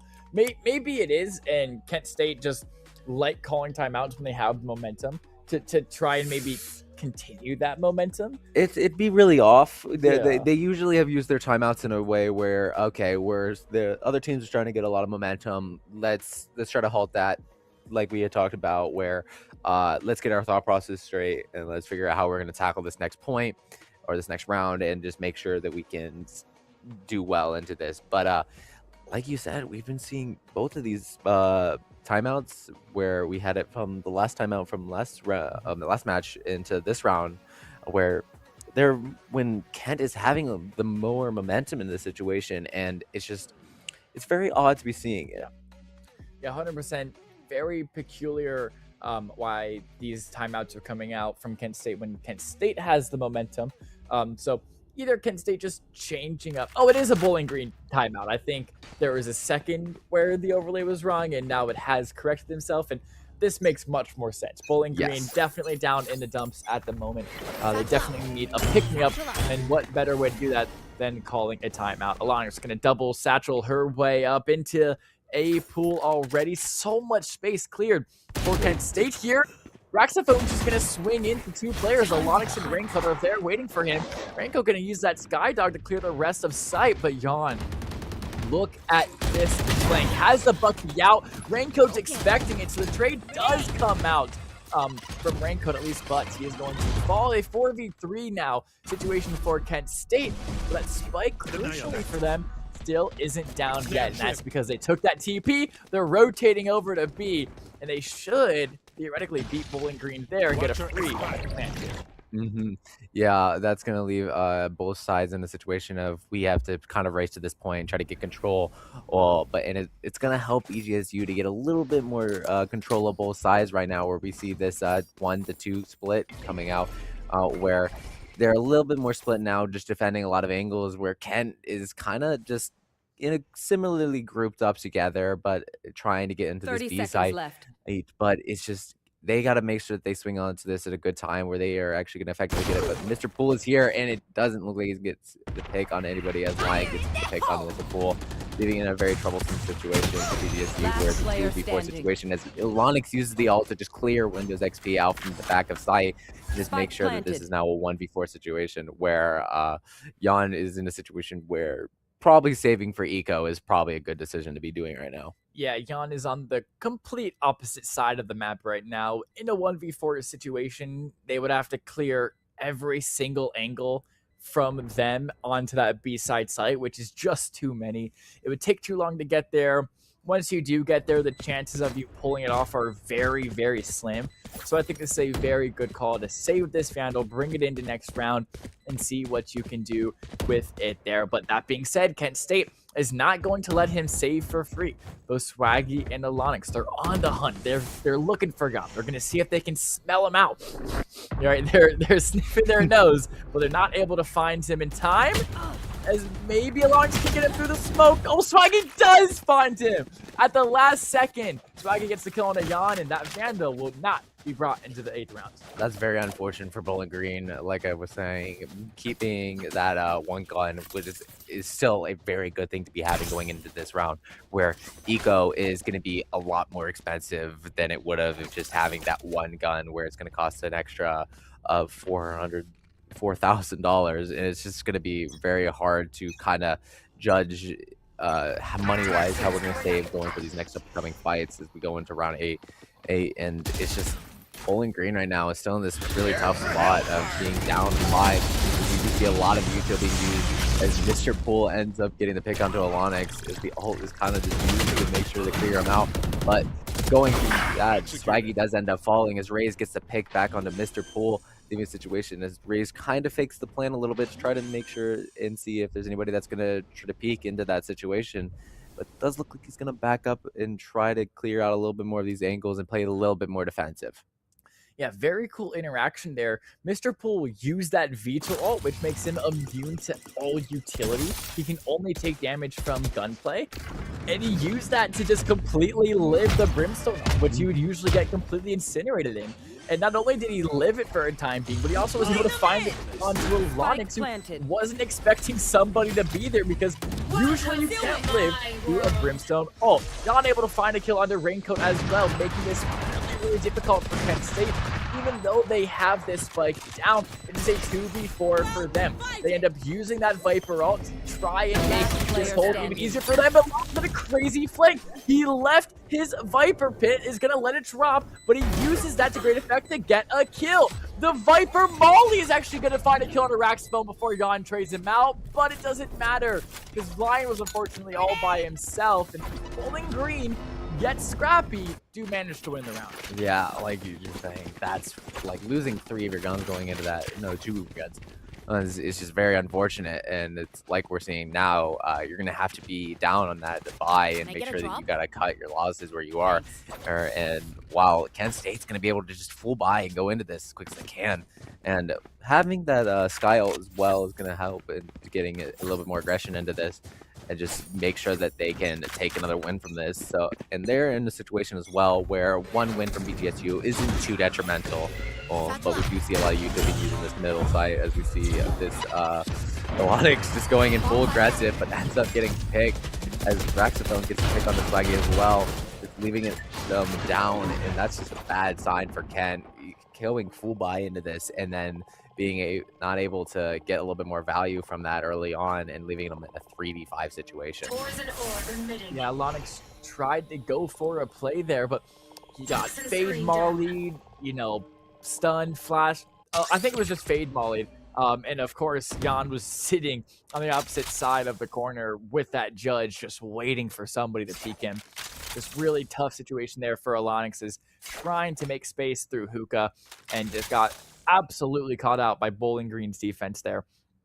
As it looks like Raincoat has now gotten his way up all the way through Hookah. The rest of his team is over on this A site. Raincoat's just simply playing a distraction right now. He's got 4 of Bowling Green's members kind of caught up in this B site, as Kent State now trying to look to take this A site. They know it's going to be a little less defended because Raincoat is making a lot of noise over towards B, but they still don't know how much less defended it's actually going to be. 14 seconds and counting down now. Lion has to make a move. Raincoat's going to fall on that B side. Raze and Lion are the only ones left alive, but Raze is nowhere near getting that spike down. They're just going to let time expire, save their weapons, and Bowling Green now take back-to-back rounds. Yeah, that's a good thing for Ken to be doing.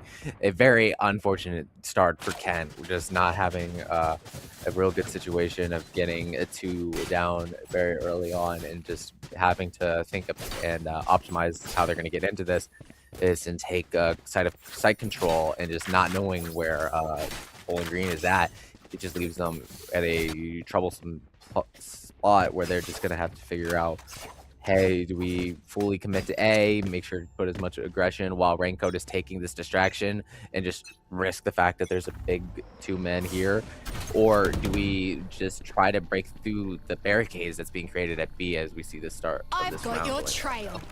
Yeah, Raze is looking for a way to put their Tejo mollies there, as they're just going to completely bum rush their way onto this A site. Raincoat using that sky to clear as much as he possibly can, but he unfortunately didn't get the chance to spot Raxophone, who is in this A pool side. It looks like Lion might have an inkling that somebody is here, and he does have an inkling that somebody is there, and he's able to kill Raxophone before he's able to get that op shot off. Alonix finding a head tap onto Jan as well. 3v5 now for Bowling Green. Mr. Poole finds one, evening the tide back into their way a little bit, but Mr. Poole sitting on just 6 HP right now. He's caught in between a rock and a hard place here. Arceli and Windows XP both able to find a kill for themselves. The situation got really bad for Kent now. It's just Lion all by himself, and Mr. Poole finishes it off, and the tables get completely turned on top of itself. Kent State looked to be the big favorites to win that round, but Bowling Green somehow find the way to win it. Yeah, that's honest. This is honestly a really good thing to be seeing from BGSU, getting that momentum back from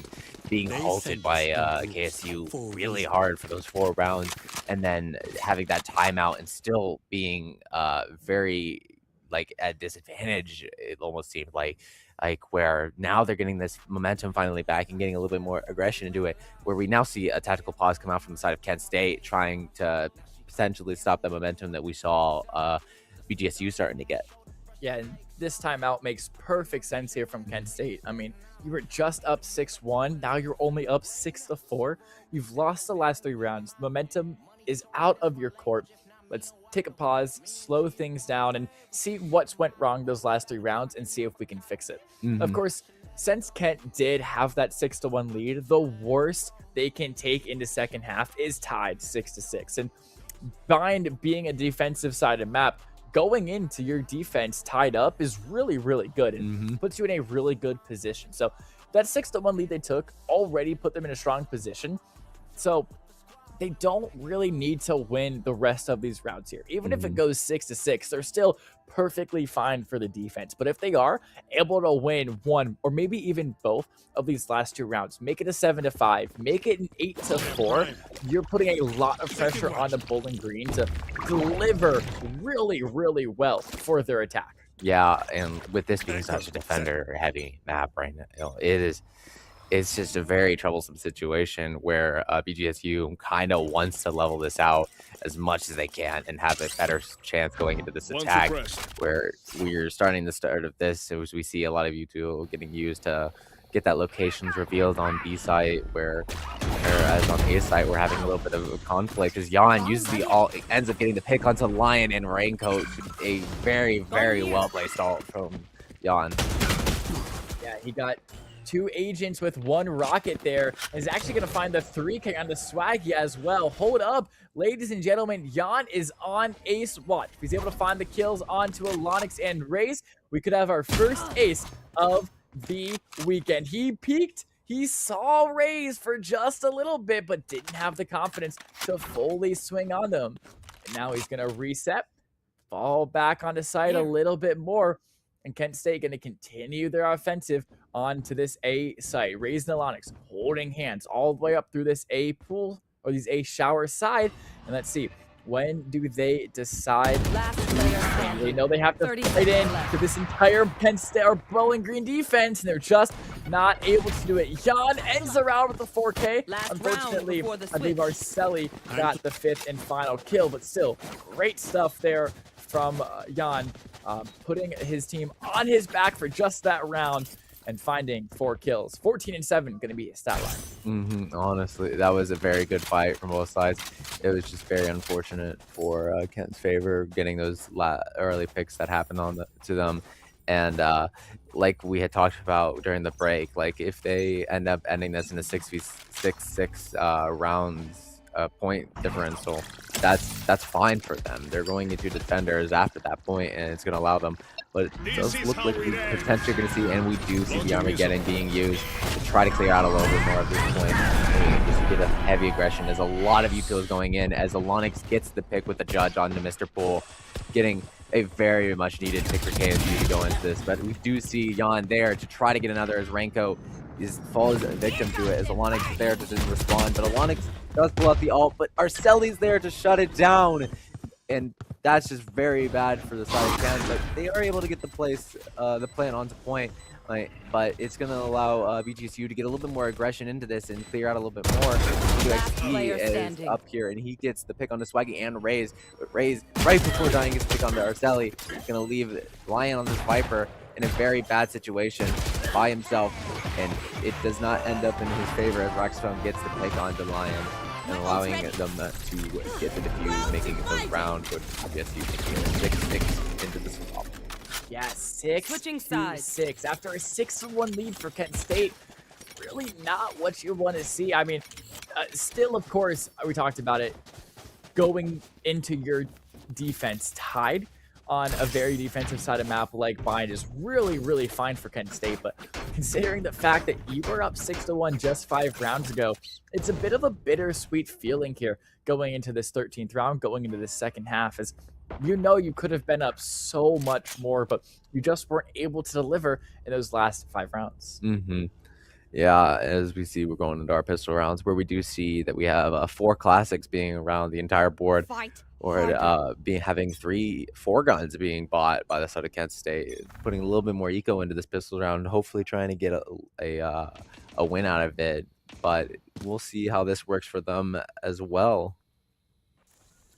Yeah, a lot of bandits here for Kent State University. Of course, the newest gun introduced into the game. Lonix, Raze, and Raincoat all going to be buying that. Raincoat now going to maybe use that Sky Flash towards this B side. And this right here is why Bind is so hard to attack into sometimes. You don't have a mid lane. A side only has and A and B side, they only have 2 chokes to go through. So there's not a lot that your defense actually has to watch over. Alonix using that bandit finds a heads up onto Windows, able to find the first kill of this half. And now it's going to put Bowling Green in a very awkward situation. They're leading towards this A site with Mr. Poole kind of posted up on this B side looking for a flank or maybe looking for a sneaky lurk.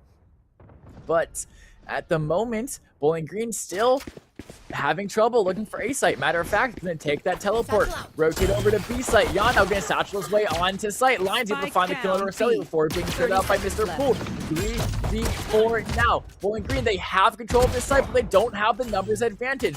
Raze is there, is able to find the kill onto Mr. Poole, and now Jan getting that spike down. But Swaggy finds a great shot on the Raxicone. It's just down by himself. Swaggy's going to finish it off, in Kent State win both of your pistol rounds here on Bind. Absolutely beautiful fight that right there, where BGSU made a great rotation going to that other point and making sure they push onto it fast, catching Lion off guard on B side and just allowing them to get that really good control of the site. But they just, like you said, did not have the numbers to hold it as much as they needed to. And it just allowed Kent State to use their numbers and push into this real aggressive, get the picks that they needed, and just take over that point and make sure that it was under their control and allowing them to get the defuse. And it's just very unfortunate for the side of BGSU having that really good fight and making sure that they could get a little bit more momentum and carry that on into this next half. And here we go, Bowling Green now, they have the weapons disadvantage. We're going to play the shorter range sight. They're going to rush it down B long. Raxophone's going to get caught off guard, or Raincoat's going to get caught off guard by Raxophone. He's going to fall to Rax's bandit. Here we go. Bowling Green, they have control of this site. And it looks to be a 5v or 4v5 retake here for Kent, but don't forget, they have the weapons advantage, and Lion used that weapons advantage very good. Able to find 2 kills with the Spectre before he gets shredded out by Arcelli. The numbers are now even 3 for 3 until Alonix finds 2 with his Sheriff. Arcelli able to find a trade onto Raze the other side of the map, but now Swaggy, he's looking for that defuse. Alonix is here to guard him, and Arcelli falls to Swaggy's Molly. So great stuff there from Kent. They lose Raincoat early. They lose control of the site. They use their better weapon advantage to pull it off in the end. That was actually really good from both sides. It's Kent just being able to save a little bit of that util going into this. But we do see a technical pause coming out with Mare's something happening. Just leaving them in a situation where they're going to a little thought process. But it shouldn't be too long of a technical pause. But yeah, it just getting that force to go back into that point after losing point control and just making sure that they could have enough aggression to get the picks, go back into this, is even though they're down numbers but up weapons, and it just helps with making sure that they can get those picks, get on site, make sure that they can get the bomb defused. Yeah, and now going into this round, of course, Kent State, they won the pistol, they won Bowling Green's eco, so now Kent State, they have the partial buy, while Bowling Green, they have that full buy. And as we've seen so far, all 3 times this series, it has lined up with what the probability says. The winner of pistol round then wins the second round and then loses the third round. Can Kent State change that? Can they finally win this third round that the winner of the pistol has not yet been able to? If it's possible, it's definitely possible on Bind as the defensive sided team. So I definitely think they can, and they could catapult their lead to a 9-6 lead over Bowling Green. But the probability, the numbers, the statistics say that Bowling Green is heavily favored for this next round. I agree as well, like with all of that.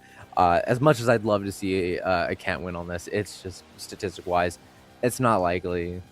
But they've showed their skill before in taking unexpected fights and making sure that, hey, even just because we're down in this situation, we're still in a good scenario to be winning some of these fights. To make sure that we can get this round in our favor. So it is really up in the air of who it can go to, in my eyes, making sure that we just can have a back and forth situation.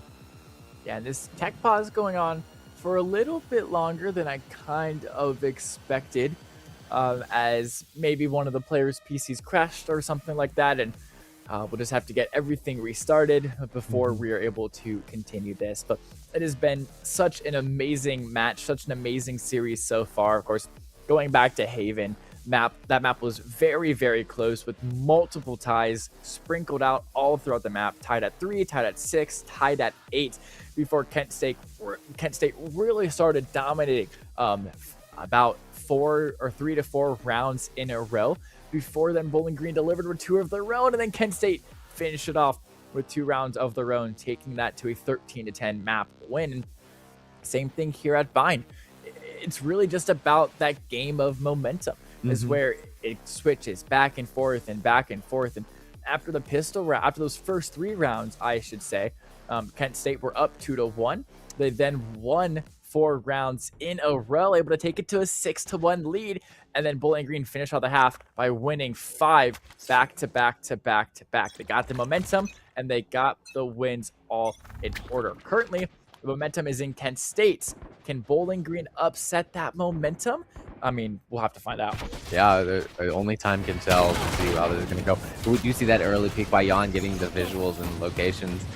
But it does cost him most of his health pool as Raincoat gets the pick with the Outlaw onto 2. But Jan and Mr. Pool getting their own picks respectively, evening out the numbers, making it a 3v3, being down 2. It just is a very weird situation for Ken to go into this, but they do have the guns that were being used by Windows XP and Jan in this situation to just kind of have a little bit of aggression on it. But they know where BGSU is, and they're just going to hard look into this as BGSU is going to use their aggression going into Arcelli gets the pick on the Swaggy, Alonix gets the pick on Arcelli, and it's just a back and forth, and resulting in BGSU being the only one left on point, being Raxphone. Yeah, it was just dwindling numbers there. It was a 3v3, but Kent State, they were the ones that had to push their way onto site. They were swinging into Bowling Green's crosshairs, and Bowling Green played it very, very cleanly. They played off of each other. When one member of Bowling Green died, there was always another member there to trade him out. And that 3v3 quickly turned into a 1v0 as Bowling Green Raxophone was the only player left alive by the end of that round. And unfortunately, it looks like Raxophone was the one that disconnected, so his overlay is going to be bugged, unfortunately, for the rest of this map. But early on, Lion and Windows XP both falling to this early trade, and Raxophone able to find 2 kills of his own, matter of fact, with that Bulldog. And now it's going to be a 2v4 situation here for Kent State, and I think he just got a little bit sloppy and got caught off guard by Raxophone here, who is now going to pop his Yoru wall, get on this A side site, see that there is literally nobody on it besides, of course, Swag on the Brimstone. And they're actually going to rotate over to B side to a TP. They're going to now look. A Raincoat is able to find one before he falls. Swag is able to find one as well on this flank. So I'd say 1v2, very winnable here for Kent State. He's got his smokes online. He's got his Brimstone out as well. He's just able to find one of these kills. But who is he going to find first? He finds Mr. Pool, but more like Mr. Pool finds him. He's going to find the kill and tie up this map. Yeah, honestly, like we were talking about, it's very similar outcome to what we were seeing previously, where in the previous match where we had that 3-3 tie to the 6-6 tie to the 8-8 tie, where we see now we had a 6-6 tie and now we're at an 8-8 tie. Just is a back and forth, but we do see a tactical timeout come from the side of BGSU. Maybe this is just a way of getting a little bit way to keep their momentum going into this and make sure that we're not halting the fact of, like, we're getting a little bit of progress going into this where we were losing a couple of rounds after having this big winning streak, and we're back into a winning streak. Just don't let it get to our heads. Let us keep at a point where we know what's going to happen into this and try to play it smart. Yeah, I'm going to assume that was a Kent State timeout. Probably. And the overlay is giving us a little bit of issues here right now because, of course, wouldn't make too much sense for Bowling Green to call a timeout when the momentum is in your favor. But Kent State, it would make a lot of sense. They just dropped 2 rounds. They've let them tie the game up 8-8, and now it's the job of Kent State's coach to really, talk to their players and and really try to get them a mental reset going here, because they were so dominant earlier in this map, and they've kind of lost a lot of that momentum. So now they need to try to play to their strengths again and not let Bowling Green start to run away with this half like they kind of did in that first part. Yeah, but now as we go into this, we can see that from the side of KSU, they're just going to go full pistols into this round and try to get a little bit of eco saved up going into this next round. And we have a partial buy from the side of BGSU. We see Rexphone rocking with this classic pistol. I don't know if that was an accident or not, while the rest of the team is in it, but we do see he's kind of low on eco, so it's probably just a way of just, hey, I need to keep as much eco going into this next fight as possible and making sure that we have the money going into it. But we can see that this is going to be a pretty interesting fight, and yeah, the UI is bugged for Rexphone, so forgot about that, making sure that he's actually not rocking the classic pistol, where he is actually rocking the Outlaw. I think I saw him rocking. Yes. It'll be very interesting to see him going into this. Yeah, what happens is when a player disconnects, it fills the Spectra slot with one of the prod slots. So it thinks Raxphone's one of the prod players, and of course the prod player hasn't bought anything because they're just 30 spectating. seconds Yes. left. Raxphone does indeed have an Outlaw, and Raincoat is indeed the first victim of this round. Ray's able to find two with the Sheriff. Nasty shots from him. Swag able to find one as well. Remember, this is an eco buy for Kent State University, but it looks like they're able to turn it as now 10 Rays has seconds picked up left. the Phantom. One enemy Gunfighting remaining. Windows XP. Able to find one, able to find two. Rays take a bow. Able to find two with the Sheriff, two with the Phantom. Give him a 4K, and Rays single-handedly brings Kent State back to life. They take the lead 9-8, and they pull off the Thrifty. That's what Kent needs right now, getting off of that timeout and making sure that they can get their momentum back after stopping BGSU from getting this momentum that they had been halted from, and just especially while saving their eco, getting that Thrifty win. It just makes them in such a good position right here. Just full buy, go into this and make sure they can get as much as they can. But it does look like Swiggy isn't able to get fully into the buy, so most of them for the side of Kent is fully bought, but Swaggy, it's just that slight deficit on armor and not a different gun going with it. As we see Lion getting the 3K, 4K, lining up the ace, but ends up falling to Mr. Poole. Rango finishing it off and getting Mr. Poole, making it a round win for Kent State. So close to the ace there. That would have been such a good ace too. That would have been a bang, bang, bang, bang, bang ace there for Raincoat, as he just turned away on the other side of that Viper wall right before he saw Mr. Poole 34. And on a half eco round there for Bowling Green that they kind of had to force buy, since they lost it so convincingly and so quick, it puts them into an even worse buy here. For if they lose this round, they'll be down 11-8, and it's going to be a hard road to victory here for Bowling Green. Yes. If they do not want to make their way into the losers bracket, as Rexaphone kind of funnily clearing Hugo there with that stinger. And Lion, he's not done. Able to find a kill through the smoke. Able to find two through his Viper wall. Rainkill finding two for himself as well. And Lion finds a three. Back-to-back flawless rounds for Kent State University. They are not holding up. They are here to crush Bowling Green to smithereens. And now 11-8 lead over them at the moment.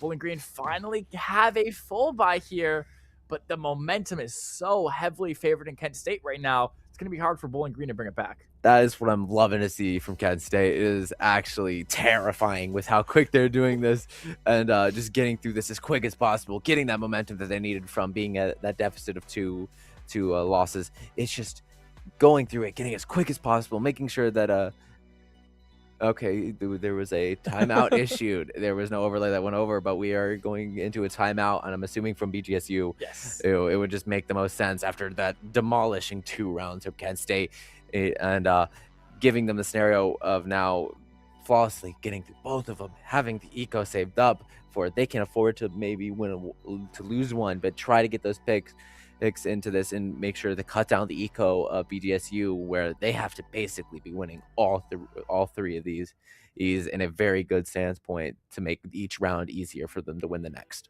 Yeah, if you're Bowling Green, you really don't want to fall to match point here. I mean, Mhm. you're at 11-8, falling to 12-8. It's so hard to come back from, because what you have to do if you're down 12-8 is not only win 4 rounds in a row, you then also have to win in overtime, which is super, super difficult, super mentally exhausting, and Bowling Green really need a win. As we do see the Viper ult getting used pretty early on to cut off this ground here, and just it's gonna allow Lion to push very aggressive into this and get as much coverage as he can. And as a lot of eco is being used into this Viper ult to try to get a little bit of knowledge and just see what's going on as we see the Raze ult, but Lion ends up falling while in the ult. It just isn't enough to block from the side of BGSU, as Arceli's got on plant with the rest of BGSU as they get the momentum to get the plant going. But it doesn't look like they fully did it as the Swaggy gets to pick on Arceli, Raincoat, then getting to pick on Mr. Foolish, John and Windows XP get the respective pick onto Raincoat and Melonic, leaving this in a 2v3 situation as Swaggy gets to pick on Yon, getting another on the Windows XP, leaving this in a 1v2 situation where Raxphone's by himself. Gotta fight both of these, and has to plant the bomb as well going into this. Yeah, he uses that TP to get out of his awkward situation on B site. He has the spike. He's rotated over there. He's got here first, but Swaggy doesn't know that he's planting it because of that afterwall. Blocks all sound. Swaggy and Raze versus the lone some Raxophone. Swaggy's going to use that for into the molly. Cut off a Raxophone. Raxophone kills one, but Raze is there to get the trade. And Kent State's going to close out the round, going to match point, and Bowling Green now have to win 4 consecutive rounds if they want to not fall to the loser's bracket. Yes, this is a very bad situation for Bowling Green to be in, and it's going to be very weird for them in this situation to figure out what they're going to do, how they're going to address these issues. Where we do see from Kent State that they have 2 people just rocking the classics currently. He has a full buy, but it does look like they're both going to end up full buying. It would make sense to just full buy, commit to this round as much as you can, and you have the eco to kind of be saving into this and make sure that you can get this momentum, keep going, and just to try to finish it off here, where Bowling Green is in a very bad situation where they have to try to use their weapons disadvantage to get very early picks into this. As we see this Euro coming in and just get a lot of space with this, as can't really know what's fully going to happen with it. And it's just going to allow this scenario of a back and forth and keeping this. But Alana gets the pick on the Yon as Arceli gets the pick on Orenko. But Swaggy's there to get the pick on the Windows and Arceli. And then getting Raxophone afterwards is in a very unfortunate situation. Lion gets the pick on Mr. Poole, making it a match for Kent State and the entire game to Kent State as well. Yeah, Kent State take the win, and Swaggy, absolute MVP of that map, 100% for Kent State. Great stuff from them. They get the win over the 5th seed Bowling Green State University. So Bowling Green will move on to the loser's bracket, and Kent will continue their advance through the winner's bracket. That'll be all from us for now. I have been Lucas, joined by Philip, and when we're back, we'll have some more Valorant action for you guys. So we'll be back shortly. Don't go anywhere. See you guys then. See you, chat.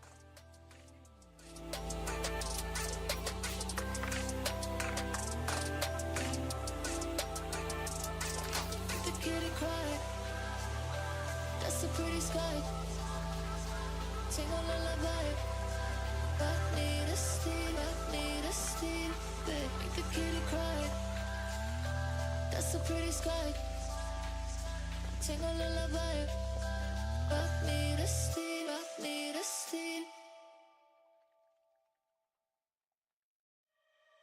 Round my feet.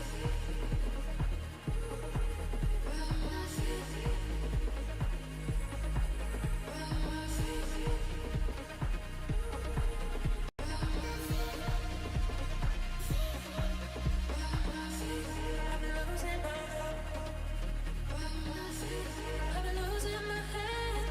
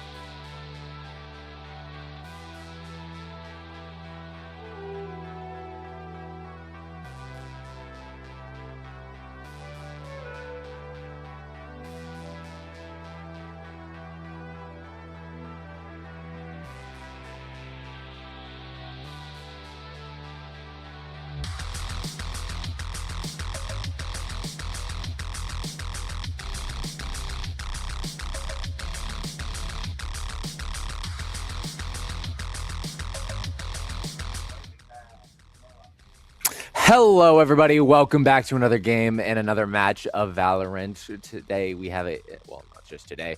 Today we have multiple games going on, but right now we're going to be going into our next game, our match 2 of the secondary stream, where we're going to be having a game for Buffalo versus CMU. It's going to be a real interesting one. Buffalo is currently positioned at 7th, and CMU is currently placed at 6th in their rankings, where we had just gotten back from the match of Kent State versus BGSU, were 4th place and 5th place ranking, where it was a 2-0 in favor of Kent State, where it was a back and forth fight between both sides, having a very awesome fight the entire time. Yeah, really, really good matchup. The 2-0 scoreline really doesn't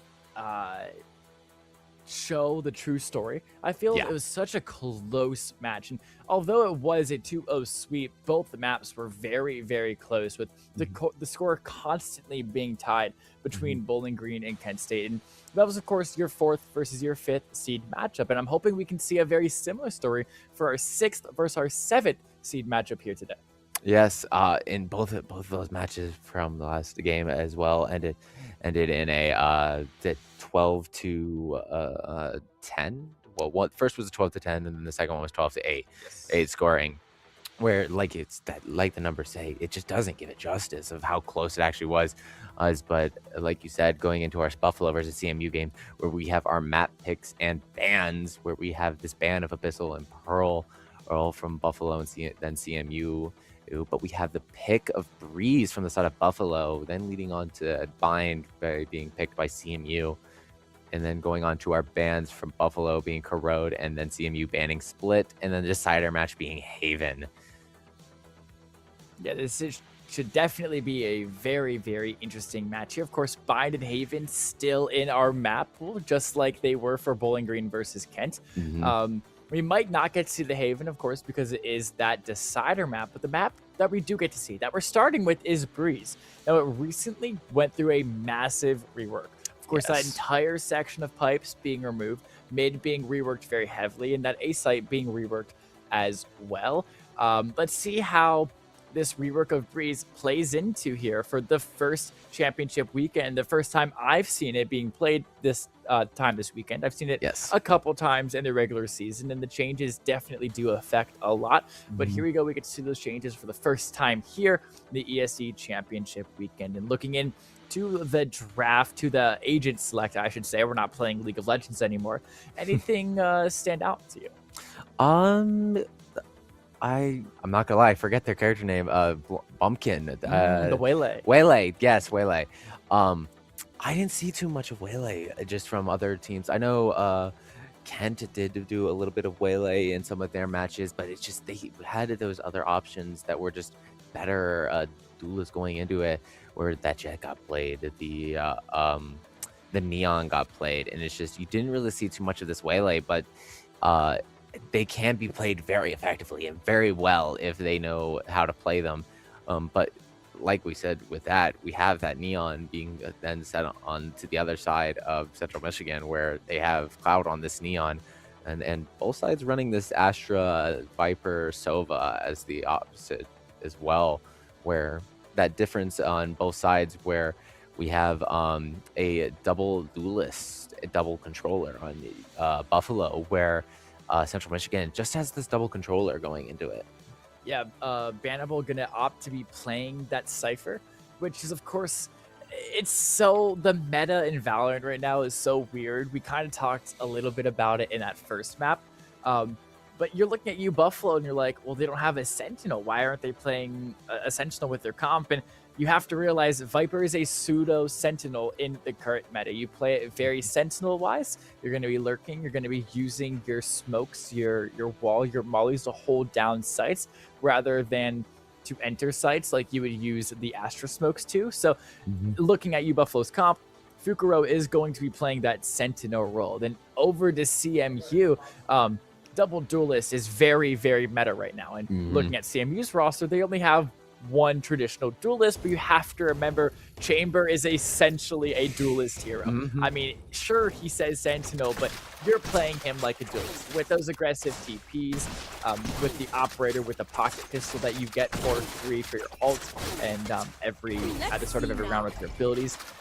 You're essentially playing that hero, or the agent, I should say, like a duelist. So the meta, very, very interesting right now for Valorant, and that is definitely showing with the comps that we've seen not only this map, but through the entire weekend. And we do see before going into this that we have a split of only 3 Classic being capped, but we do see Bumpkin getting the kill onto Bimmel very early on into this, setting the pace and making CMU down 1 into the fight, as the spike already is being planted on point, going to be having our attackers in a very good position as Kuko gets the pick onto Cloud, and then Beef Stroganoff falling afterwards to Bumpkin, giving Buffalo a very good stand on this point, but Bannibal's there just in time to get that pick onto the Jet. And it's gonna try to even out these numbers as we have this pistol 1v1 going on in the smoke as they both end up falling, and the Tova Pandora gets the pick on the Hound, making it a Buffalo round. Yeah, Buffalo entering this match as the technical underdog, even though it is only by 1 seed. They are the 7th seed compared to CMU 6, and what a better way to open out the match as the underdog than winning that pistol round. You're now going to force your opponent into a save round, an eco round, when you can do a partial buy. You can get some Bulldogs, get a share for Fukuro, excuse me, and Buffalo coming right out of the fence is absolutely winning. Yeah, absolutely. Taking that aggression very early on allowed them to get that point control very effectively, and allowed to get that dominance. And we do see it attempt at it again as they do all get onto point, getting Bimmel into that action and getting the pick onto them, allowing Pandora to get the plant with Spike on point, and just having this control over B, and just having this force being there and just allowing them to be in a really good situation as Fukuru, who gets the pick onto Beef Stroganoff, making it a 3v5 situation where it's just, okay, we're seeing you, we got to figure out how we're going to attack into this. What do? We have pistols, they have Bulldogs, it's going to be very dangerous.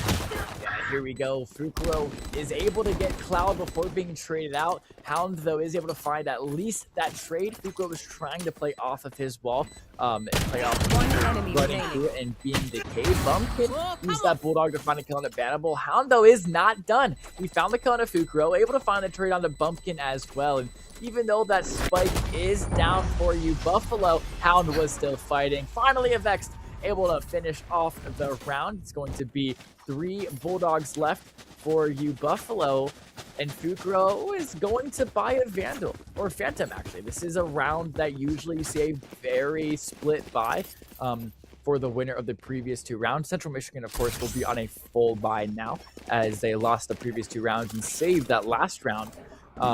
It looks like Fukuro is going to sell his Vandal. Oh, no, he's going to play the Vandal. Okay, so back and forth decisions. Very interesting, yeah.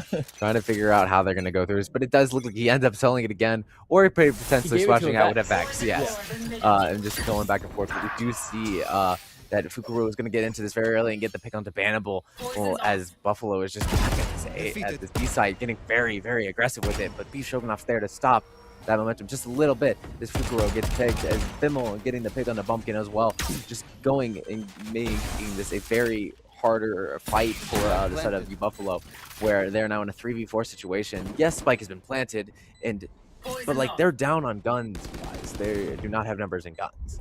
But Beef Stroganoff does end up getting the pick onto Kuku, as Bimmel gets the pick onto a Vex, just going and getting pick after pick as Cloud gets Pandora. And now all the Team US to do is just defuse the spike, which with the time they have should be very, very simple. Yeah, and I think CMU played that really, really well. Buffalo, of course, Fukuro was able to find that first kill as they made their way onto site, but Central Michigan, they weren't too worried. They allowed Buffalo to get to site, and then they just built angles all around the site, picked off Buffalo one by one by one. And so even though Buffalo had control of the site and had that spike down, Central Michigan really never let that round get away from them. They found the kills they needed to. They got that spike defused. They win their 3rd round, and here we go, the true decider, or the true teller I like to say, is this round 4 when both teams now have a full buy.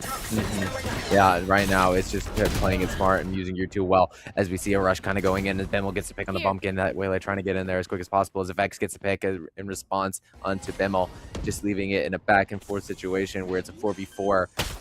But we knew to see the plant be happening from Pandora as this Chamber backs out using that TP in a way of trying to keep that aggression for a little bit longer.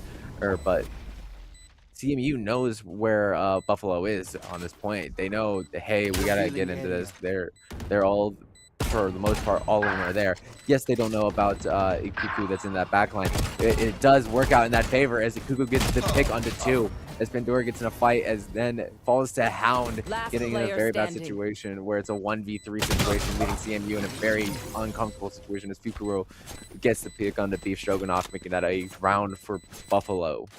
Yeah, Buffalo, they win the most telling round in my eyes. Both teams had a full buy, and Buffalo was the team that was able to bring that round on, or end that round on top. And yeah, just once again, really, really good attack here from Buffalo. They're staying very, very disciplined. They're entering the site very, very quickly. They're not too much worrying about map control on the other sides of the map, but they're getting that spike down super quickly, super effectively, and super efficiently as well, saving util for when CMU wants to go for the retake. And I think we're going to see a very similar thing here as Buffalo looking for another very fast entry.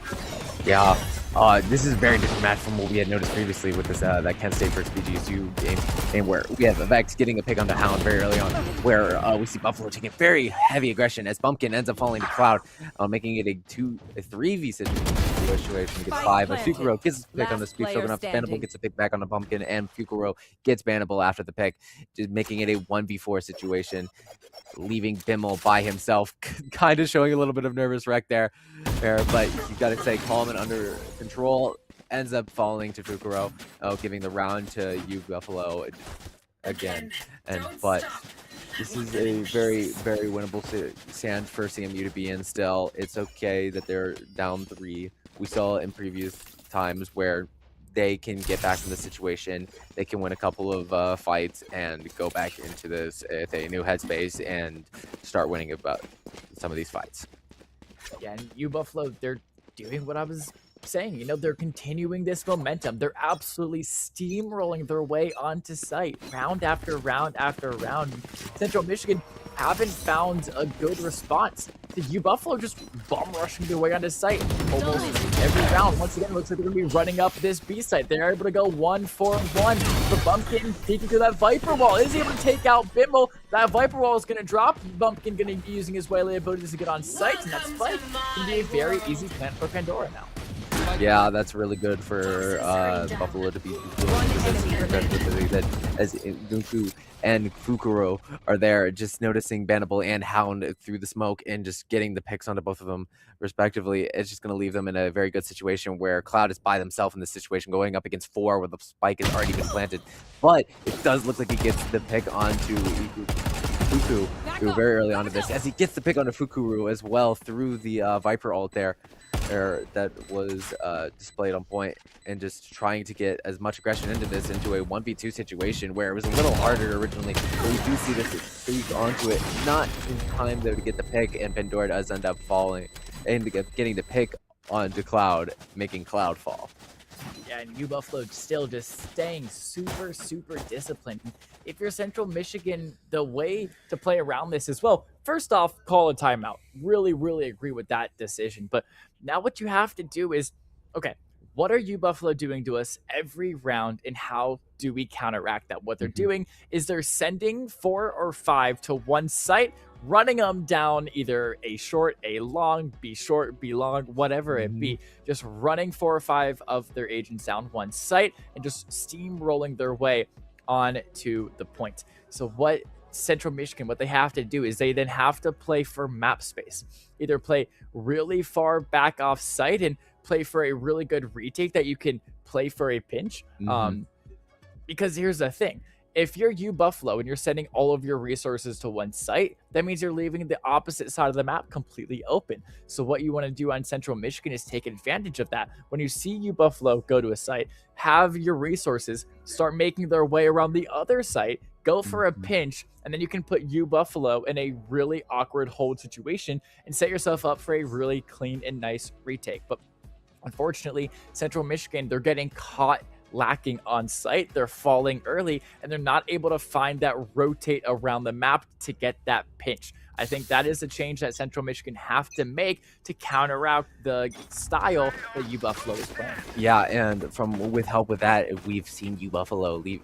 Originally was going out in this 5-man squad, rushing with 5, but then going in on 4 and leaving 1 behind to just gather those 2 on the pin. Fukurow starts us off very early, getting a pick as Avex gets the pick onto Cloud and Beef Stroganoff off being in a very good situation for a Buffalo. And it's just very hard for them to actually get back into this. It's a 1v5 now as Fukurow gets the pick onto Bimmel. And then Bannable does get the shot onto Fukurow. A very, very nice shot as well. And just kind of pushing into this, trying to clear corners, make sure it's all safe, but doesn't get in time to see a Vex, and Vex does get the pick onto Bannable, making another round go to side of Buffalo. Yeah, I mean, this is really, really insane so far, especially considering Buffalo is the lower seed of the two. This is completely against my expectations coming into this map. Not the fact that Buffalo is winning, but the fact that it's so one-sided as it has been, because not only is Buffalo up 6-1 and they've won these past 4 rounds, but every round has been an absolute landslide victory where they get on the site so quickly, so easily, and then they just close it out from there with losing at most 2 players, but most of the time only they're losing 1 gun and a lot of flawlesses as well from Buffalo. And you see they're doing the exact same thing over here on B site, and the space is just not there for Central Michigan on the opposite side of the map. And like you said, it's just in a very tough situation where we saw Bimmel that entire time surrounded from every single angle. There's nowhere that they could back up and try to get out of there. As Spike gets planted as well, as Cloud gets the pick onto Avax, as Pumpkin then also gets the pick in return to Bannable. And then now we have this interaction between both Sovas as Pandora gets the pick on the Beef Stroganoff. Both Neon and Sova are here trying going back and forth and getting the peak. Pandora gets the pick onto the Neon as they go to pick and get the kill. Just Buffalo is still in the situation of just going in, getting that onto the point very quick. And like you said, if there's anybody on that point and they're a little bit too far in, they're gonna get surrounded immediately, like surrounded on all sides, and just gonna get kind of demolished and end up falling into that trap again and again. Whereas if they played like a little more back, like you had said, and then they could have the rest of the team be able to go around long back to the attacker spawn and potentially get that pinch that a little bit better. Or whereas we have to see them go through mid and try to figure out what's going to go on and be kind of rushed to that standpoint. But we do see it happening again here on A side, where we have Avax going in after Cloud is trying to back out with Run.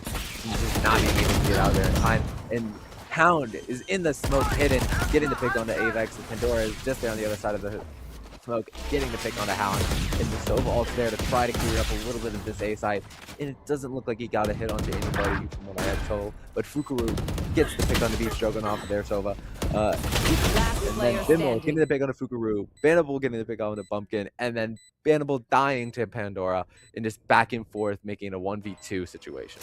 Yeah, so now it is just Bimmel left all by his lonesome. He does have that Viper ult if he wants to invest it into this round, but it's going to be really tough for Bimmel.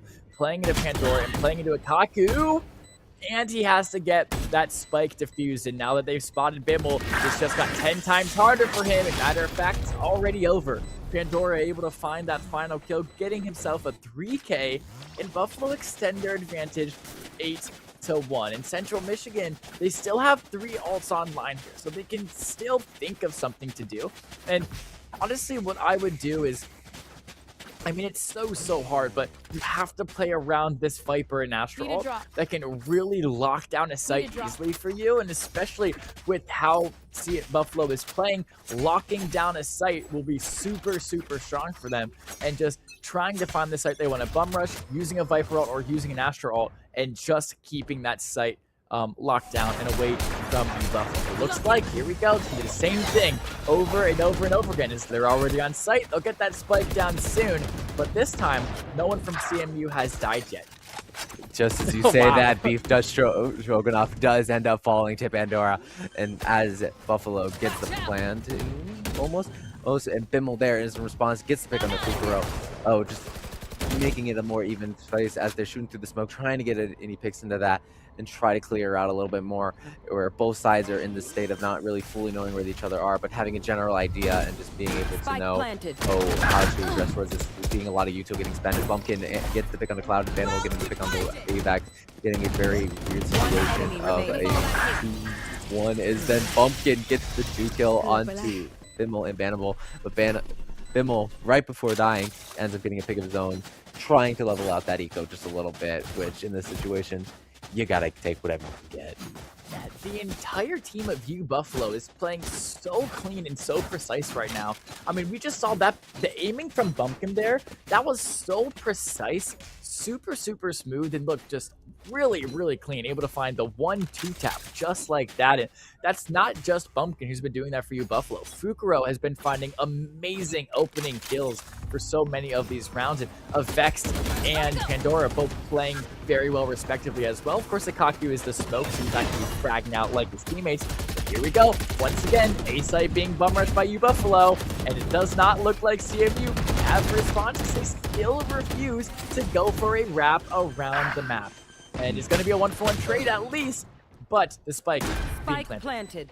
Yes, it does look like Bumpkin's also going to fall afterwards, and then responding with Hound falling afterwards to AVAC. It's going to leave it in a 3v3 situation where it's actually even numbers. But Bimmel does respond and getting the pick on the AVAX, and it's making a 3v2 situation in favor of CMU, who Inuku just is there. Gets the pick on a Beef Stroganoff, trying to level this out, making it a 2v2 situation of back and forth. Bimmel's here to get this, try a little bit of diffusing and see if he can get anybody to peek. But it does look like Bannible's here, and he's going to be able to try to defend into this if they actually go through it. But Silva's there to get the ult and just tell him to stop diffusing. As Bimmel's just going to stick it out, get into the defuse, as they're pushing forward, getting aggression. But Pandora is there. Gets the pick onto Bimmel afterward. They had defused it, making the round go to CMU, but they did win that round. Yes, they lost the gun, but you gotta take what you have right now. Yeah, CMU finally, after, what is that, 7 consecutive losses, they come out on top, and even though they won the round, they still all 5 died. So I guess the hindsight, or the positive part, looking on the bright side, is that they did win the round, but the fact that Pandora was still able to clean up those kills goes to show how strong U Buffalo is playing at the moment. Cloud now gonna look to face them head on. Is he gonna be able to live with his life? He is, and Hound able to finally find an open kill onto a Vex. Yeah, that's really good. That's for CMU, honestly. A lot of these fights that Buffalo have been doing where they rush in very early, it ends up usually in a side of someone from CMU falling very quickly. But it's going to leave Buffalo in this situation where Spike is already headed to B, and they just are there with it, and they're going to be able to just get very good control of B side, and just all of CMU is in a situation where they have to now make their way back into getting to B side in time to have a little bit of effort into it, where Spike has been planted after this Viper ult has been used to kind of cancel out a little bit of the Spike. So they have this Viper going in, using it, but that drone's there to spot him out, as Bimmel is there to then respond and get into Fukuro out and pick. But we just have a lot of U2 getting used in this situation where we have a 2v5 situation, and where Cloud goes in, dashes in, gets picked, Bannable just on the other side of the wall, gets picked as well, with then Cuckoo and Pandora both falling, not being able to defend the point anymore, and Hound going in, getting the defuse, giving this a round, another round. We defend this really reality. Good bait and switch there from University of Buffalo. I thought they definitely had that round, especially when Fugro was able to use that Viper ult towards CT side and essentially completely block off one of the entire chokes. But Fugro got a little bit overzealous there. He heard Beef Stroganoff pop that Silva drone and thought that, you know what if I just swing out and kill Silva, who should be standing still and not paying attention. But unfortunately, Beef Stroganoff, he did have help. He had 2 teammates surrounding him. So when Fugro went to peek out, well, he got shot to death. Viper ult that he used to clear off that choke instantly fell. And Akaku did a great job of playing around that Astral ult. I believe it was Akaku. It was one of the U Buffalo players. Did a great job of finding a couple kills before getting traded out. But unfortunately, he wasn't able to find it all. And CMU did pull off the round. And we're going to go in the second half, the 9-3 advantage for U Buffalo. Yeah, honestly, Buffalo right now being in a weird situation where they're gonna get in, but it's gonna look like two of them are gonna end up falling as Beef Stroganoff and Hound get their respective kills. But Avex and Pumpkin are both there as Pumpkin gets the double kill onto Cannibal and Bimmel. It's just a back and forth as Cloud gets to pick on a Pumpkin. Fukuro then getting Cloud. Then Beef Stroganoff getting an Avex in a situation where it's now a 1v1 where both of them know a general idea of where they're at looking, but it just looks like the peek away, but ends up just living it barely. But we have this Sova Beef Stroganoff being at 13 HP, where the Viper is in a generally better health pool, just I think a little higher than 13 HP. Yeah, just a little higher at 100 HP, where it's going to be a little harder for Beef Stroganoff to get a little bit more damage going into this, where he's going to try to back up with Spike, just opting to go to B site and probably just end up planting it there, where Fukuro is still clearing out A site, where he now is at a point where he knows, okay, I probably should be making my way towards B site, and as he hears the planting going down, he knows, okay, this is B site, or cleared A. Let's go into this. And Fukuro gets the pick on a Beef Stroganoff, and doesn't know necessarily where Spike is on point, but it's kind of out in the middle, so he's able to just end up defusing it. Yeah, I mean, super smart from Beef Stroganoff, able to clear his way off of the site and eventually make for that rotate over to B. But unfortunately, after he planted that spike, he wasn't able to get to a safe location before Fukuro spotted him out, able to find the kill and even further extend this U Buffalo lead over CMU. And now, as you can see from CMU's buy, they're into a 4 spot. Even though they lost that first round, they have a lot less money than U Buffalo. If they lose this next round, they're forced into an 11-3 deficit, which is really bad, not ideal at all. So they're going to have to go for a 4-5, play the riskier play to see if they can crawl this round back. That's just a miserable spot to be in for the side of it, CMU. It's just harder for them to figure out how they're going to address going into this. But Avex, using this outlaw, goes in very early, getting the pick on both Cloud and Beef Stroganoff, with the rest just being here and having this aggression. And Avex just sees the tiniest glimpse of one of them, just backs out. Okay, I have an outlaw, can't use it from this distance. Way too close. Yes, you can, but it's a little risky. But we do see the man going to take a little bit more aggression into this. As Avex gets the pick, Bannable there in the response, getting the pick on the Avex. Back and forth, trying to get in a little bit of a head start as Ikuku finishes it up by getting Bannable and Bimmel left from that situation. Yeah, really good stuff there from U Buffalo. Even though Central Michigan, they had some weapons, they had the force buy.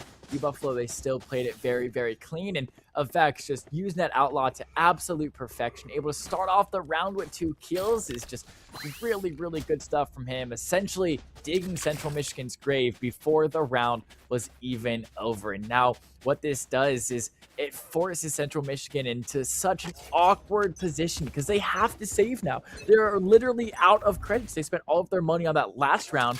They have to full save. They're probably going to lose this round and be forced on a really awkward match point. They do go 1-for-1. Hound able to find one before he dies, but already CMU, they're on this site. Cloud has some space, but Vex able to find the kill with the outlaw. Yes, we also have this 3v4 situation where it's just like we had said, Spike has been on point and it's just back and forth, not being fully planted yet, but they're there, then they are able to get it if they get that opening thing, and they do end up finding the opening where they have this pistols round where Fukuro ends up getting the pick on the Bimmel. But as they pick off one by one, they get those rifles from the enemy team, and Pandora there getting a pick on the Hound as this fight comes out, as Cuckoo gets the pick back in response on the Cloud. Pandora then defusing by himself on point because there's no one else to worry about, and it goes in the favor of Buffalo. Buffalo now at match point. They have absolutely steamrolled their way through this map. I can't lie. For the 7th seed versus the 6th seed, I expect a much closer matchup, but unfortunately for Central Michigan, U Buffalo has come with an absolute vengeance here today. I mean, they are rolling their way through this map. It is a 12-3 lead at the moment. They are going to have a worse buy than Central Michigan. 5 Vandals for the side of CMU, and a bit of a split buy for U Buffalo. And now Central Michigan's coach is going to slow it down one more time. Use that final tactical timeout that they have for this map and really gather their players. Of course, it's match point. You're down by 9, but it is still winnable for Central Michigan. All they have to do is win 9 rounds in a row. Okay, that is that. Now that I say it, It's very, very difficult. difficult. It's very, very Yeah. difficult. It is doable. It's doable, but in these situations, it's very unlikely. But like we're at a level of playing right now where anything could happen, and it could be the biggest surprise of the entire night. As much as I like an underdog story, I do think it's going to be probably a very quick finish here where, yes, CMU might end up getting a round or two finished after this, because this is going to be a pretty good stopper of momentum. But it also, we had seen them use that first time out to try to sell that momentum, but it didn't really stop the momentum that Buffalo was doing. They used that momentum during their attack, and they just carried it out through the timeout and said, hey, we're going to continue using this and just apply a ton of pressure into it. Yeah, and don't forget, this is the losers bracket matchup. So if you lose this, you are done for the weekend. And the winner of this gets to advance through the losers bracket. Pandora is going to be holding close with the Bucky, making sure nobody's able to sneak through this A-side choke. And CMU, they're playing it very carefully. They know that they do not want to get picked off in what could be the final round of this map. They're playing it super cautious. They're playing it slow and careful. And I really like that from them. They're looking for an early pick, and they're doing whatever they can to find it. But they might swing into the waiting arms of Bumpkin's Outlaw. That's going to be a very bad situation for them, especially if they don't be clearing up this. But we do see CMU's Bimmel getting the pick on the Fubu. But Bumpkin's there in response with the Outlaw to get the pick on Thief Stroganoff. Vanderbilt then responding and taking out Bumpkin afterwards. There's just making it a 4v3 situation, but anything could go on right now as we see the Neon util being used to just get the rest of CMU onto that point.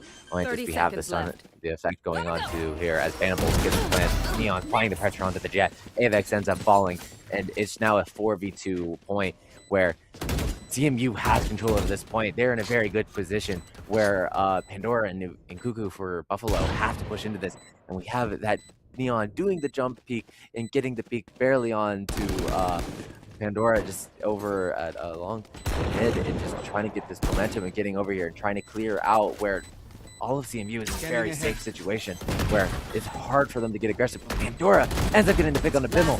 Well, as we have Cuckoo getting here, being aggressive. But Pandora is going around, getting the pick on the Hound and Cloud back there.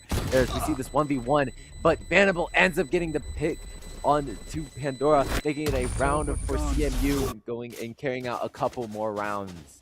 Okay, there's a pulse. A heartbeat has emitted from Central Michigan University. What does that mean? Signs of life are being shown here from CMU. They take a round win. They did have better economy. They did have better guns, but nonetheless was a round win for CMU. And now they're going to look to snowball this into a big momentum swing that they have to carry in to 8 more consecutive round wins. It's going to be hard because of Vex for you, Buffalo. He has that jet ult. Those knives, absolutely lethal, but definitely not impossible. Yeah, but we start off earlier and we see that both of it being used. We have Avex getting the kill, and then Pandora using that ult, getting a little bit of clearance off, but it just doesn't end up getting anybody in time. But we have this drone going in and getting a little bit more of scouting, getting information, trying to see what's going on as Vanderbilt is down, and we have this situation where we have to, for CMU, we have to figure out how are we going to get in, how are we going to outdo the numbers count and just try to be reinforced. We have this peak as Pandora uses the ult and gets the pick on the Bimmel. Well, in a very, very unfortunate turn for CMU as it's now a 3v5 as one of them, Cuckoo, is also revealed and Cloud sees his response. But Cuckoo, there, he gets the double onto Beef Stroganoff and Hound. And it's just not enough as Avex peeks again and gets the pick on the Cloud, making it a mess for Buffalo. Yeah, I mean, very, very clean map there for you, Buffalo. Their attack absolutely played to perfection, able to bub rush their way onto site every single time, find a lot of opening picks as well, and at the end of the day, all is said and done, 13-4 is going to be your map score. The 7th seed defeating the 6th seed. But of course, it's not all over. Central Michigan still have 2 maps to prove why they are here at this tournament. So when we're back, it'll be the map 2 of this best of 3 series. Do not go anywhere because we got more Valorant when we're back. But I love it when it feels like this. Lips talking, we cease to exist. But it burns when I wanna is freezing. So listening to reason. Yeah, you've already won. Yeah, done feel another beat drop, seeing from the treetops. I don't wanna watch it fade. And fuck dealing with a detox, running from the deep thoughts. I know that it's not okay. I keep ticking all the boxes, run it back, just give me a response. It's like I tried draining out the toxins, following your doctrines, running out of options. Oh, I'm slipping away, obsessing over little mistakes. It's all the same. Check again, and again. Stressed to death, I'm stretched a little thin. Swim too deep and drowned in dreams. You laugh 'cause it's just like you wrote. Still stuck, fucked up, I'm screaming it. What's love, come see what you've done. Just once, ask me and I'm secretly grieving your touch. Keep feeling my rush. Yeah,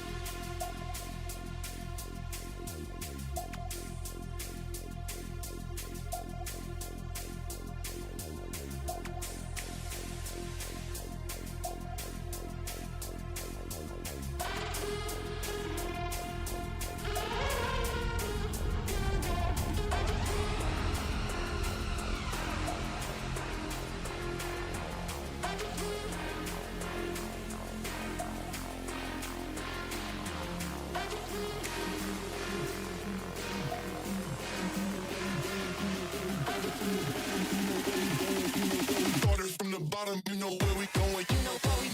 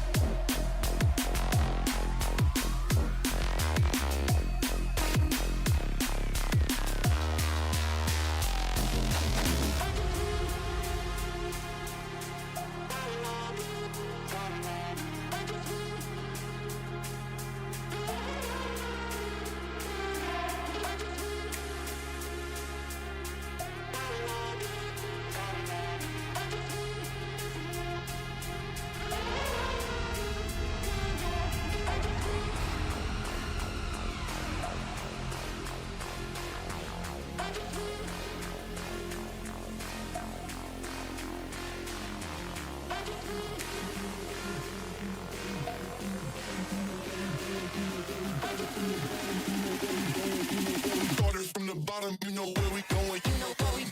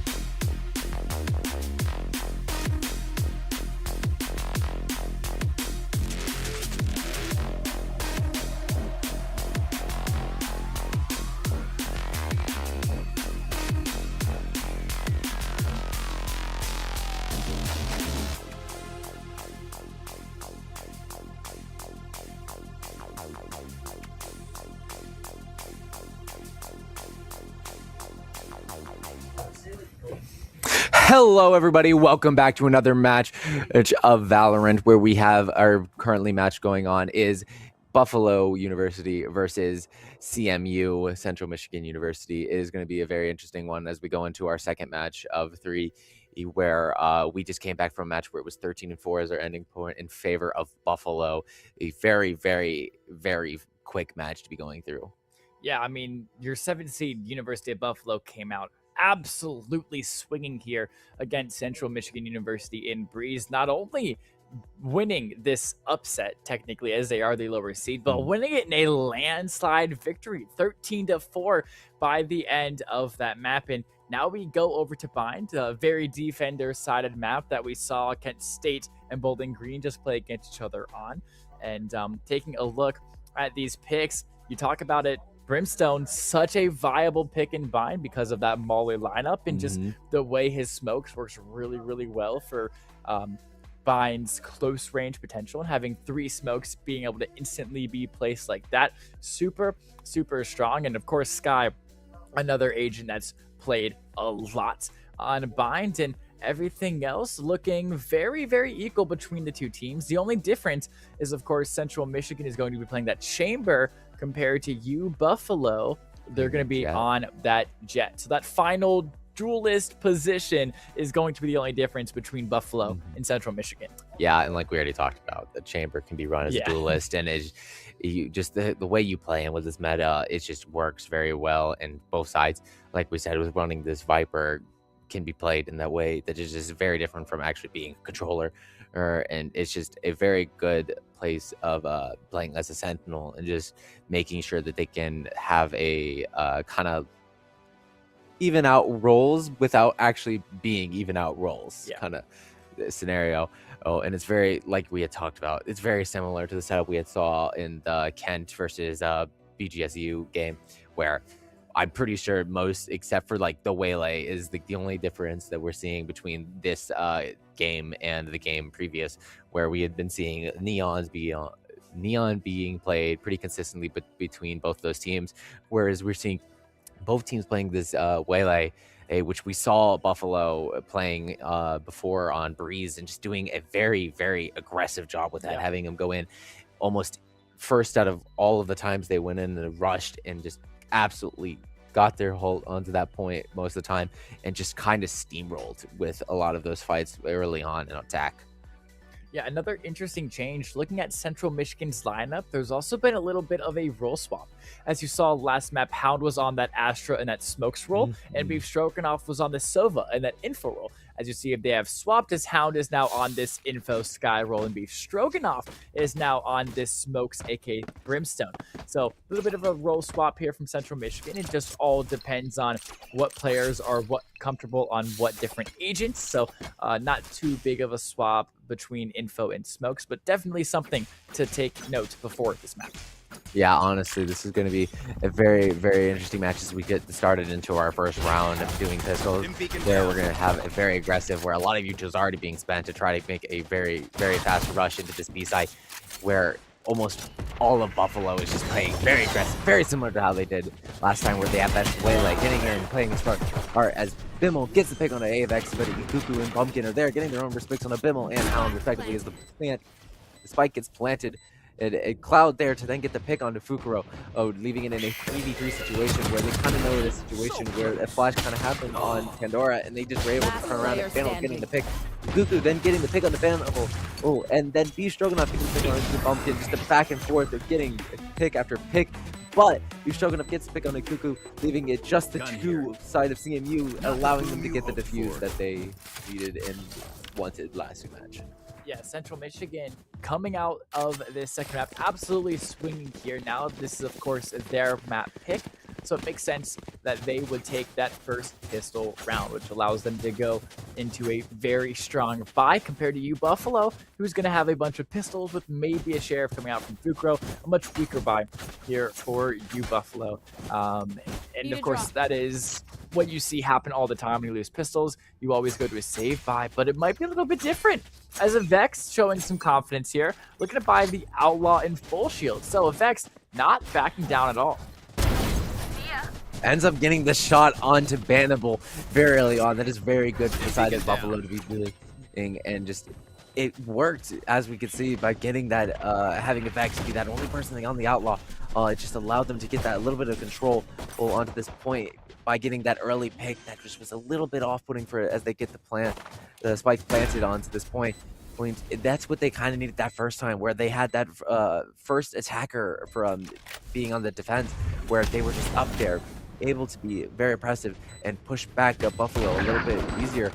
As we see Vex using that Outlaw again to get the pick on the Cloud. As Fukuro then gets the pick on the Bimmel and Hound, getting a double. Vex then responding and getting the pick onto Beef Stroganoff, making it a round win for Buffalo. That is a very, very big turn of difference from what we saw last time. I mean, yeah, if that round doesn't sum up how this series has been going so far and how Breeze has the entirety of its map has been going so far, I don't know what else does. You Buffalo just got a thrifty flawless, by the way.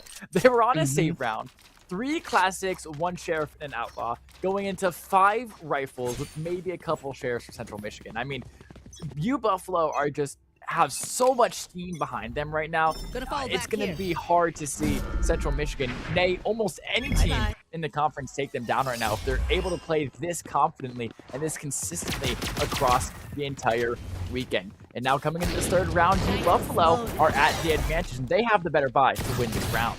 And it looks like Cloud not able to find the first kill as Bumpkin is able to get out. But CMU, they do have a lot of sight effects. Using that Outlaw take great effect to find one before Beef Stroganoff able to at least find the trade on the Fukro. 4v4 now. Vanderbilt finds one.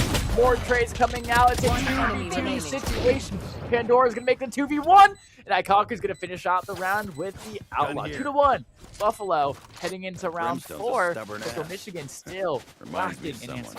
That was a great fight where we had saw Buffalo getting this big fact of just taking a little bit more time in the fight early on, where we'd usually be seeing them take a very quick, aggressive fight, trying to get the point as quick as possible, take down who's there. But they just realized, hey, we can't really do that right now, and with lineup and just this being a map that CMU is on. And this being their pick, they might have a little bit more practice on this than Buffalo does. And it just is, hey, we got to play this a little smarter, go into this, let it a little bit control. But we do see Vex getting this pick very early on to beat Stroganoff, allowing this Waylay to get in there, uses Dash to get in there, and just get real aggressive as Pandora is already on point, putting the spike down and getting it planted, as the rest of the team is just kind of looking around, trying to figure out where they're going to come from. Pumpkin pick onto Bannable, and Fukuro getting a pick as well onto Hound. Bannable then picking out Pumpkin from behind Fukuro, then getting the pick on the Cloud. And it's just a weird situation now where Bimmel is left by himself, trying to go into this 1v4 situation, as while he's got to also get on this point, kill all 4 of them, and then also defuse the spike. Yeah, nonetheless, he's also at about, what, 15 HP, as you can see through the wall. Bimmel, or 20, looks like 45 if you add his regen shields. Bimmel just has to play to save his Phantom here. I mean, there is a 0% chance that he ever wins this free engage. I mean, being at 45 HP, being a 1v4, and having to retake on Bind into a very solid U-Buffalo defense, it would be just so difficult that the right decision 100% of the time is to save your Phantom there. So smart stuff there from Bimmel to not throw his gun away into the 1v4 defense of U-Buffalo. But going back to how scary this is getting for Central Michigan, they're still lacking answers for how quick U-Buffalo is playing on this attacking side. They're just allowing U-Buffalo to set the tempo round after round after round, and they're still struggling to find a halt to that. Yeah, and honestly, that's what's allowing Buffalo to do really well into this. Allowing themselves and CMU, allowing them to get this control, very aggressive. As we do see CMU's Cloud getting the pick on the Ikuku, and Hound then getting the pick on the Fukuro. Oh, as they see this Waylay go through, and then getting the pick on Vex. Pumpkin gets the pick on the Stroganoff, back and forth, and then Pandora getting the pick onto 2, Cloud and Hound, leaving it a 1v2 situation. 2 people on CMU and 1 person on Buffalo.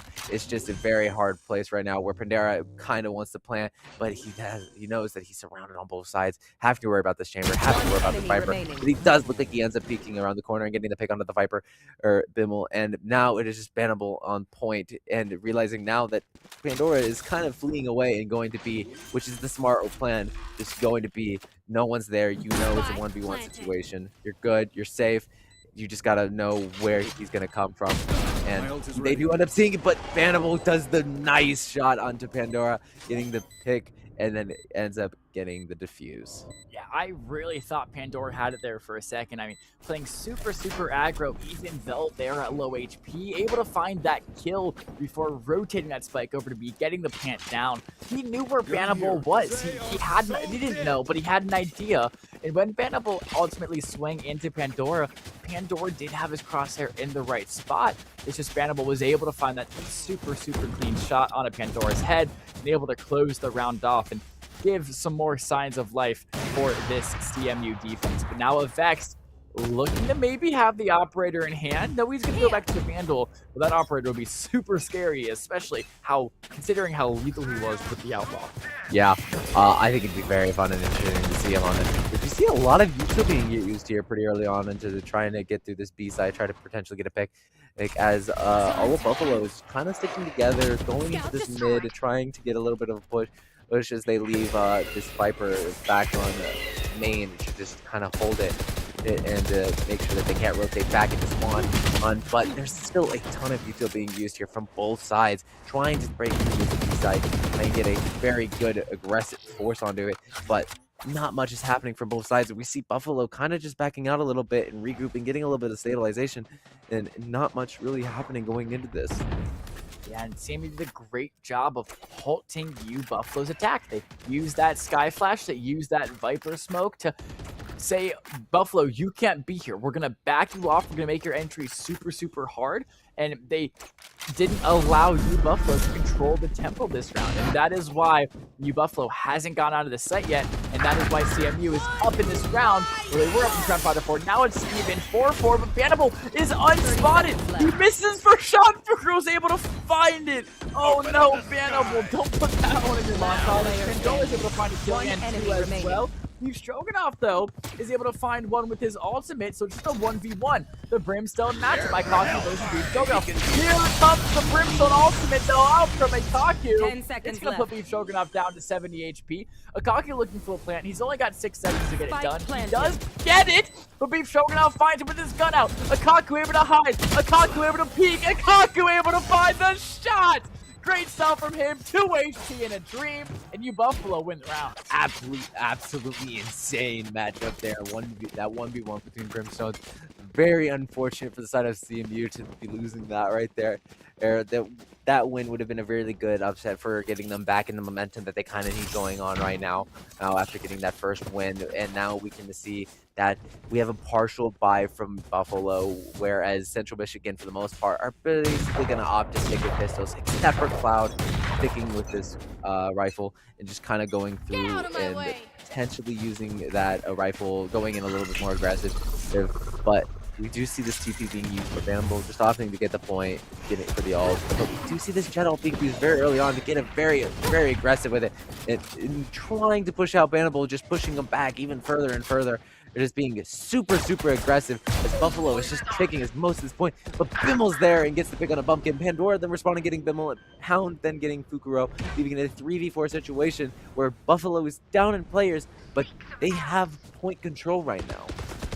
They do have the point, but they don't have that spike planted yet, and that's going to take... I've got your That's going to trail. require losing one of their members for a time being when they try to go for that spike planted. Pandora is using that Sky out of Vex, finally pushes through Bannable, able to get that kill with the Bucky. 3v3 now, but Buffalo, they have 45 seconds to plant this spike. They're not going to rush it. Matter of fact, they're not going to plant it at all in B. They're going to take that teleporter, walk themselves over to A, get that free plant down there, and cement an even harder retake for Central Michigan 30 seconds University left. here. It's going to be super hard. Cloud is looking to rush it, but is he going to peek into a Vex? He is! A Vex is right there waiting with the Bucky. Cloud's going to fall. The numbers swing back into Buffalo's player favor. standing. Beef Stroganoff only has a bandit to his name. That Kaku's going to close out the round by finding 2 of his own. Yes, absolutely great fight, both sides. Buffalo playing it smart, knowing they're down on numbers. We have point control, okay, but we get a pick. We're leveling out numbers. Let's just pick it out, back up, go to the other point. We can plant there, we'll be good. But they do it well.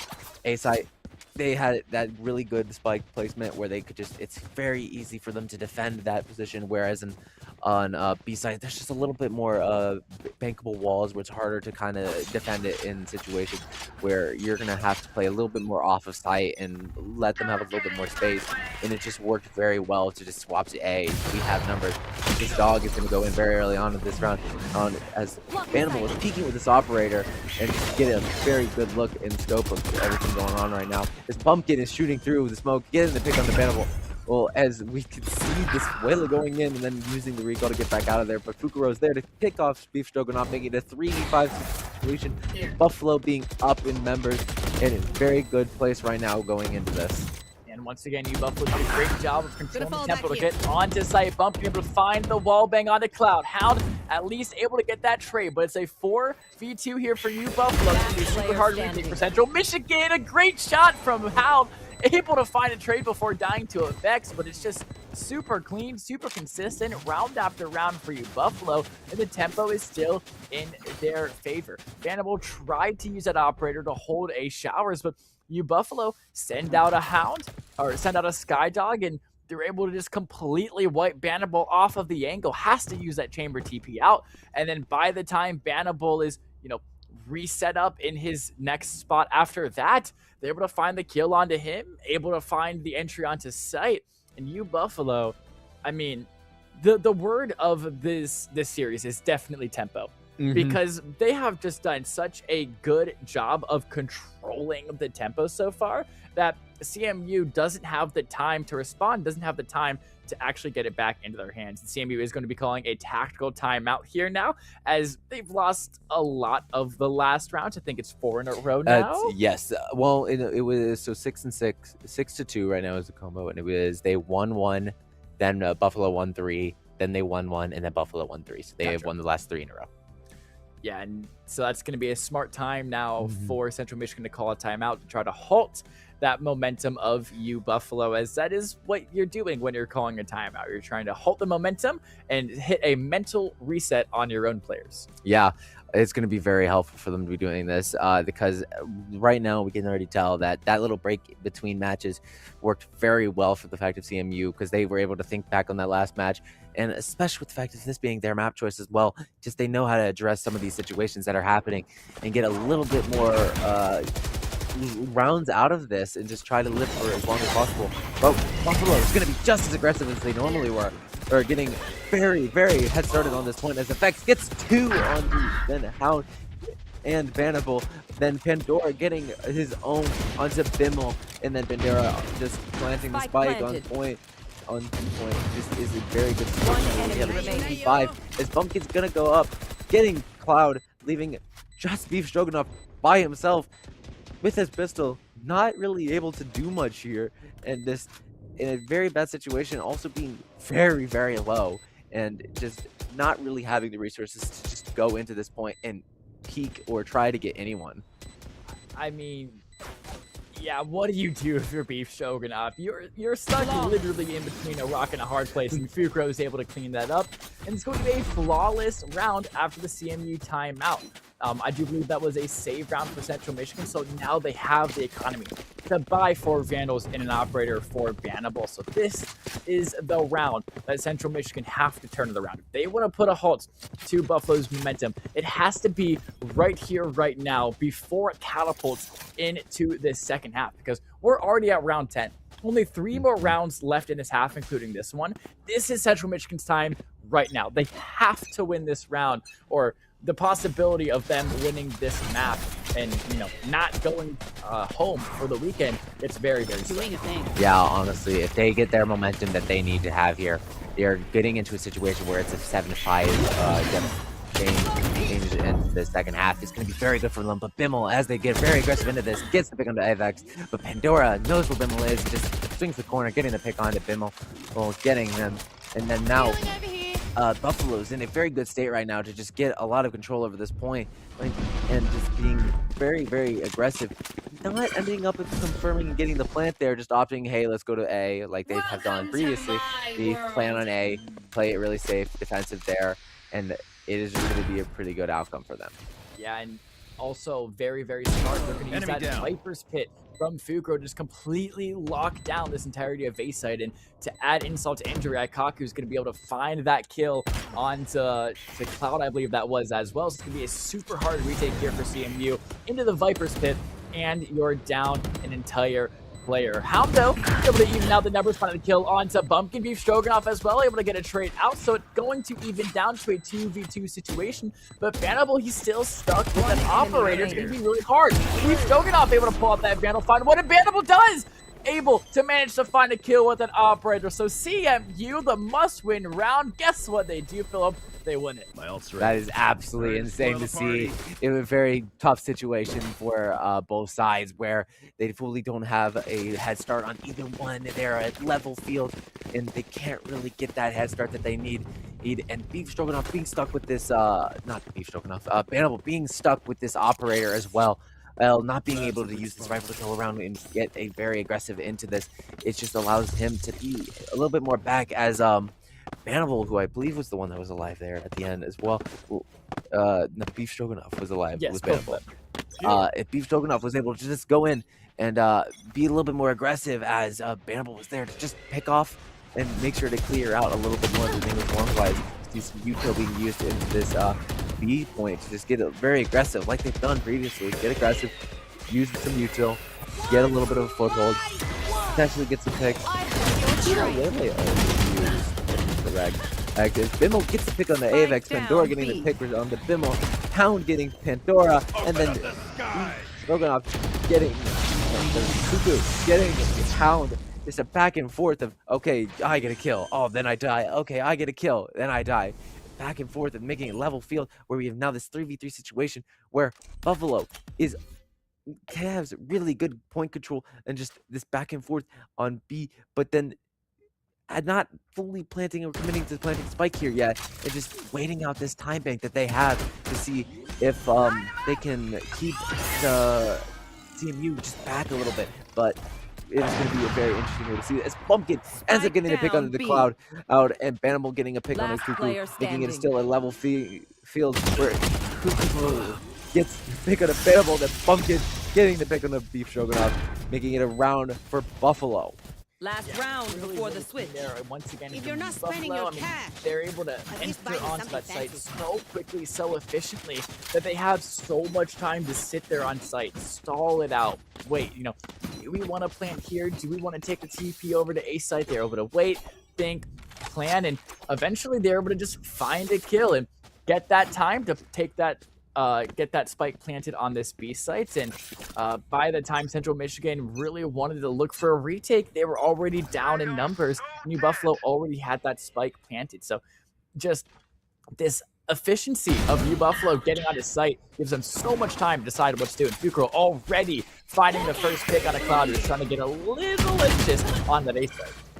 Yeah, that's going to be a very weird situation where we have Pandora getting the pick on the Hound, where it is now a 3v5 area where CMU is down 2 of their members, and it's just going to be very hard for them not having that Sky to get the information that they need at this point. But Shbuku gets the pick on that Beef Stroganoff. This Waylay getting very aggressive, going in, getting a little bit of scouting. Avex getting the pick on the Banimal and making it so Pandora gets the spike planted, and now a 1v5 where if you're back in Bimmel's hands, what do you do here? Sheriff in the last half, or last round of the half, so no reason to save it. He's gonna at least be able to find Fukuro that Viper diff before he dies. But 9-3 going into the second half. Is the 9-3 curse real?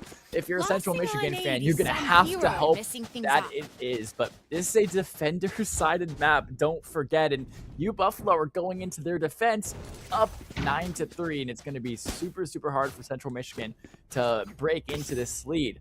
But they definitely can, definitely still possible.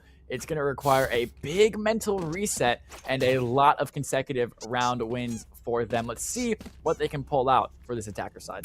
Yeah, we do see that we have 5 classics still being used. We have 2 Beef Stroganoff and FX also using this light armor, being a little bit more, having that slightly larger health pool, just going to help with a little bit of those pistol shots.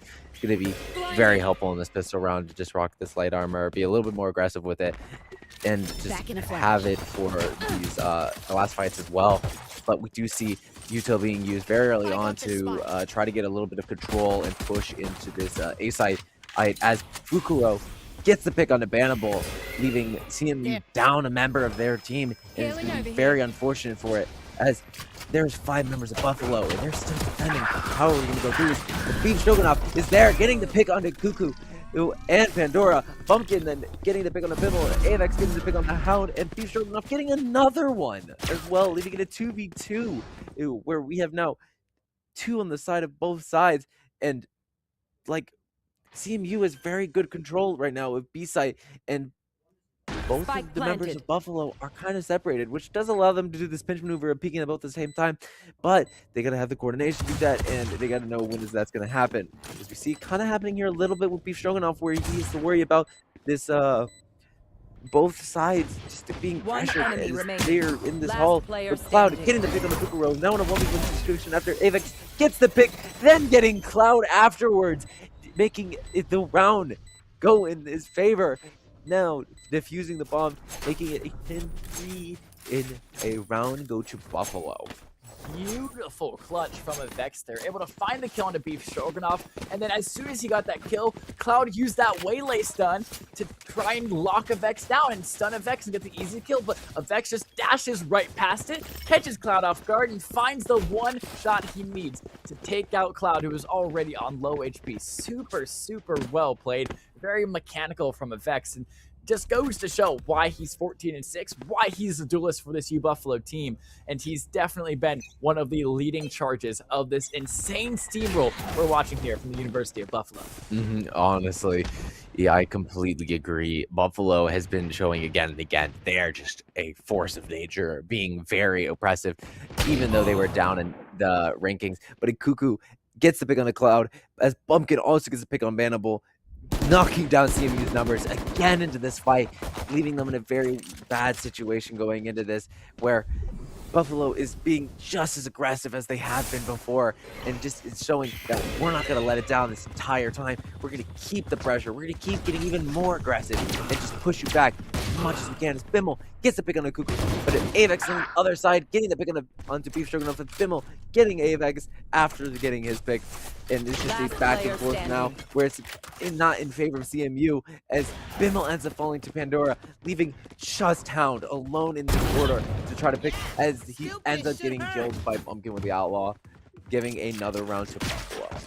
Here we go, 11-3, same story as Breeze. Central Michigan, on that account, they did win that 11-3 matchup. I believe they brought it to 11-4 before then losing the next 2 rounds and eventually ended up losing that map 13-4. But just like last map, Central Michigan have a much stronger buy on this 15th round. As you see, U Buffalo, they're on that staggered buy. We have an operator, sure, but we also have a sheriff, an outlaw, and a guardian. So not a super strong buy from U Buffalo, whereas Central Michigan, they have 5 vandals. Central Michigan definitely had an advantage to win this round, unless your duelist Bumpkin can find a headshot with the outlaw and take out Bimmel just as the round is starting. That is absolutely great pick from Buffalo. Again, to start out this, where, like we've talked about, as Avex gets another pick onto Beef Stroganoff, that just like I was saying, Buffalo getting these picks very early on, lowering down CMU's numbers and just putting CMU in a very bad situation where they have to now rotate all the way around onto B One site. enemy And remaining. it doesn't matter. Pandora's there. down, B. There gets the pick on a Bannable. Hound then gets Pandora. Then Hound is killed by Fukuro. It is just a back and forth of getting picked after pick after pick. And Buffalo ends up living Match point. and just having 3 of their numbers to just win the fight. It's just an onslaught here from U Buffalo. I mean, they, from round 1 of Breeze, they have set the tempo, played it super quick, Here. instantly got their way onto site, and they literally have not looked back since. And we are, how many? 17? We are 32 rounds later, and U Buffalo is still carrying that momentum, carrying that pace that they set 32 rounds ago. U Buffalo now at match point. They're looking to win this series. They're looking to move on the losers bracket. And they're looking to take CMU out of this tournament and send them home early on in the weekend. Yes, we can see CMU trying to be a little bit more aggressive here, trying to get a little bit more of a pick or a peek going into this. But Apex is there. He's watching Bannable, getting the pick on a Bannable, well, leaving CMU down again in numbers. Just in a very unfortunate spot. It's happened multiple times before. There's another one time where we're going to see it. Buffalo getting it as Pumpkin and Avex both get their own picks respectively on the Hound and Beef Stroganoff, leaving 2v5 situations where CMU is down 3 of their teammates, and they have to play this a very smart way and not use their members. But it does look like they're in a place where they can't really back up because they have 2 behind them, Viper and Sky. Where if they back up, they're going to be able to silence that.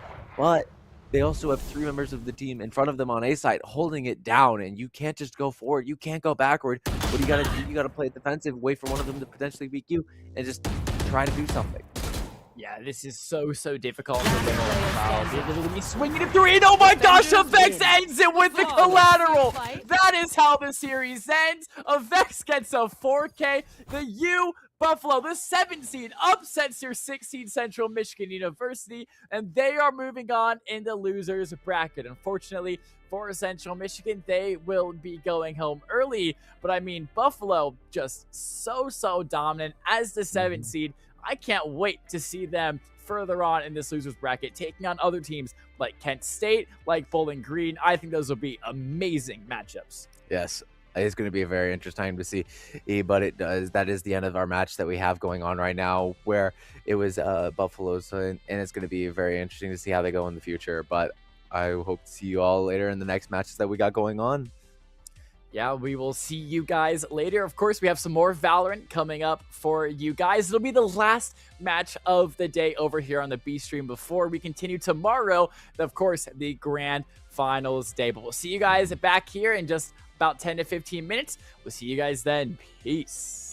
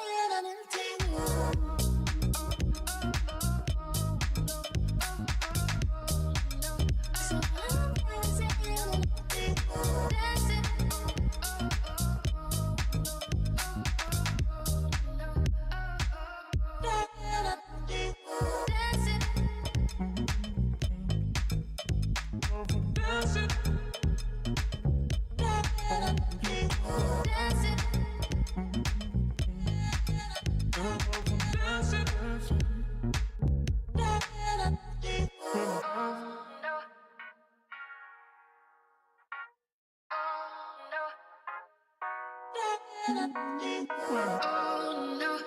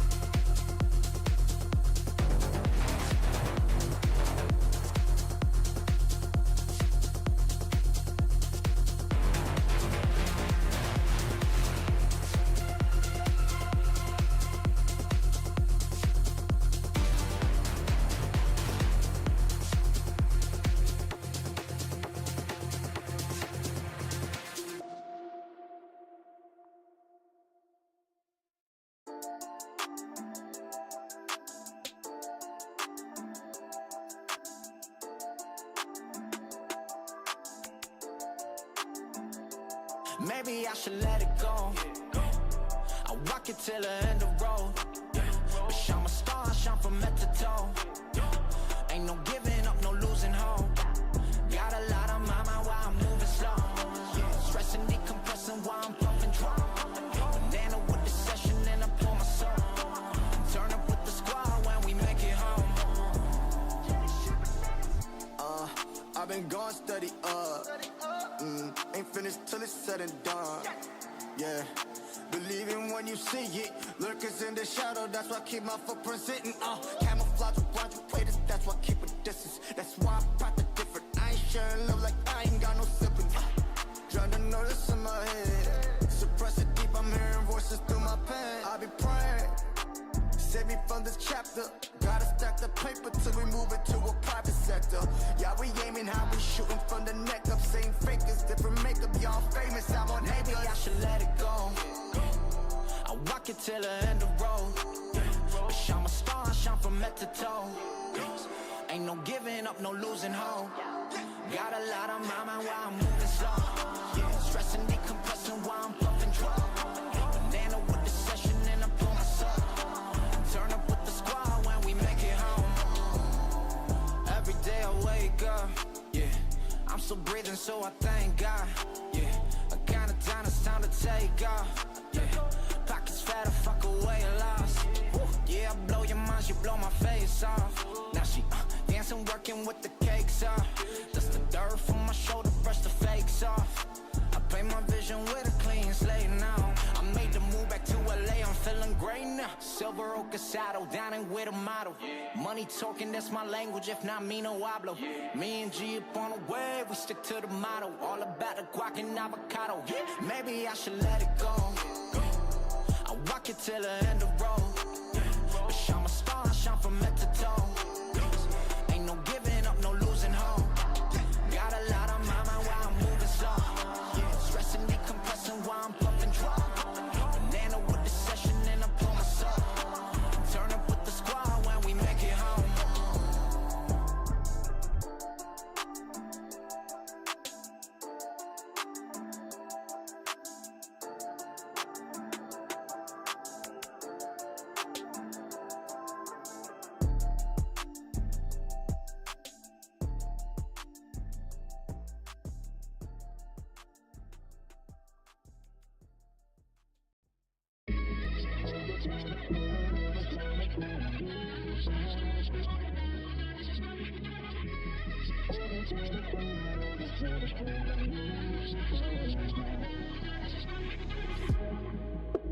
Feel a rush of blood swings. You will never know where my heart is now. Going crazy high on a lot of things. Anything you want, got me risking. I can hear your mind. Know you want everything I want, everything I want. I can feel your side. Know you want everything I want, I feel it.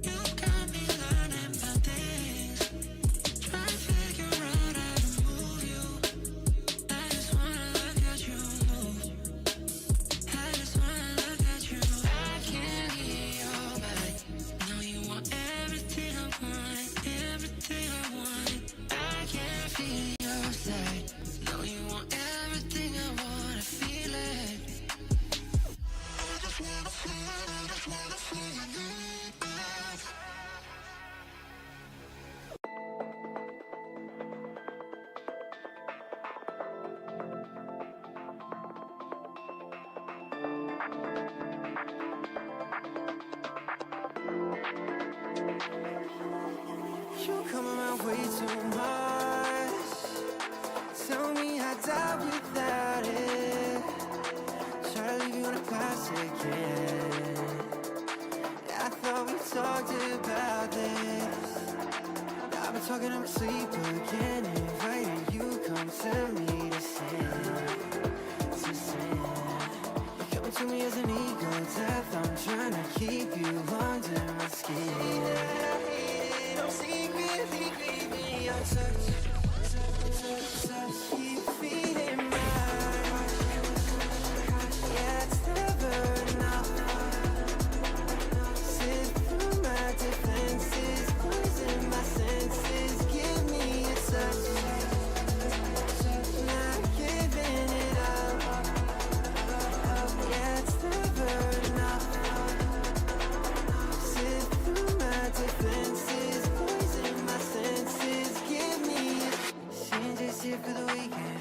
Wanna see me drown in the deep end, but I love it when it feels like this. Lips hot, can we cease to exist? But it burns better when it's freezing. I'm still listening to reason. Yeah, you've already won. Yeah, done feel another beat drop, seeing from the treetops. I don't wanna watch it fade. And fuck dealing with a detox, running from the deep thoughts. I know that it's not okay. I keep ticking all the boxes, running back, just give me a response. It's like I tried draining out the toxins, following your doctrines, running out of options. Oh, I'm slipping away, obsessing over little mistakes. It's all the same. Check again and again. Stressed to death, I'm stretched a little thin. Swim too deep and drowned in dreams. You laugh 'cause it's just like you wrote. Still stuck, fucked up, I'm screaming it. What's love, come see what you've done. Just once, ask me and I'm secretly craving your touch. Keep feeding my heart. Yeah, it's never enough. Sit through my defenses, poison my senses. Give me a touch. Not giving it up. Yeah, it's never enough. Sit through my defenses, poison my senses. Give me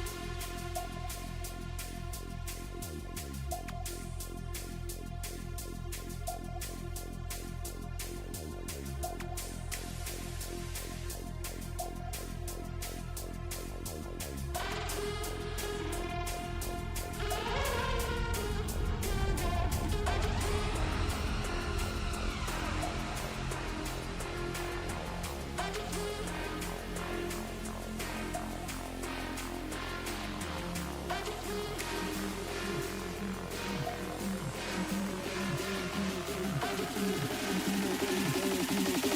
from the bottom, you know where we going. You know where we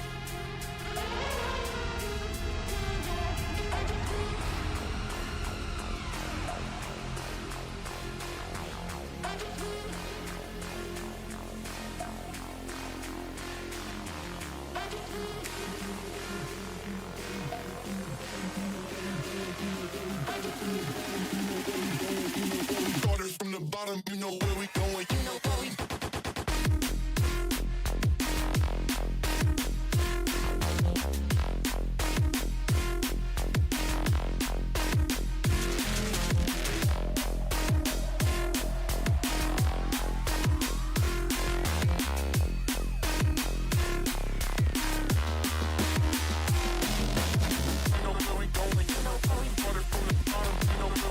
You know where we going. You know where we started from the bottom.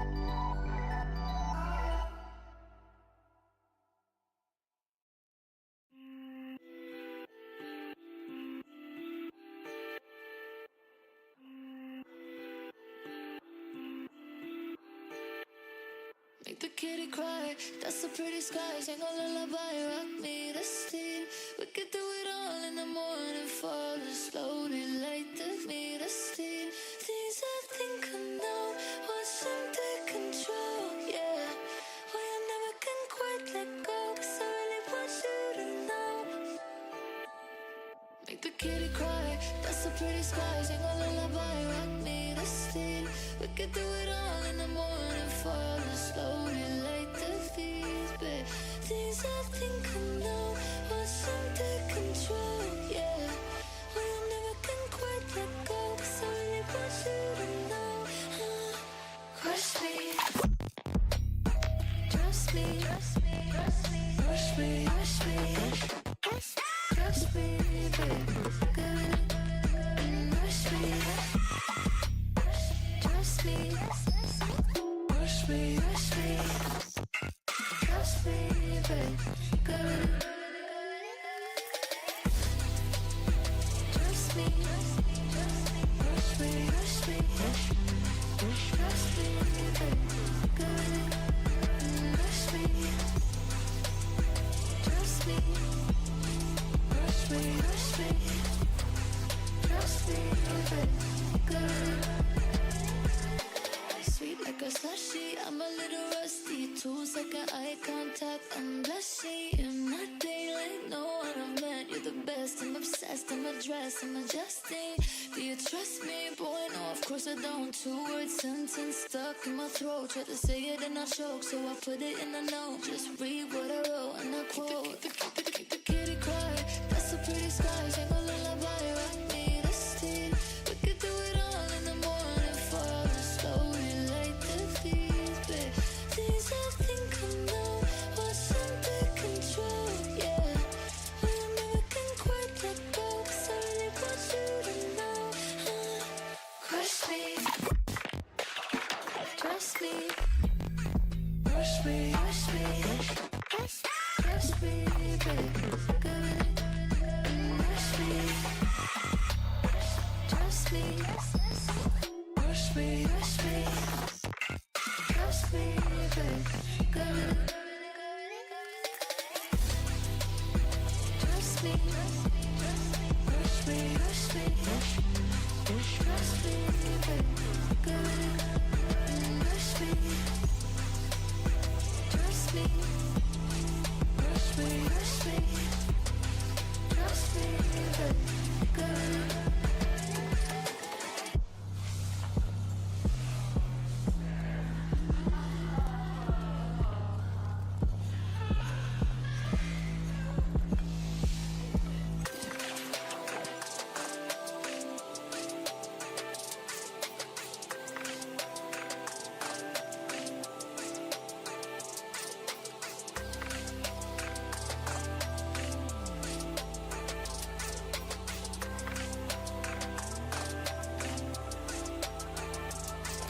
The kitty cry, that's a pretty sky. Sing a lullaby, rock me to sleep, rock me to sleep, babe. Make the kitty cry, that's a pretty sky. Sing a lullaby, rock me to sleep, rock me to sleep. Rock my feet, rock my feet, rock my feet, rock my feet, rock my feet. I've been losing my head. Rock my feet. I've been losing my head. Rock my feet. I don't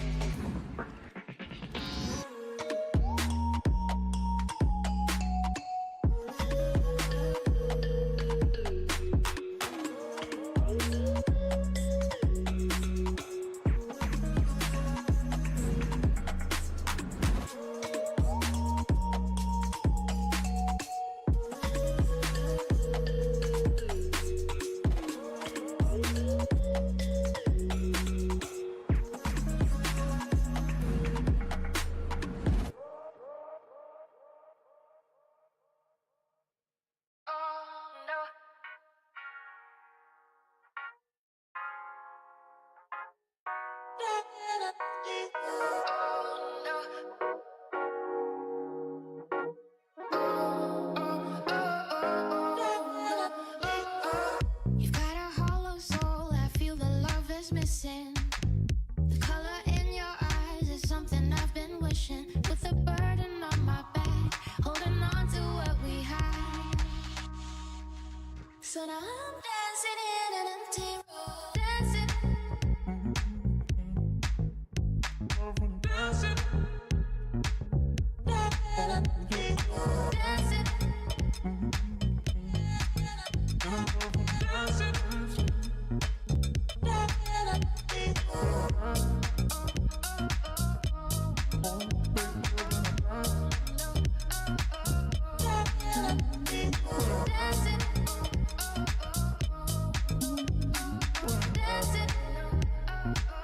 Dancing. And out of memory, your touch became so distant. The sun will rise again. With dawn comes forgiveness. Lift the burden off my back, letting go of what we had.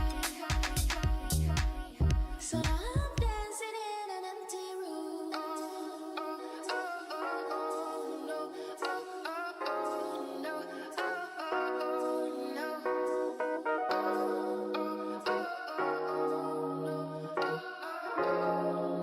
So now I'm dancing in an empty room.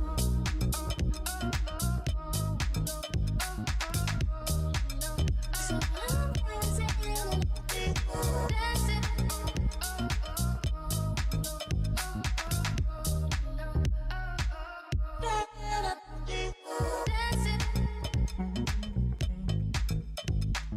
Dancing. Dancing.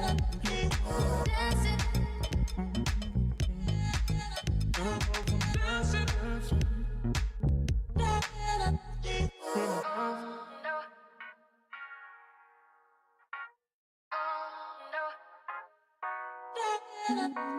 Oh no.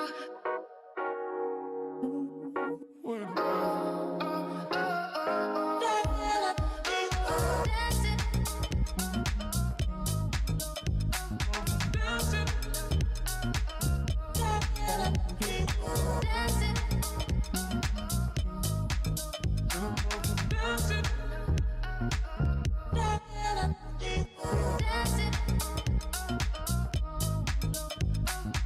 Dancing. Dancing.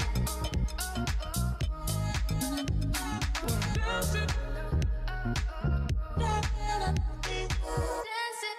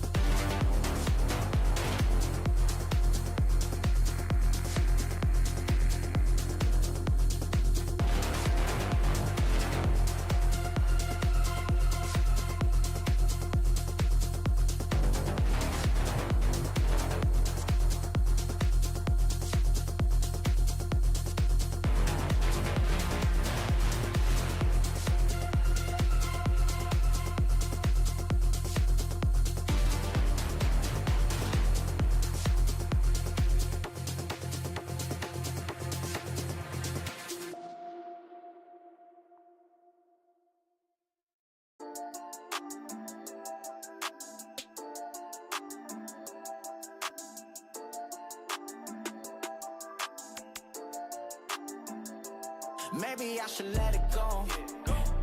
I walk it till the end of the road. But I'm a star, I shine from head to toe. Ain't no giving up, no losing hope. Got a lot on my mind while I'm moving slow.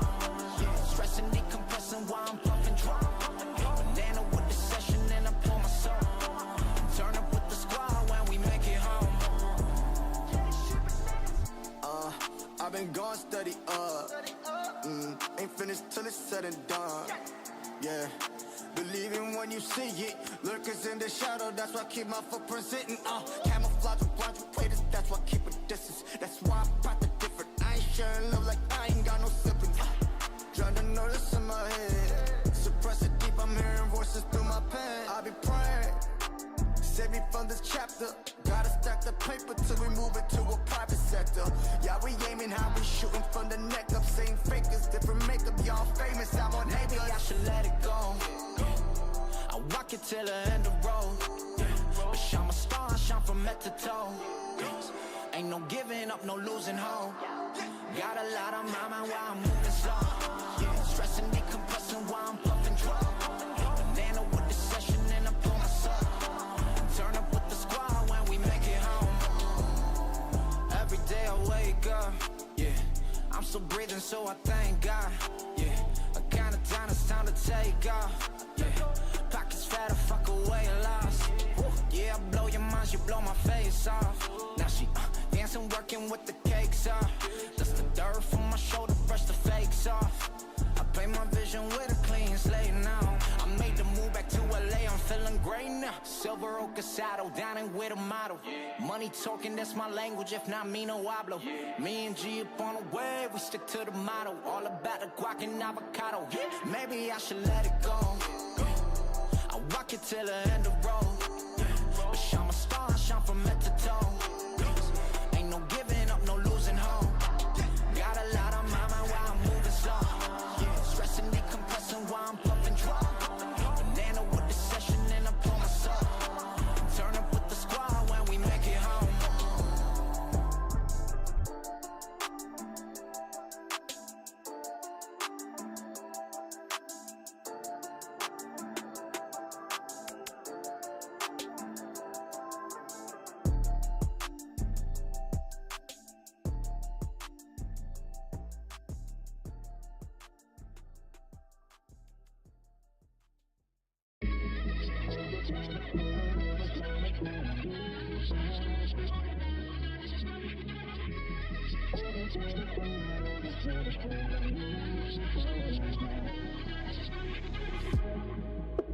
Feel a rush of blood swings. You will never know where my heart is now. Going crazy high on a lot of things. Anything you want, got me risking. I can't hear your right. Now you want everything I want, everything I want. I can feel your side. Now you want everything I want, I feel it.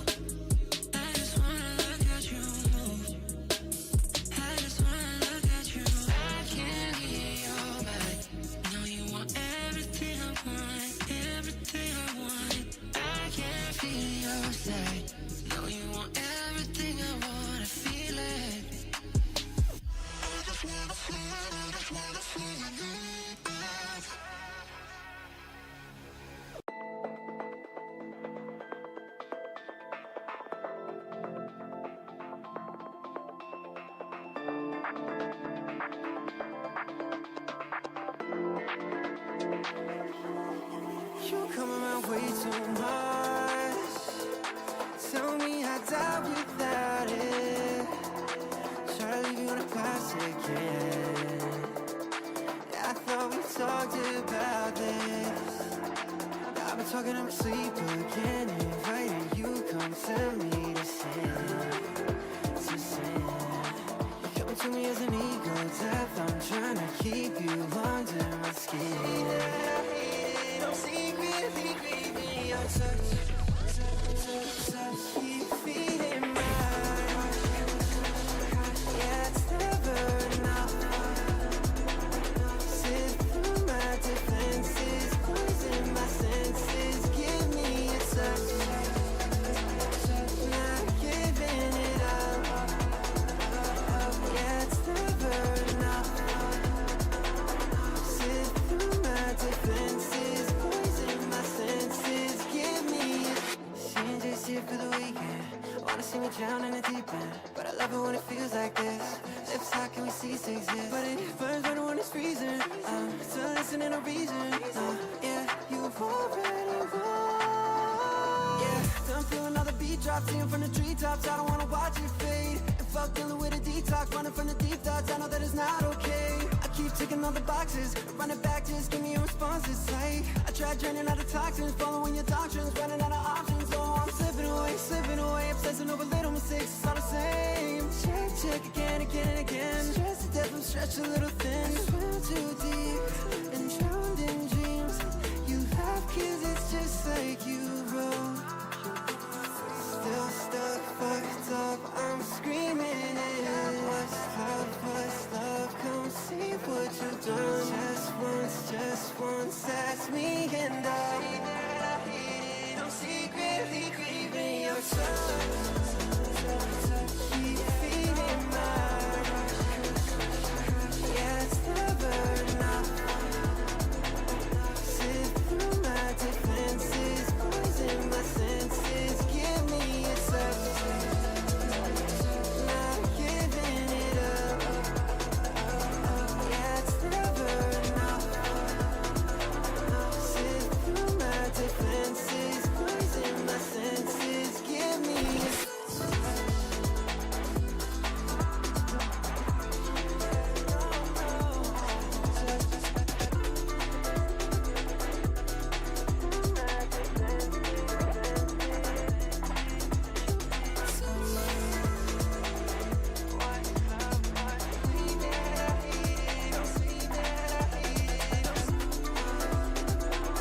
Sit through my defenses, poison my senses. Give me a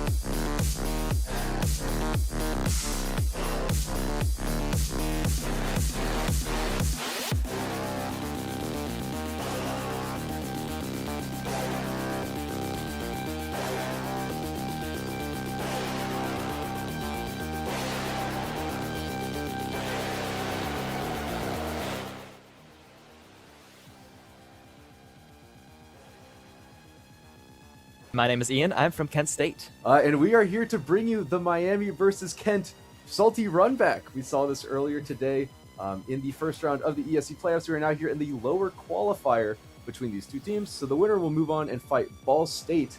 Actually, no, they won't fight Ball State. They'll fight Buffalo tomorrow, and the loser will go home. So I'm hoping that I'll have to make that 3-hour drive early in the morning, but we'll see what happens. But I want to ask you, Ian. Yeah. First off, happy to have you here. Happy to cast with you. Of course. But what are your thoughts on this matchup? Well, it's last one for the night, so there's a we had the whole day of a bit of a marathon of just lots of stress in League of Legends and trying to keep that that freshness, So we're going to this final one. It's everything on the table. We got to spend it all tonight because this could be the last one. Yeah, this is the third time that these teams have met this season. Of course, they were each other's last matchup in the ESC regular season, and then they played each other earlier today at 11:30, which I was calling. And so this will be my third time of the season calling this matchup. So I'm pretty excited. We kind of talked about a little bit of picks and bans going into this matchup. Same things from this morning. I mean, Orianna, I think, is going to be a priority for both of these teams. Oh, yeah. We do know that Kent State is on the blue side. So if they want to pick that, I think Miami has to ban it since they're on the red side. They can't leave that open. Yeah, and we've since these teams have played each other so often or so many times, there's so much to learn from that sort of back and forth and to figure out what they're going to bring to each side. So what do you think that we're going to be getting in that sort of matchup?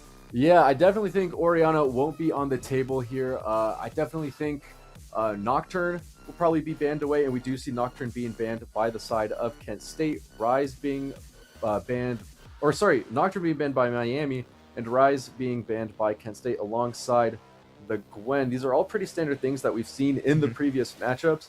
But this is where the curveball comes in from the Redhawks. Yeah, we're getting that TK knockout as well. Trying to focus on a lot of those Alcalamity sites. Yeah, Alcalamity, one of those premier players on the side of the Golden Flashes, has played Kent State in both series previously that they have played. So taking that off the table will be beneficial for the Redhawks, and Mbessa going to be the last ban. This is pretty standard stuff that we've seen from Kent State. They've done this, I think, every single game that we played against them. And Tarek being the last ban from the Redhawks.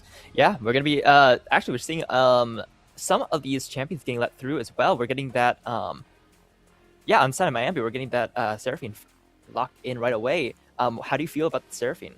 Seraphine is Seraphine Scion. Whoa, this is unorthodox for the Redhawks. Okay, then it's coming in on the left.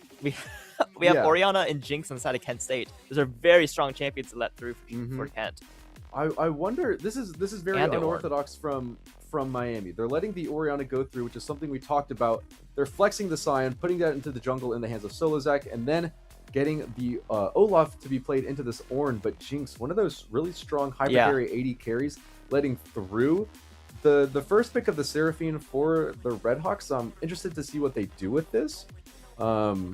But because I don't know if we've played Seraphine yet this season. But Jarvan going to be banned out, as well as Sona from Kent State.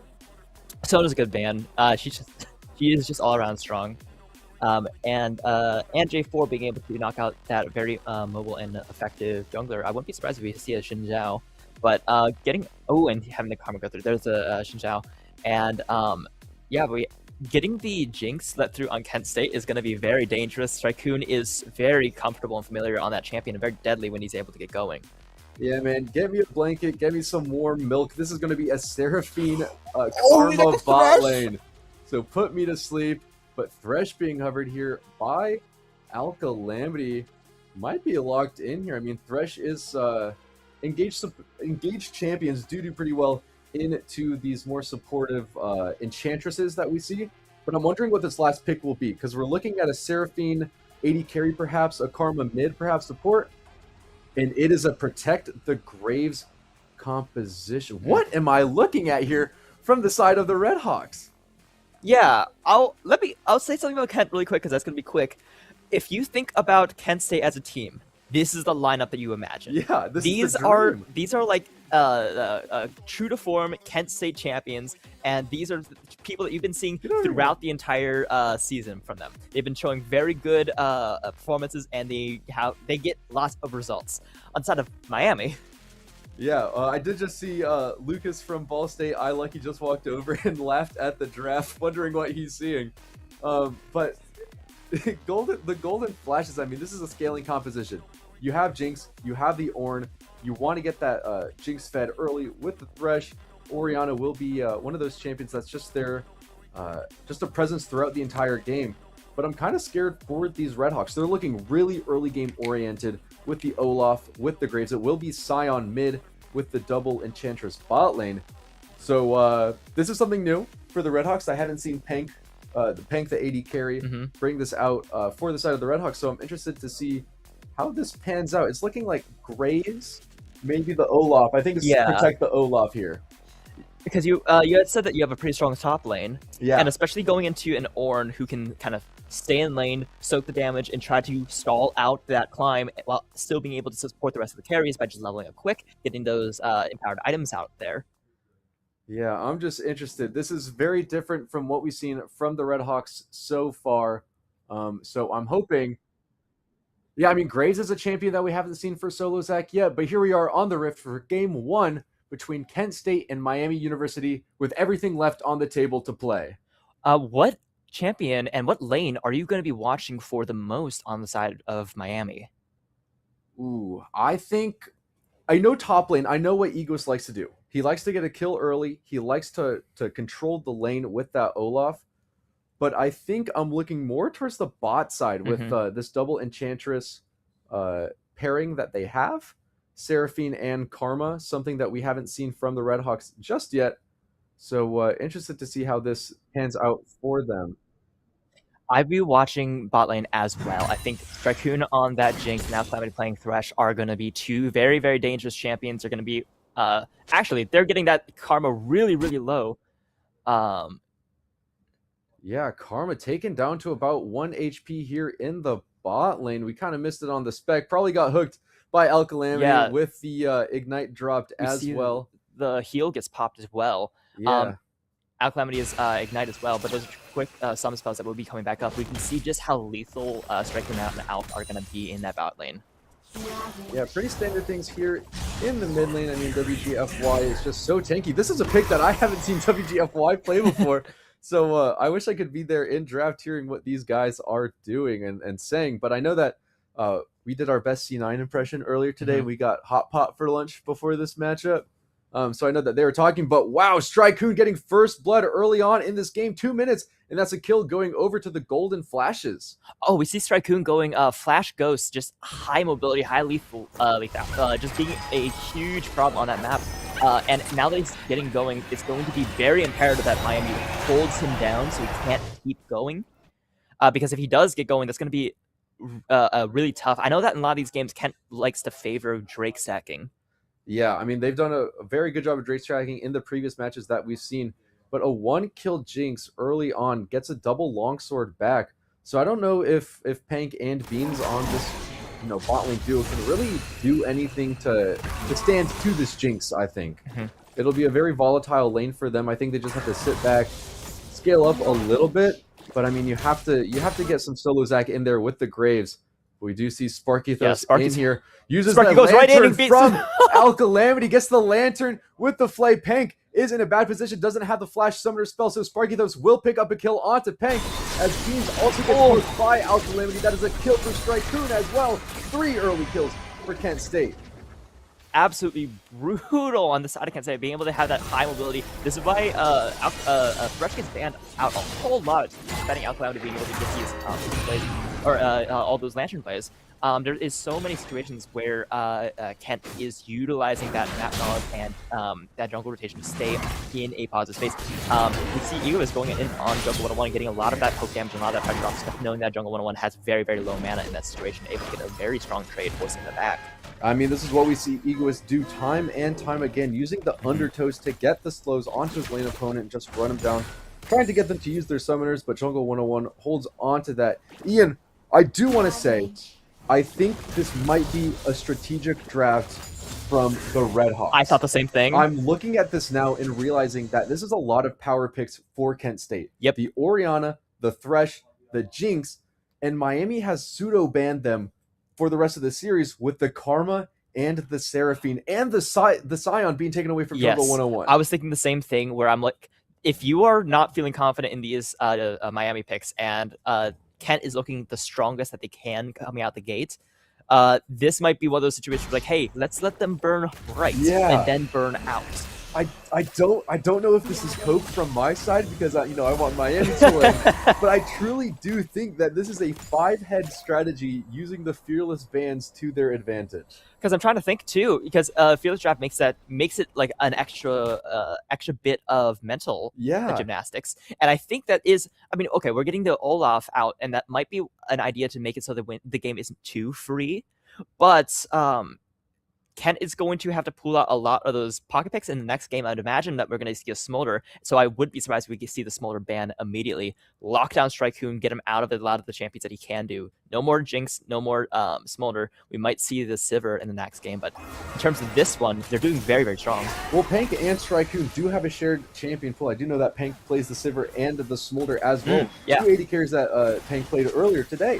So I'm wondering if Miami is, dare I say, sandbagging this first game to get side selection for Blue so that they get, one of those premier picks first round next time. So we talk about all the time that League of Legends is a game about probability. It's what's the odds that you are going to give yourself in order to win. Nothing's ever certain until it's certain. So Miami is giving themselves lower odds at winning this match to give themselves better odds in the next one. Absolutely. Now, that's not to say that Miami's out of the game. No, they can very well still put up a fight. It's not close to being over yet. But I think it will be good knowledge going into the next one, having seen. I mean, I do think you kind of mentioned this before we got into the draft, but these teams have so much information on each other from 2 previous series, 5 games total. So the Redhawks do know what KSU likes to play, and vice versa. But I do think it is one of the situations as Alcalamity landing a death sentence onto Pank. Pank doesn't have the flash just yet, but is able to walk away from that using the speed from the Karma Shield. No summoners burned, but a great trade for Alcalamity and Strikehoon. Yeah, Alcalamity always able to pull this off because being very dangerous every time he lands one. Ooh, zap into a death sentence. Bean getting caught out by Alcalamity and Strikehoon. Bean's taken low with the Ignite. Alcalamity picks up a kill. That is Beans going down, and another one for the duo in the bot lane for the Golden Flashes. Now, I don't want to take the success away from Kent too much, even though that Miami is not playing familiar champions.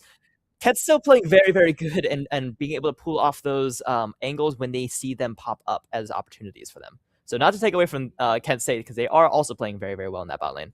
Yeah, I mean, you just saw the wombo combo kind of from Strikehoon and Alcalamity using the zap to get the slow so that the death sentence pretty much auto hits no matter what, as long as you point your mouse in the right direction. That's one thing that we see from Kent a whole lot is that synchronized communication and being able to get those moments in when it counts. One thing I have noticed from watching these games too is that Kent State just does so well in communicating what they're doing around the map, as they do look to iMain William. 3 members of the Redhawks are here. It's Karma, Graves, and Scion, but there goes Sparky Those using the Crescent Guard and knocking up WGFY as the Super Mega Death Rocket comes through as well. They're turning their sides onto Sparky Those as Pank is here. Solozak diving under the tower as WGFY's Scion will expire. Sparky Those diving in onto Solozak. Pank picks up the kill. Death sentence onto Beans as Pank is here. Egoist did roam down, uses the Ragnarok and is just diving onto Alcalamity, picks up a kill as the Orn Horn will miss. Egoist trying to get out of there, won't have the Blast Cone just in time, so Jungle 101 picks up a kill as well. That is a 2 for 2, I believe, for the side, or rather for the side, but in this game, 2 for 2. But the Redhawks are going to look for these grubs now that they have a little bit of priority. Yeah, we also have to see where these kills are being allocated, and getting one onto Egoist is very good for the side of Miami. We in that match, we can see very much how communication and rotation matters in such a huge way in those situations. I didn't know Alcalamity was close enough to be able to respond to that as well. But if Alcalamity wasn't there, that is a huge play in the side of Miami as well. Not that it wouldn't have been as is, but we also had the danger of Strikehoon having that ult on the Jinx to be able to threaten to impact any fight on the map, wherever it might be. But that sort of deadly combo of being able to pin out William is so deadly, especially having Egos come back down. Alcalamity using the Flay Hook combo. Beans forced to flash out as the Chompers were set down by Strikehoon as well. Another 5-minute timer for that Karma. So now Alkalamity and Strikun can just do that combo again onto Beans, which will probably result in a kill. I'm not sure what our observers are zooming in on there. Maybe the skin for I Main William, the Oriana, or Biana. It's very nice. Very nice skin. I do agree, but Sparkythos is around here. Solozak hovering as well, is around his Grump, as you can see, but they're just going to engage onto Solozak instead. Beans trying to shield up Solozak as best they can. Pank still under tower, getting the wave. I mean, William was roaming down as well, so they're just going to try to push that wave out to lessen the chance of a dive. Absolutely. We're seeing Kent play, having a lot of these aggressive players trying to make these aggressive attacks early, especially when they have this early, have an early lead, trying to hold that. Yeah, first item coming in for Strikun. It is the Hex Optics, as we have been seeing from Strikun in these games. So probably we'll do that Hex Optics into the Phantom Dancer, into the Infinity Edge. That is what they played earlier. Yeah, maintain that good positioning and have good kiting patterns. Yeah, I mean, you do have a pretty significant peel for the Jinx as well with the Ornn, with the Xin Zhao. So that Jinx is sitting pretty, honestly, 1.4k gold lead in this game so far, building up a nice lead. So it's going to take some effort from Pank and Beans to find their way into this game. But we're only 10 minutes in. We still have at least 10 minutes of game to play. Absolutely. In the position of Miami, where do you think that they should be looking for in order to try to threaten Kent State now? I think it's all around this top side. I mean, Egoist is the power pick. I mean, you're weak siding your Seraphine and your Karma right now and trying to give Egoist the best you can. But we do see, like I mentioned, Solozak just in the blue side jungle in the top area, as KSU will pick up this Drake. But I think, yeah, for Miami, top side is the name of this game in this match. Absolutely. We're looking for a time for Egoist to be able to explode out of that top lane, and we're seeing Jungle 101 try to last as long and hold him down. And we've seen time and time again, Jungle 101 is pretty good at being able to stall out that top lane before they're able to get going. So that way it gives the rest of the map more time to be able to rotate quickly and stay as a unit, shutting down one person from being on that map. Yeah, Egoist picking up the Stride Breaker. So like you mentioned, just trying to find an angle where he can really get in and get active. That Stride Breaker will help him so much more when paired in tandem with the Ghost and the Ragnarok. We do see Collector coming in for Solozak as well. So the looming threat of an Execute from this Graves, a fadeaway ultimate perhaps. But we'll see, as it looks like that Kent State is trying to take this Gromp and might look for a dive as well, as Strikun is pushing in the wave. I would like if our observers could check back in there in a little bit to see what happens. But Solozak still taking dominion over Sparkythos' blue side jungle. Yeah, we're getting a lot of that counter jungling and just being able to deny XP from the other side. And we see that Solo's attack is doing the same in that top side as well for Kent State, doing as much counter jungling as possible. Yeah, Good's head is up from Solozak, knowing that Sparkythos has invaded to counter invade, like you keep mentioning. But I do want to point out that the golden flashes on that move got some pretty nice informational wards. They have it on the Tri-Brush that you see there, but also on the blue buff and the Gromp on the side of Miami University. So if Solozak ever walks through there, Kent State will have full information of where that Graves is at. And I think he's evading most of the wards for the time being. We talk about how League of Legends is game so much about information. We have an Engager going into that bot lane, pushing right into that tower. Bean's going super low, but getting that giant shield from that Karma. And here comes Solozak. He's floating around in the area. Pank did use the Encore, didn't hit Alkalamity or Strikun, so it doesn't look like they want to follow that up much more. Solozak is just going to pick up the Rift, or the Scuttle rather, and just back out of that one. But it might be first tower coming in soon for the side of the Golden Flashes, as we do see the bot lane tier 1 for the Redhawks is on its last legs. Yeah, that was a very good play on that side of Karma, being able to keep Hank alive. And that's so much of that utility of Karma, being able to have, huge damage when built that way, but also having huge shields when prioritizing being able to peel. Yeah, Karma, one of those champions that can help your team go Mach 10 with the Mantra shields. But yeah, I really do think that Miami is playing a long game, a draft game rather, with the picks that they have selected here. But I mean, they're still keeping it competitive. I mean, 14 minutes in 2K gold lead for the Golden Flashes, but I don't think really any member of the Redhawks is down for the count. They are refusing to let Kent walk all over them, and they're staying in this game. A big play will need to get made eventually.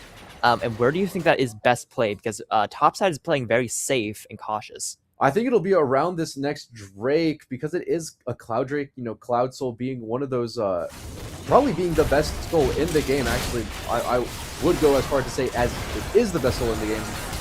But they are going to do their best to try to get priority, the Redhawks, for this Rift Herald instead.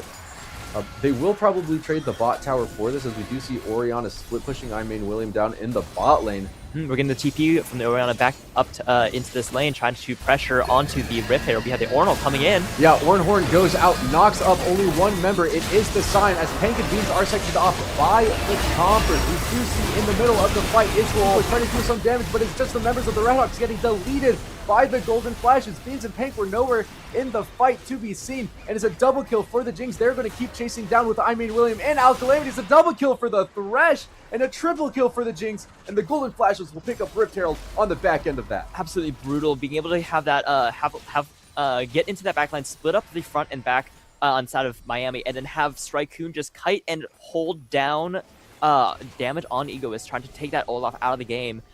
So that way, once that cleanup was made, they can go into those casts in the backline. Those casters still haven't gotten going. Did Pank have ult for that fight? I don't think so.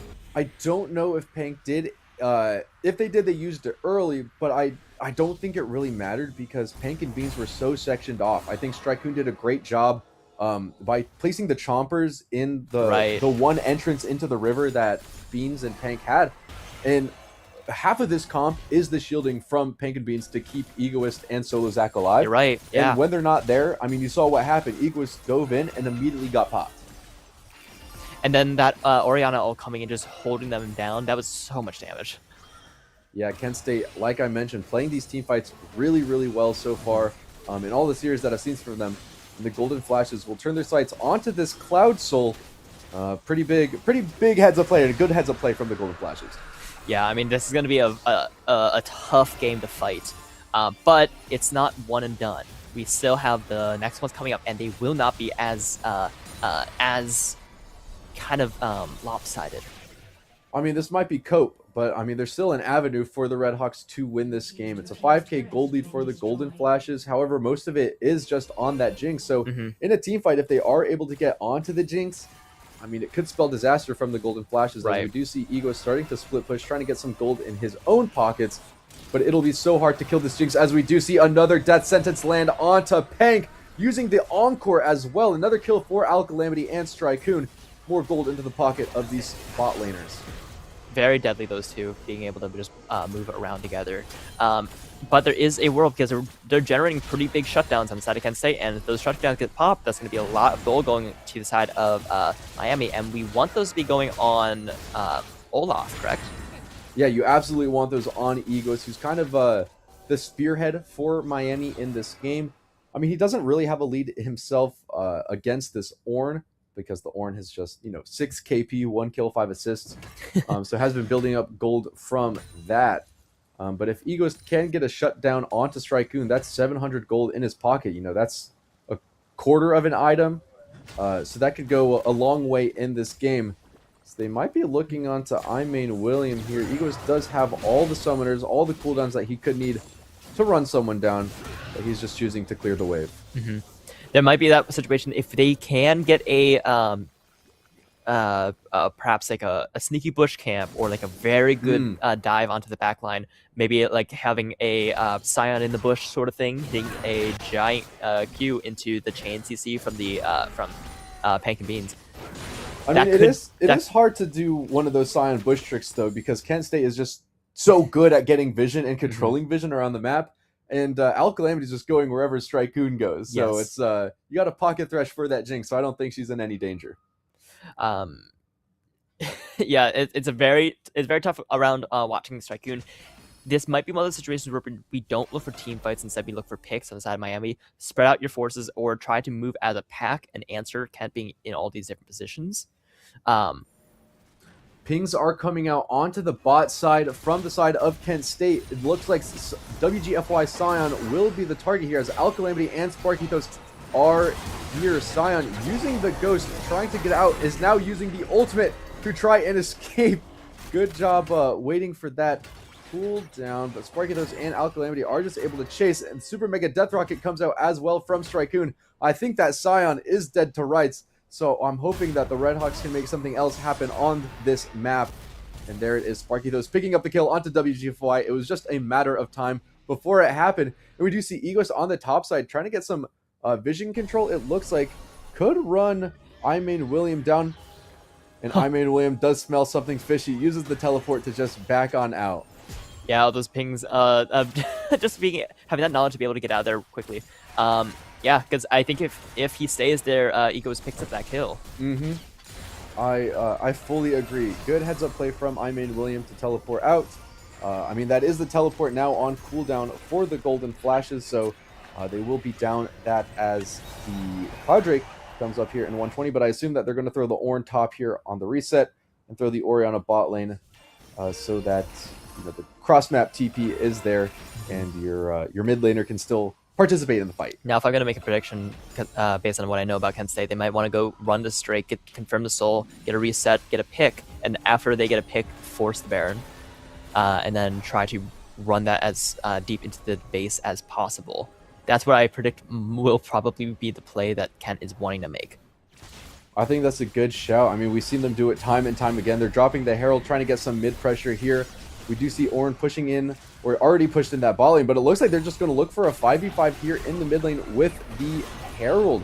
Jungle 101 does have the Call of the Forge God if needed, but they're just going to go past the turret. Sparkythos is in enemy territory. They do take the tower, and there goes the Ornn Horn. It is going to knock up Beans and Solozak on the flank with a Shockwave in return, just taking them down so low. iMain William picks up the kill onto Solozak, but there is a mess in the center of your screen. Egos getting the kill onto Strikeoon, gets that shutdown, but Egos is popped in return. They don't have much damage outside of that Olaf, and I think that will spell disaster for the Redhawks as they get 5 kills and a tower.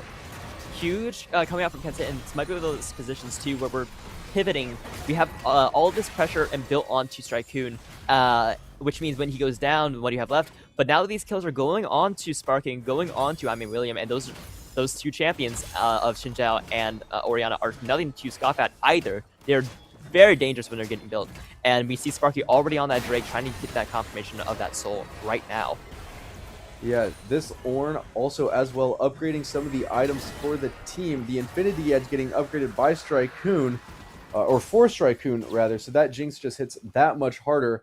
I do think there is a little bit of lacking sustained damage from the side of Kent State once this Jinx goes down. I mean, Orianna does have a lot of burst and plays really well in these fights, but you really want to have that Jinx there as well to help with the prolonged damage, I'll say. But it really doesn't seem that damage is an issue in this game for Kent State so far.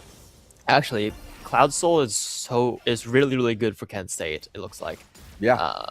Especially with all those, I guess, zoning and engaging ultimates that they are able to pull out as well. It looks like they're playing for vision on that Baron. It looks like they're going to try to look for a pick or to just force the Baron now, draw Miami up to them because they know that they can swing a fight.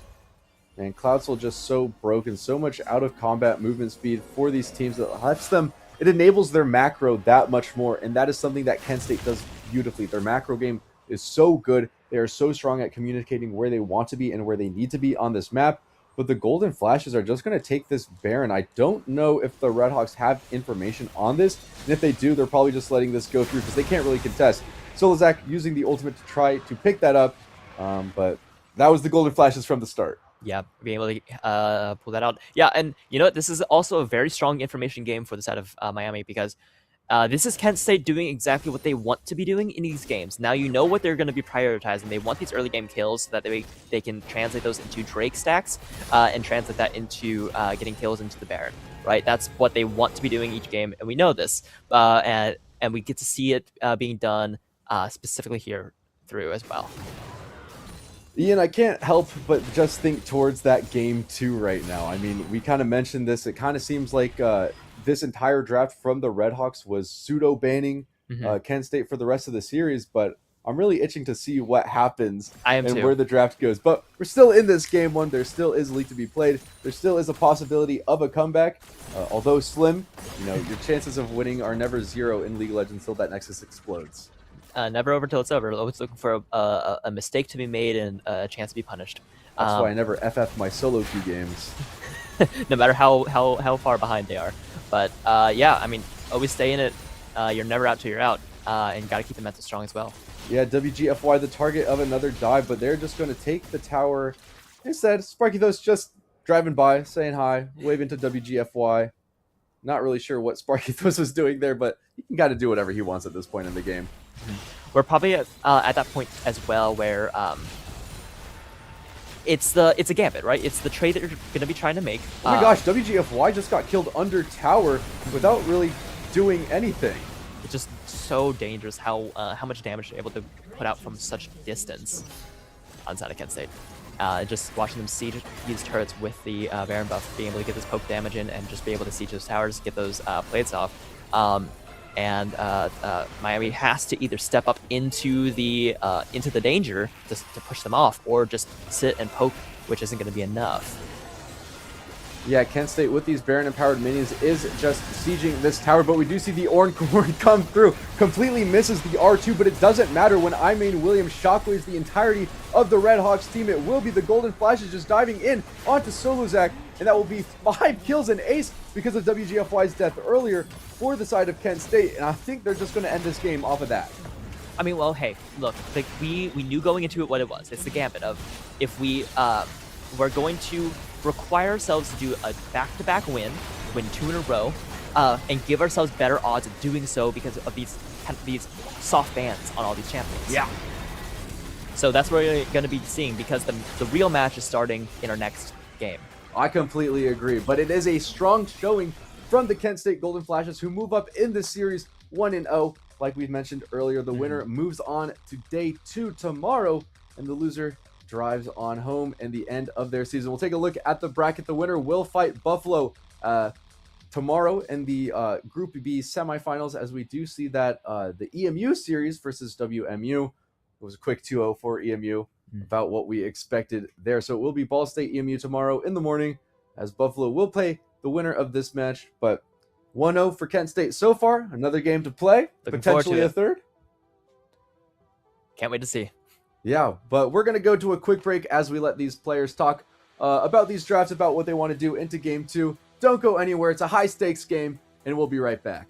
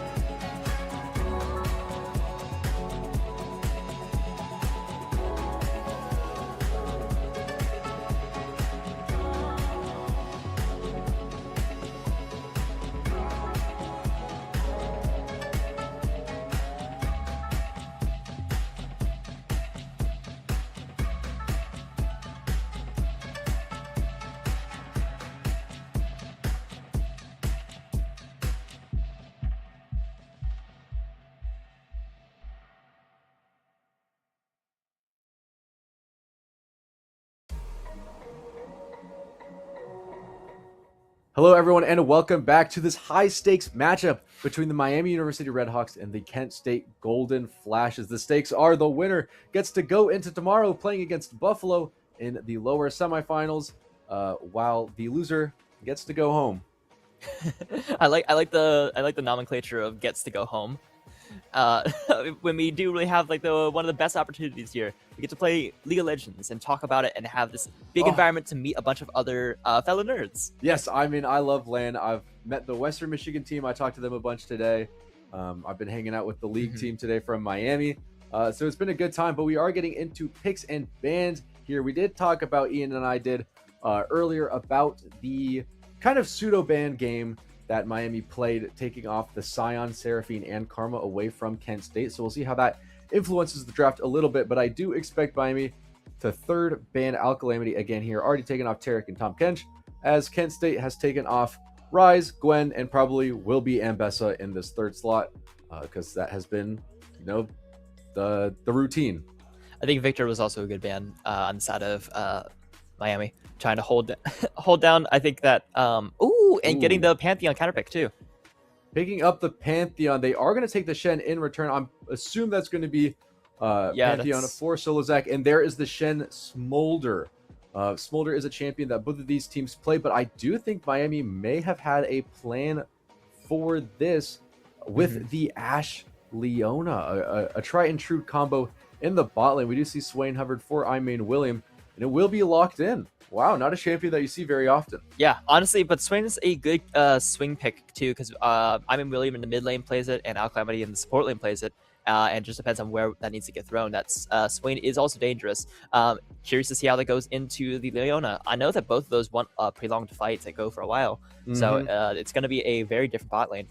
But because we also have another game to play, which is, if we let the Smolder through, then we have a bit of a guarantee of we know what Kent's going to want to pick, so now we can pick around it.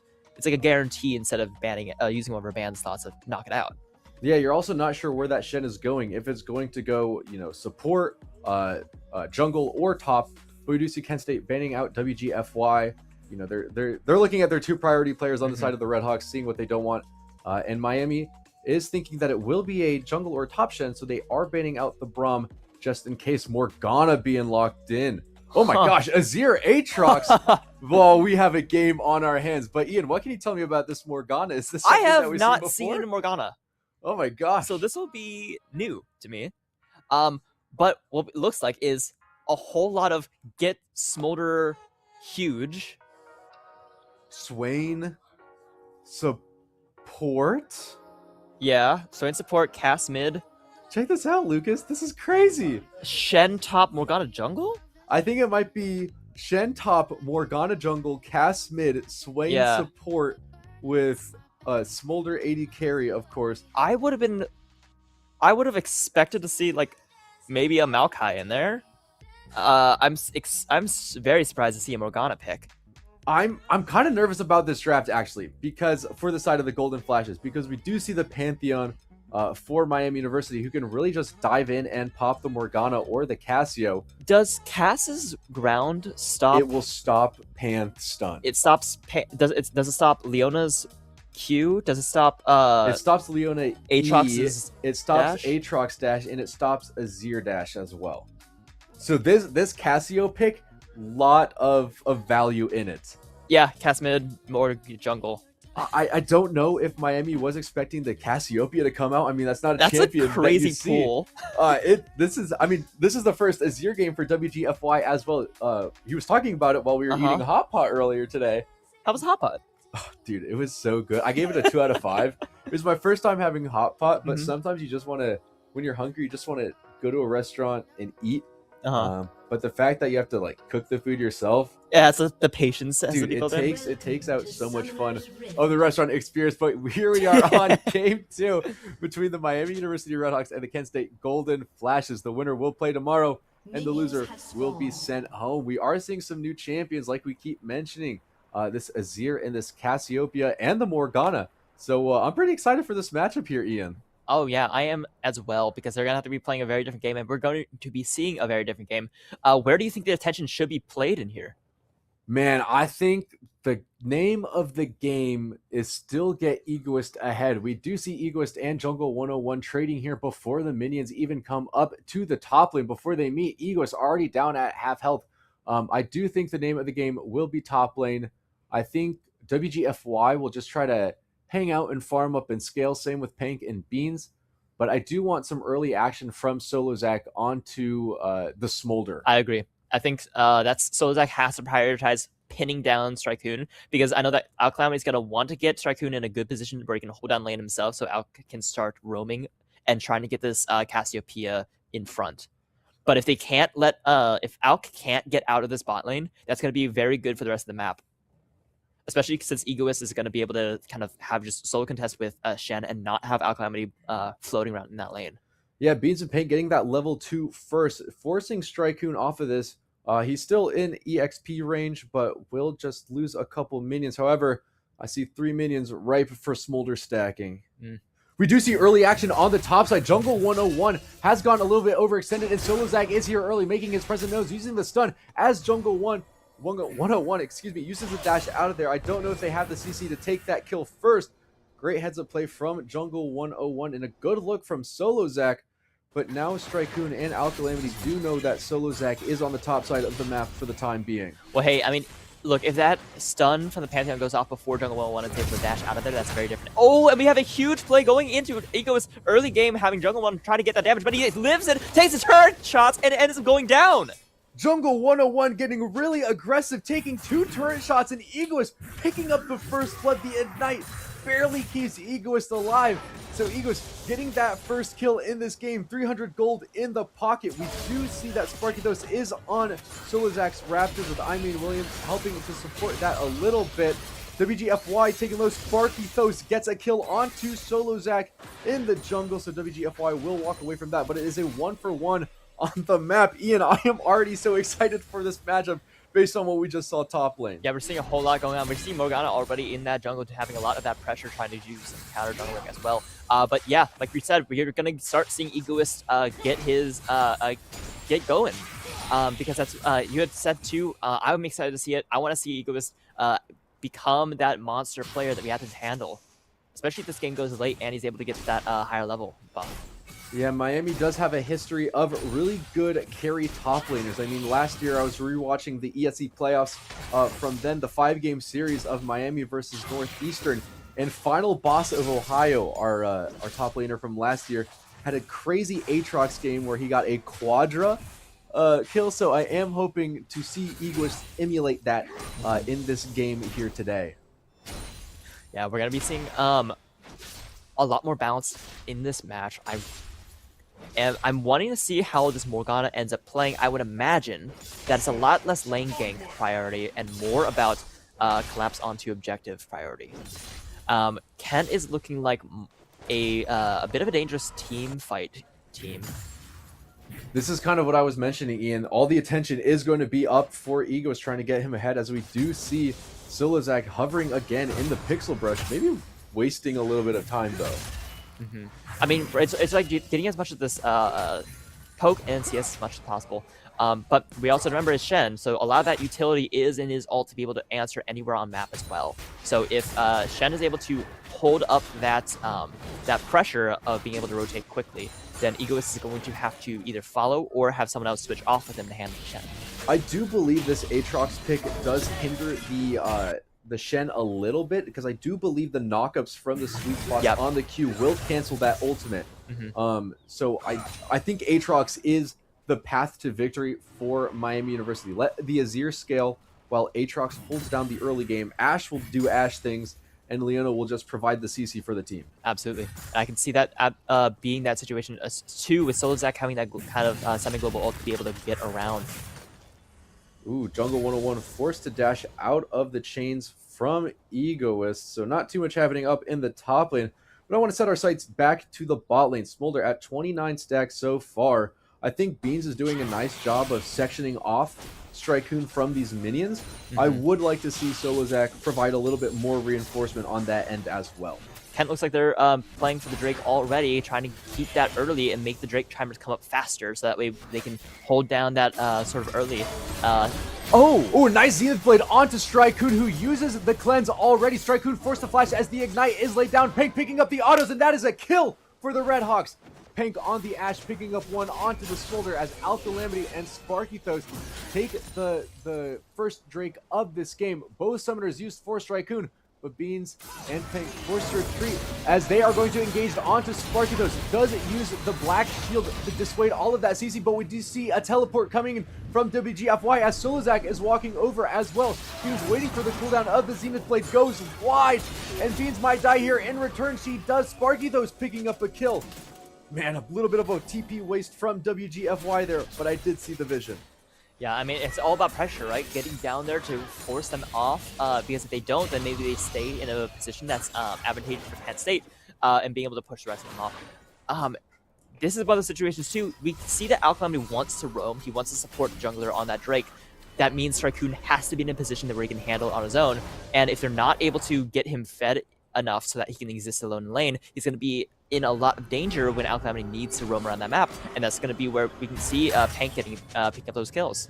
Egoist getting low here. The Ignite from Jungle 101 was used, but Egoist did pop the World Ender, does have so much sustain if he can land one auto, so he will just try to back here. I would assume that Jungle 101 tries to stop this. Egoist just canceling himself, doesn't want to lose this wave. I do want to point towards the jungle, though. Sparkythos picking up building a 1.1k gold lead in this game. I mean, Solozak, like we have seen, has just been hovering over Egoist for a lot of this early game. Not farming as much as I would like a Pantheon to farm up. Doesn't have that 6 yet, so still waiting on that Grand Starfall to come online.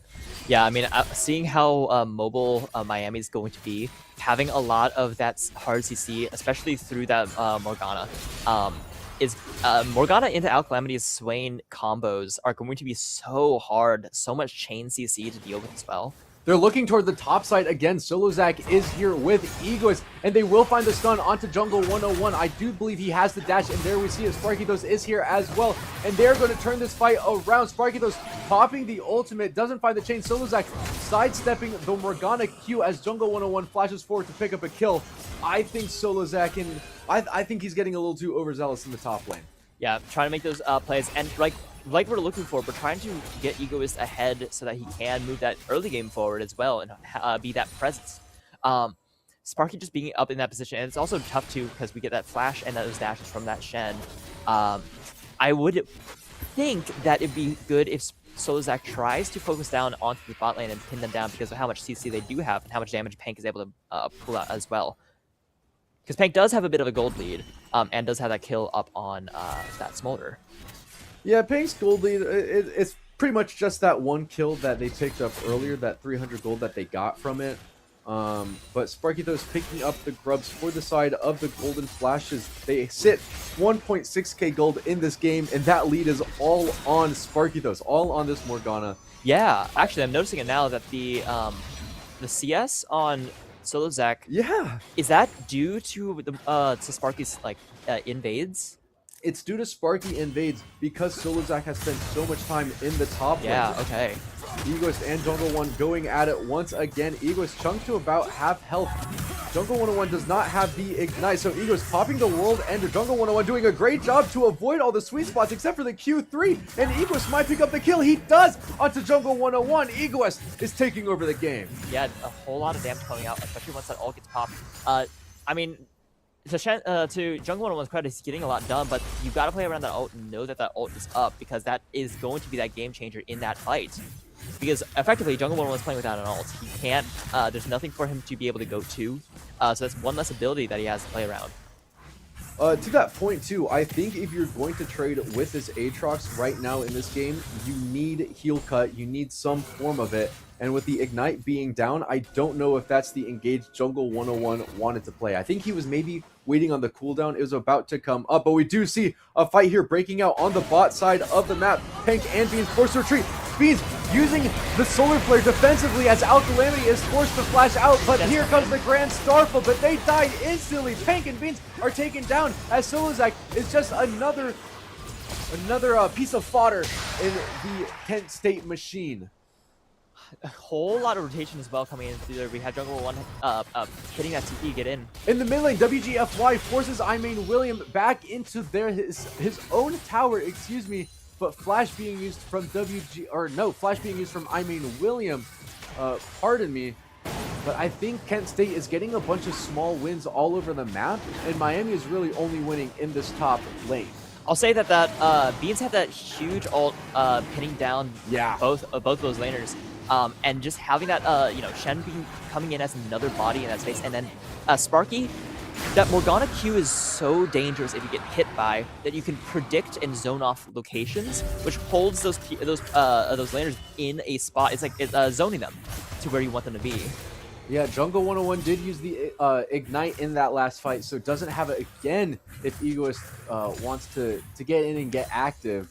But I think things are kind of, we're settling into a rhythm here. Yeah. Egoist is, pushing in this top wave, providing pressure onto Jungle 101, while the side of the Golden Flashes is just hovering around Strikecoon and Alcalamity, trying to protect the Smolder, allowing it to scale. Absolutely. Going to the rest of this, where can you imagine they're wanting to look for? Because we have the next raid coming up in about 4 minutes, and I can imagine Kent's going to want to hit that as quick as possible. Yeah, I mean, Morgana just takes these objectives so easily. They do get the slow from the autos onto Strikecoon.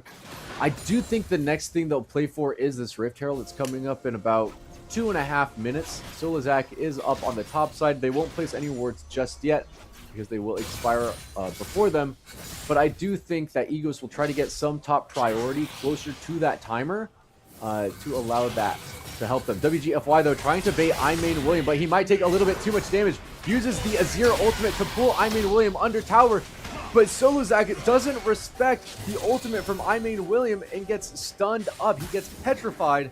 So iMain William, using the Ghost, is able to get out of that. Sparky, though, picking up the kill, roaming over onto WGFY. It is just disaster for the Redhawks right now. Yeah, so much rotation, and we know that Kent State does a lot of that. And Sparky having a lot more map pressure than I guess I'm used to. I figure I'm used to these junglers having a lot more mobility tools.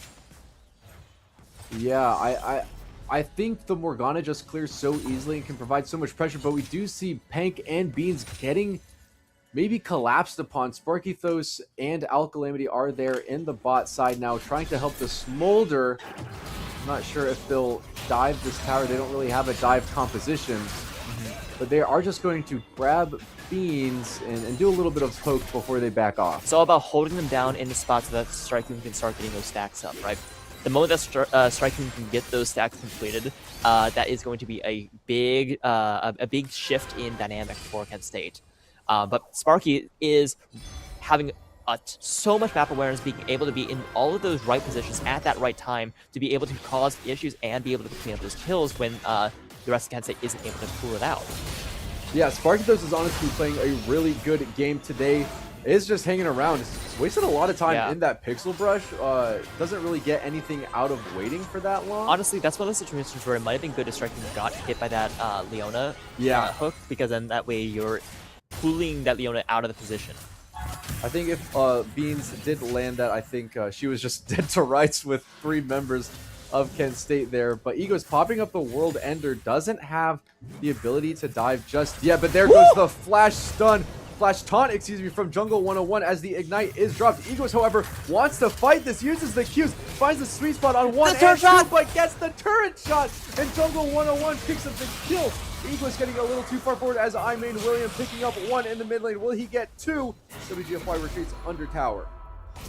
Asher coming in, has to dash just barely. If that Asher lands, that's going to be, that's iMain William dead right there.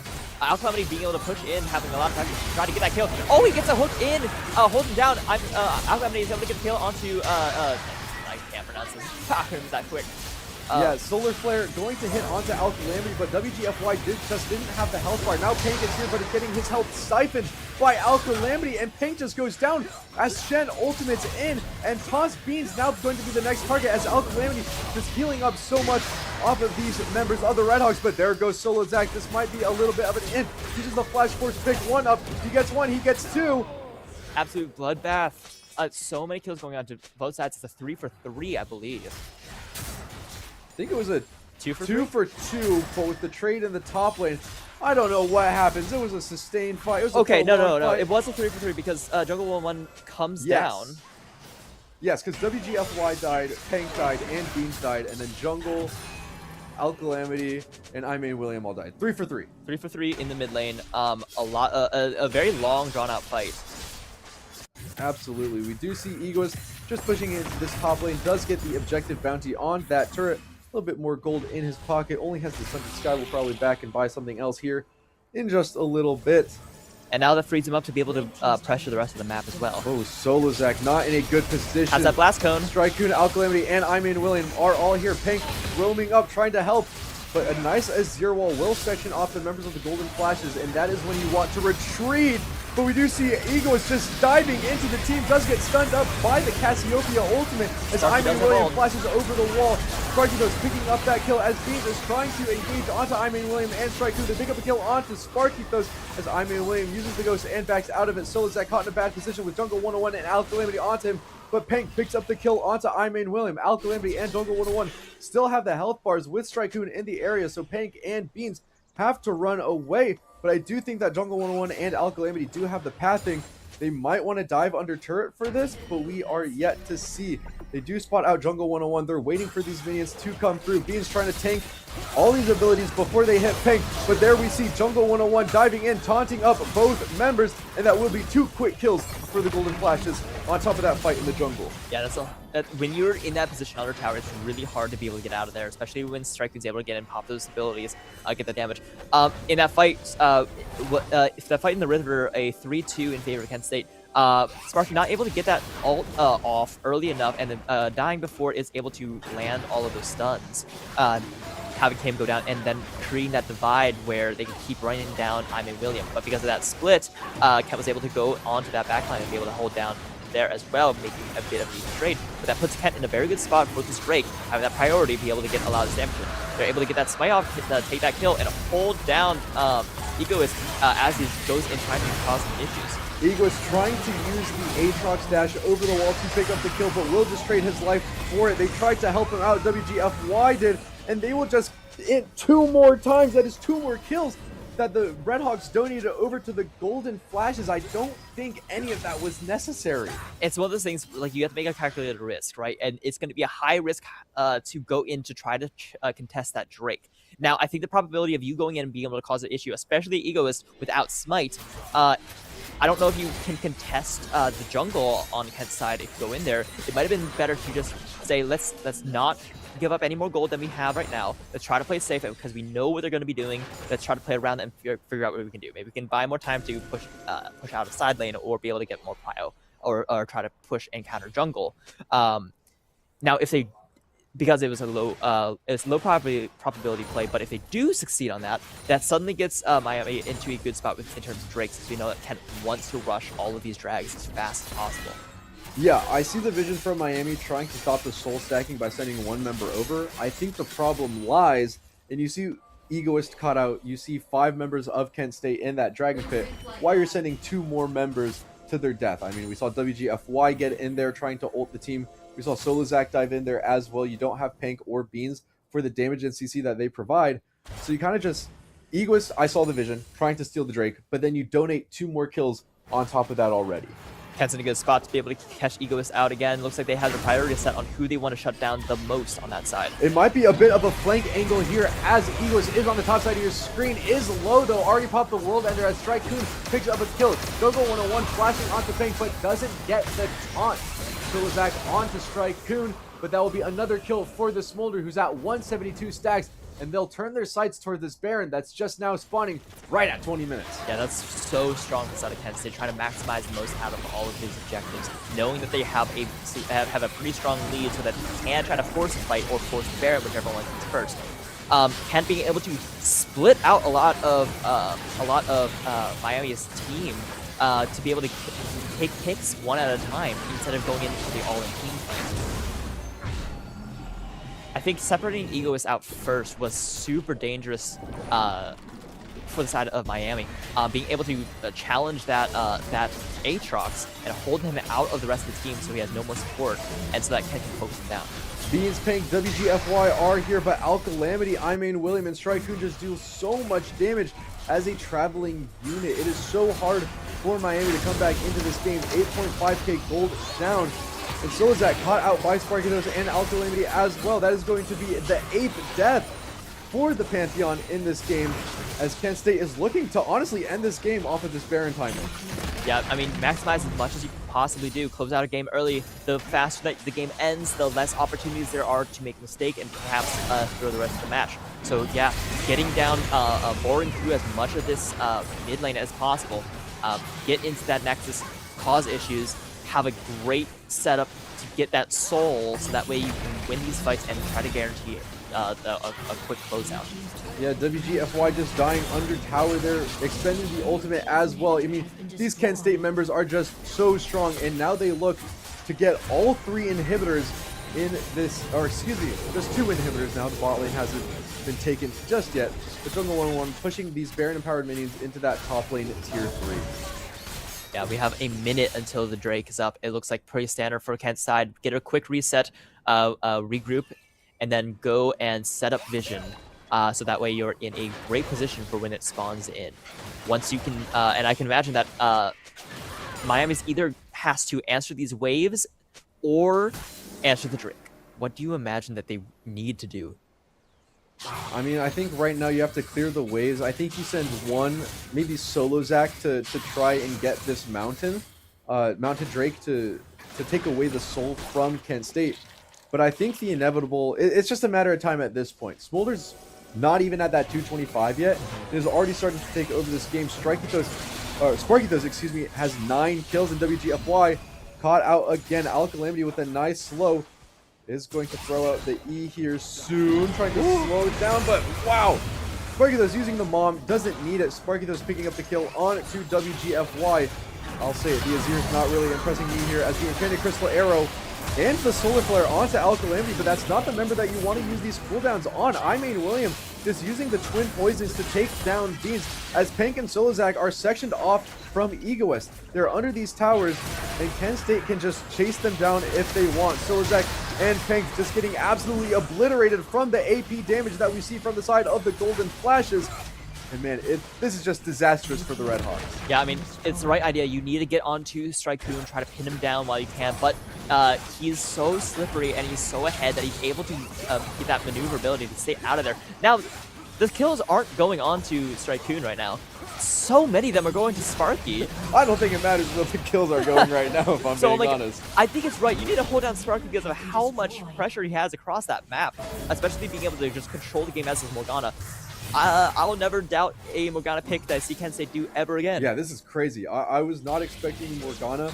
I looked through most of their games and the drafts from our previous matches, but this Morgana was nowhere on my radar. Same with this Cassiopeia. And I think the Cass is playing dividends here. We kind of mentioned it earlier.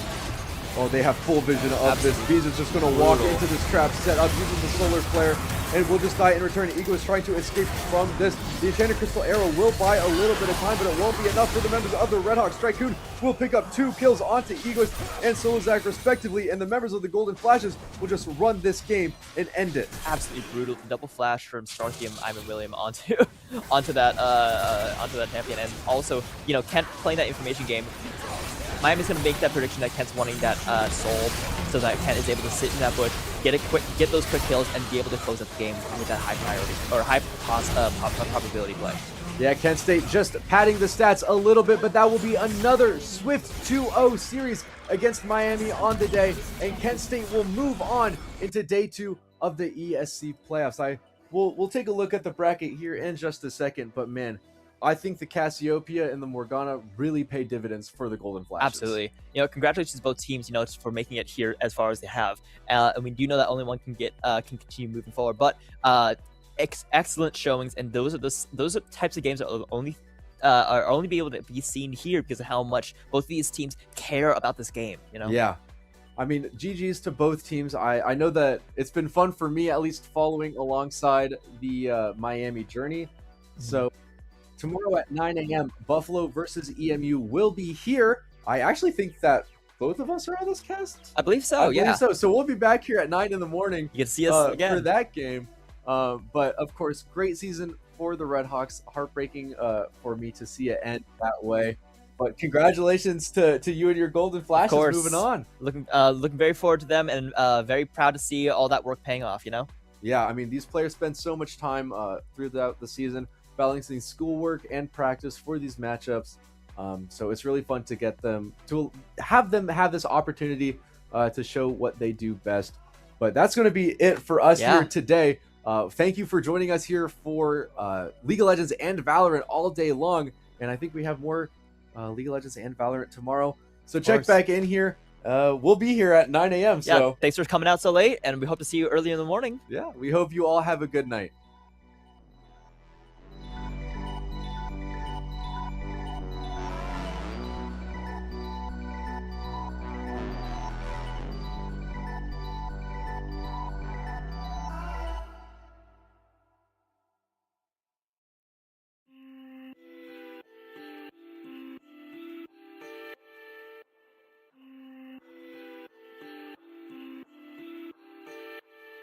Make the kitty cry, that's a pretty sky. Sing a lullaby, rock me to sleep.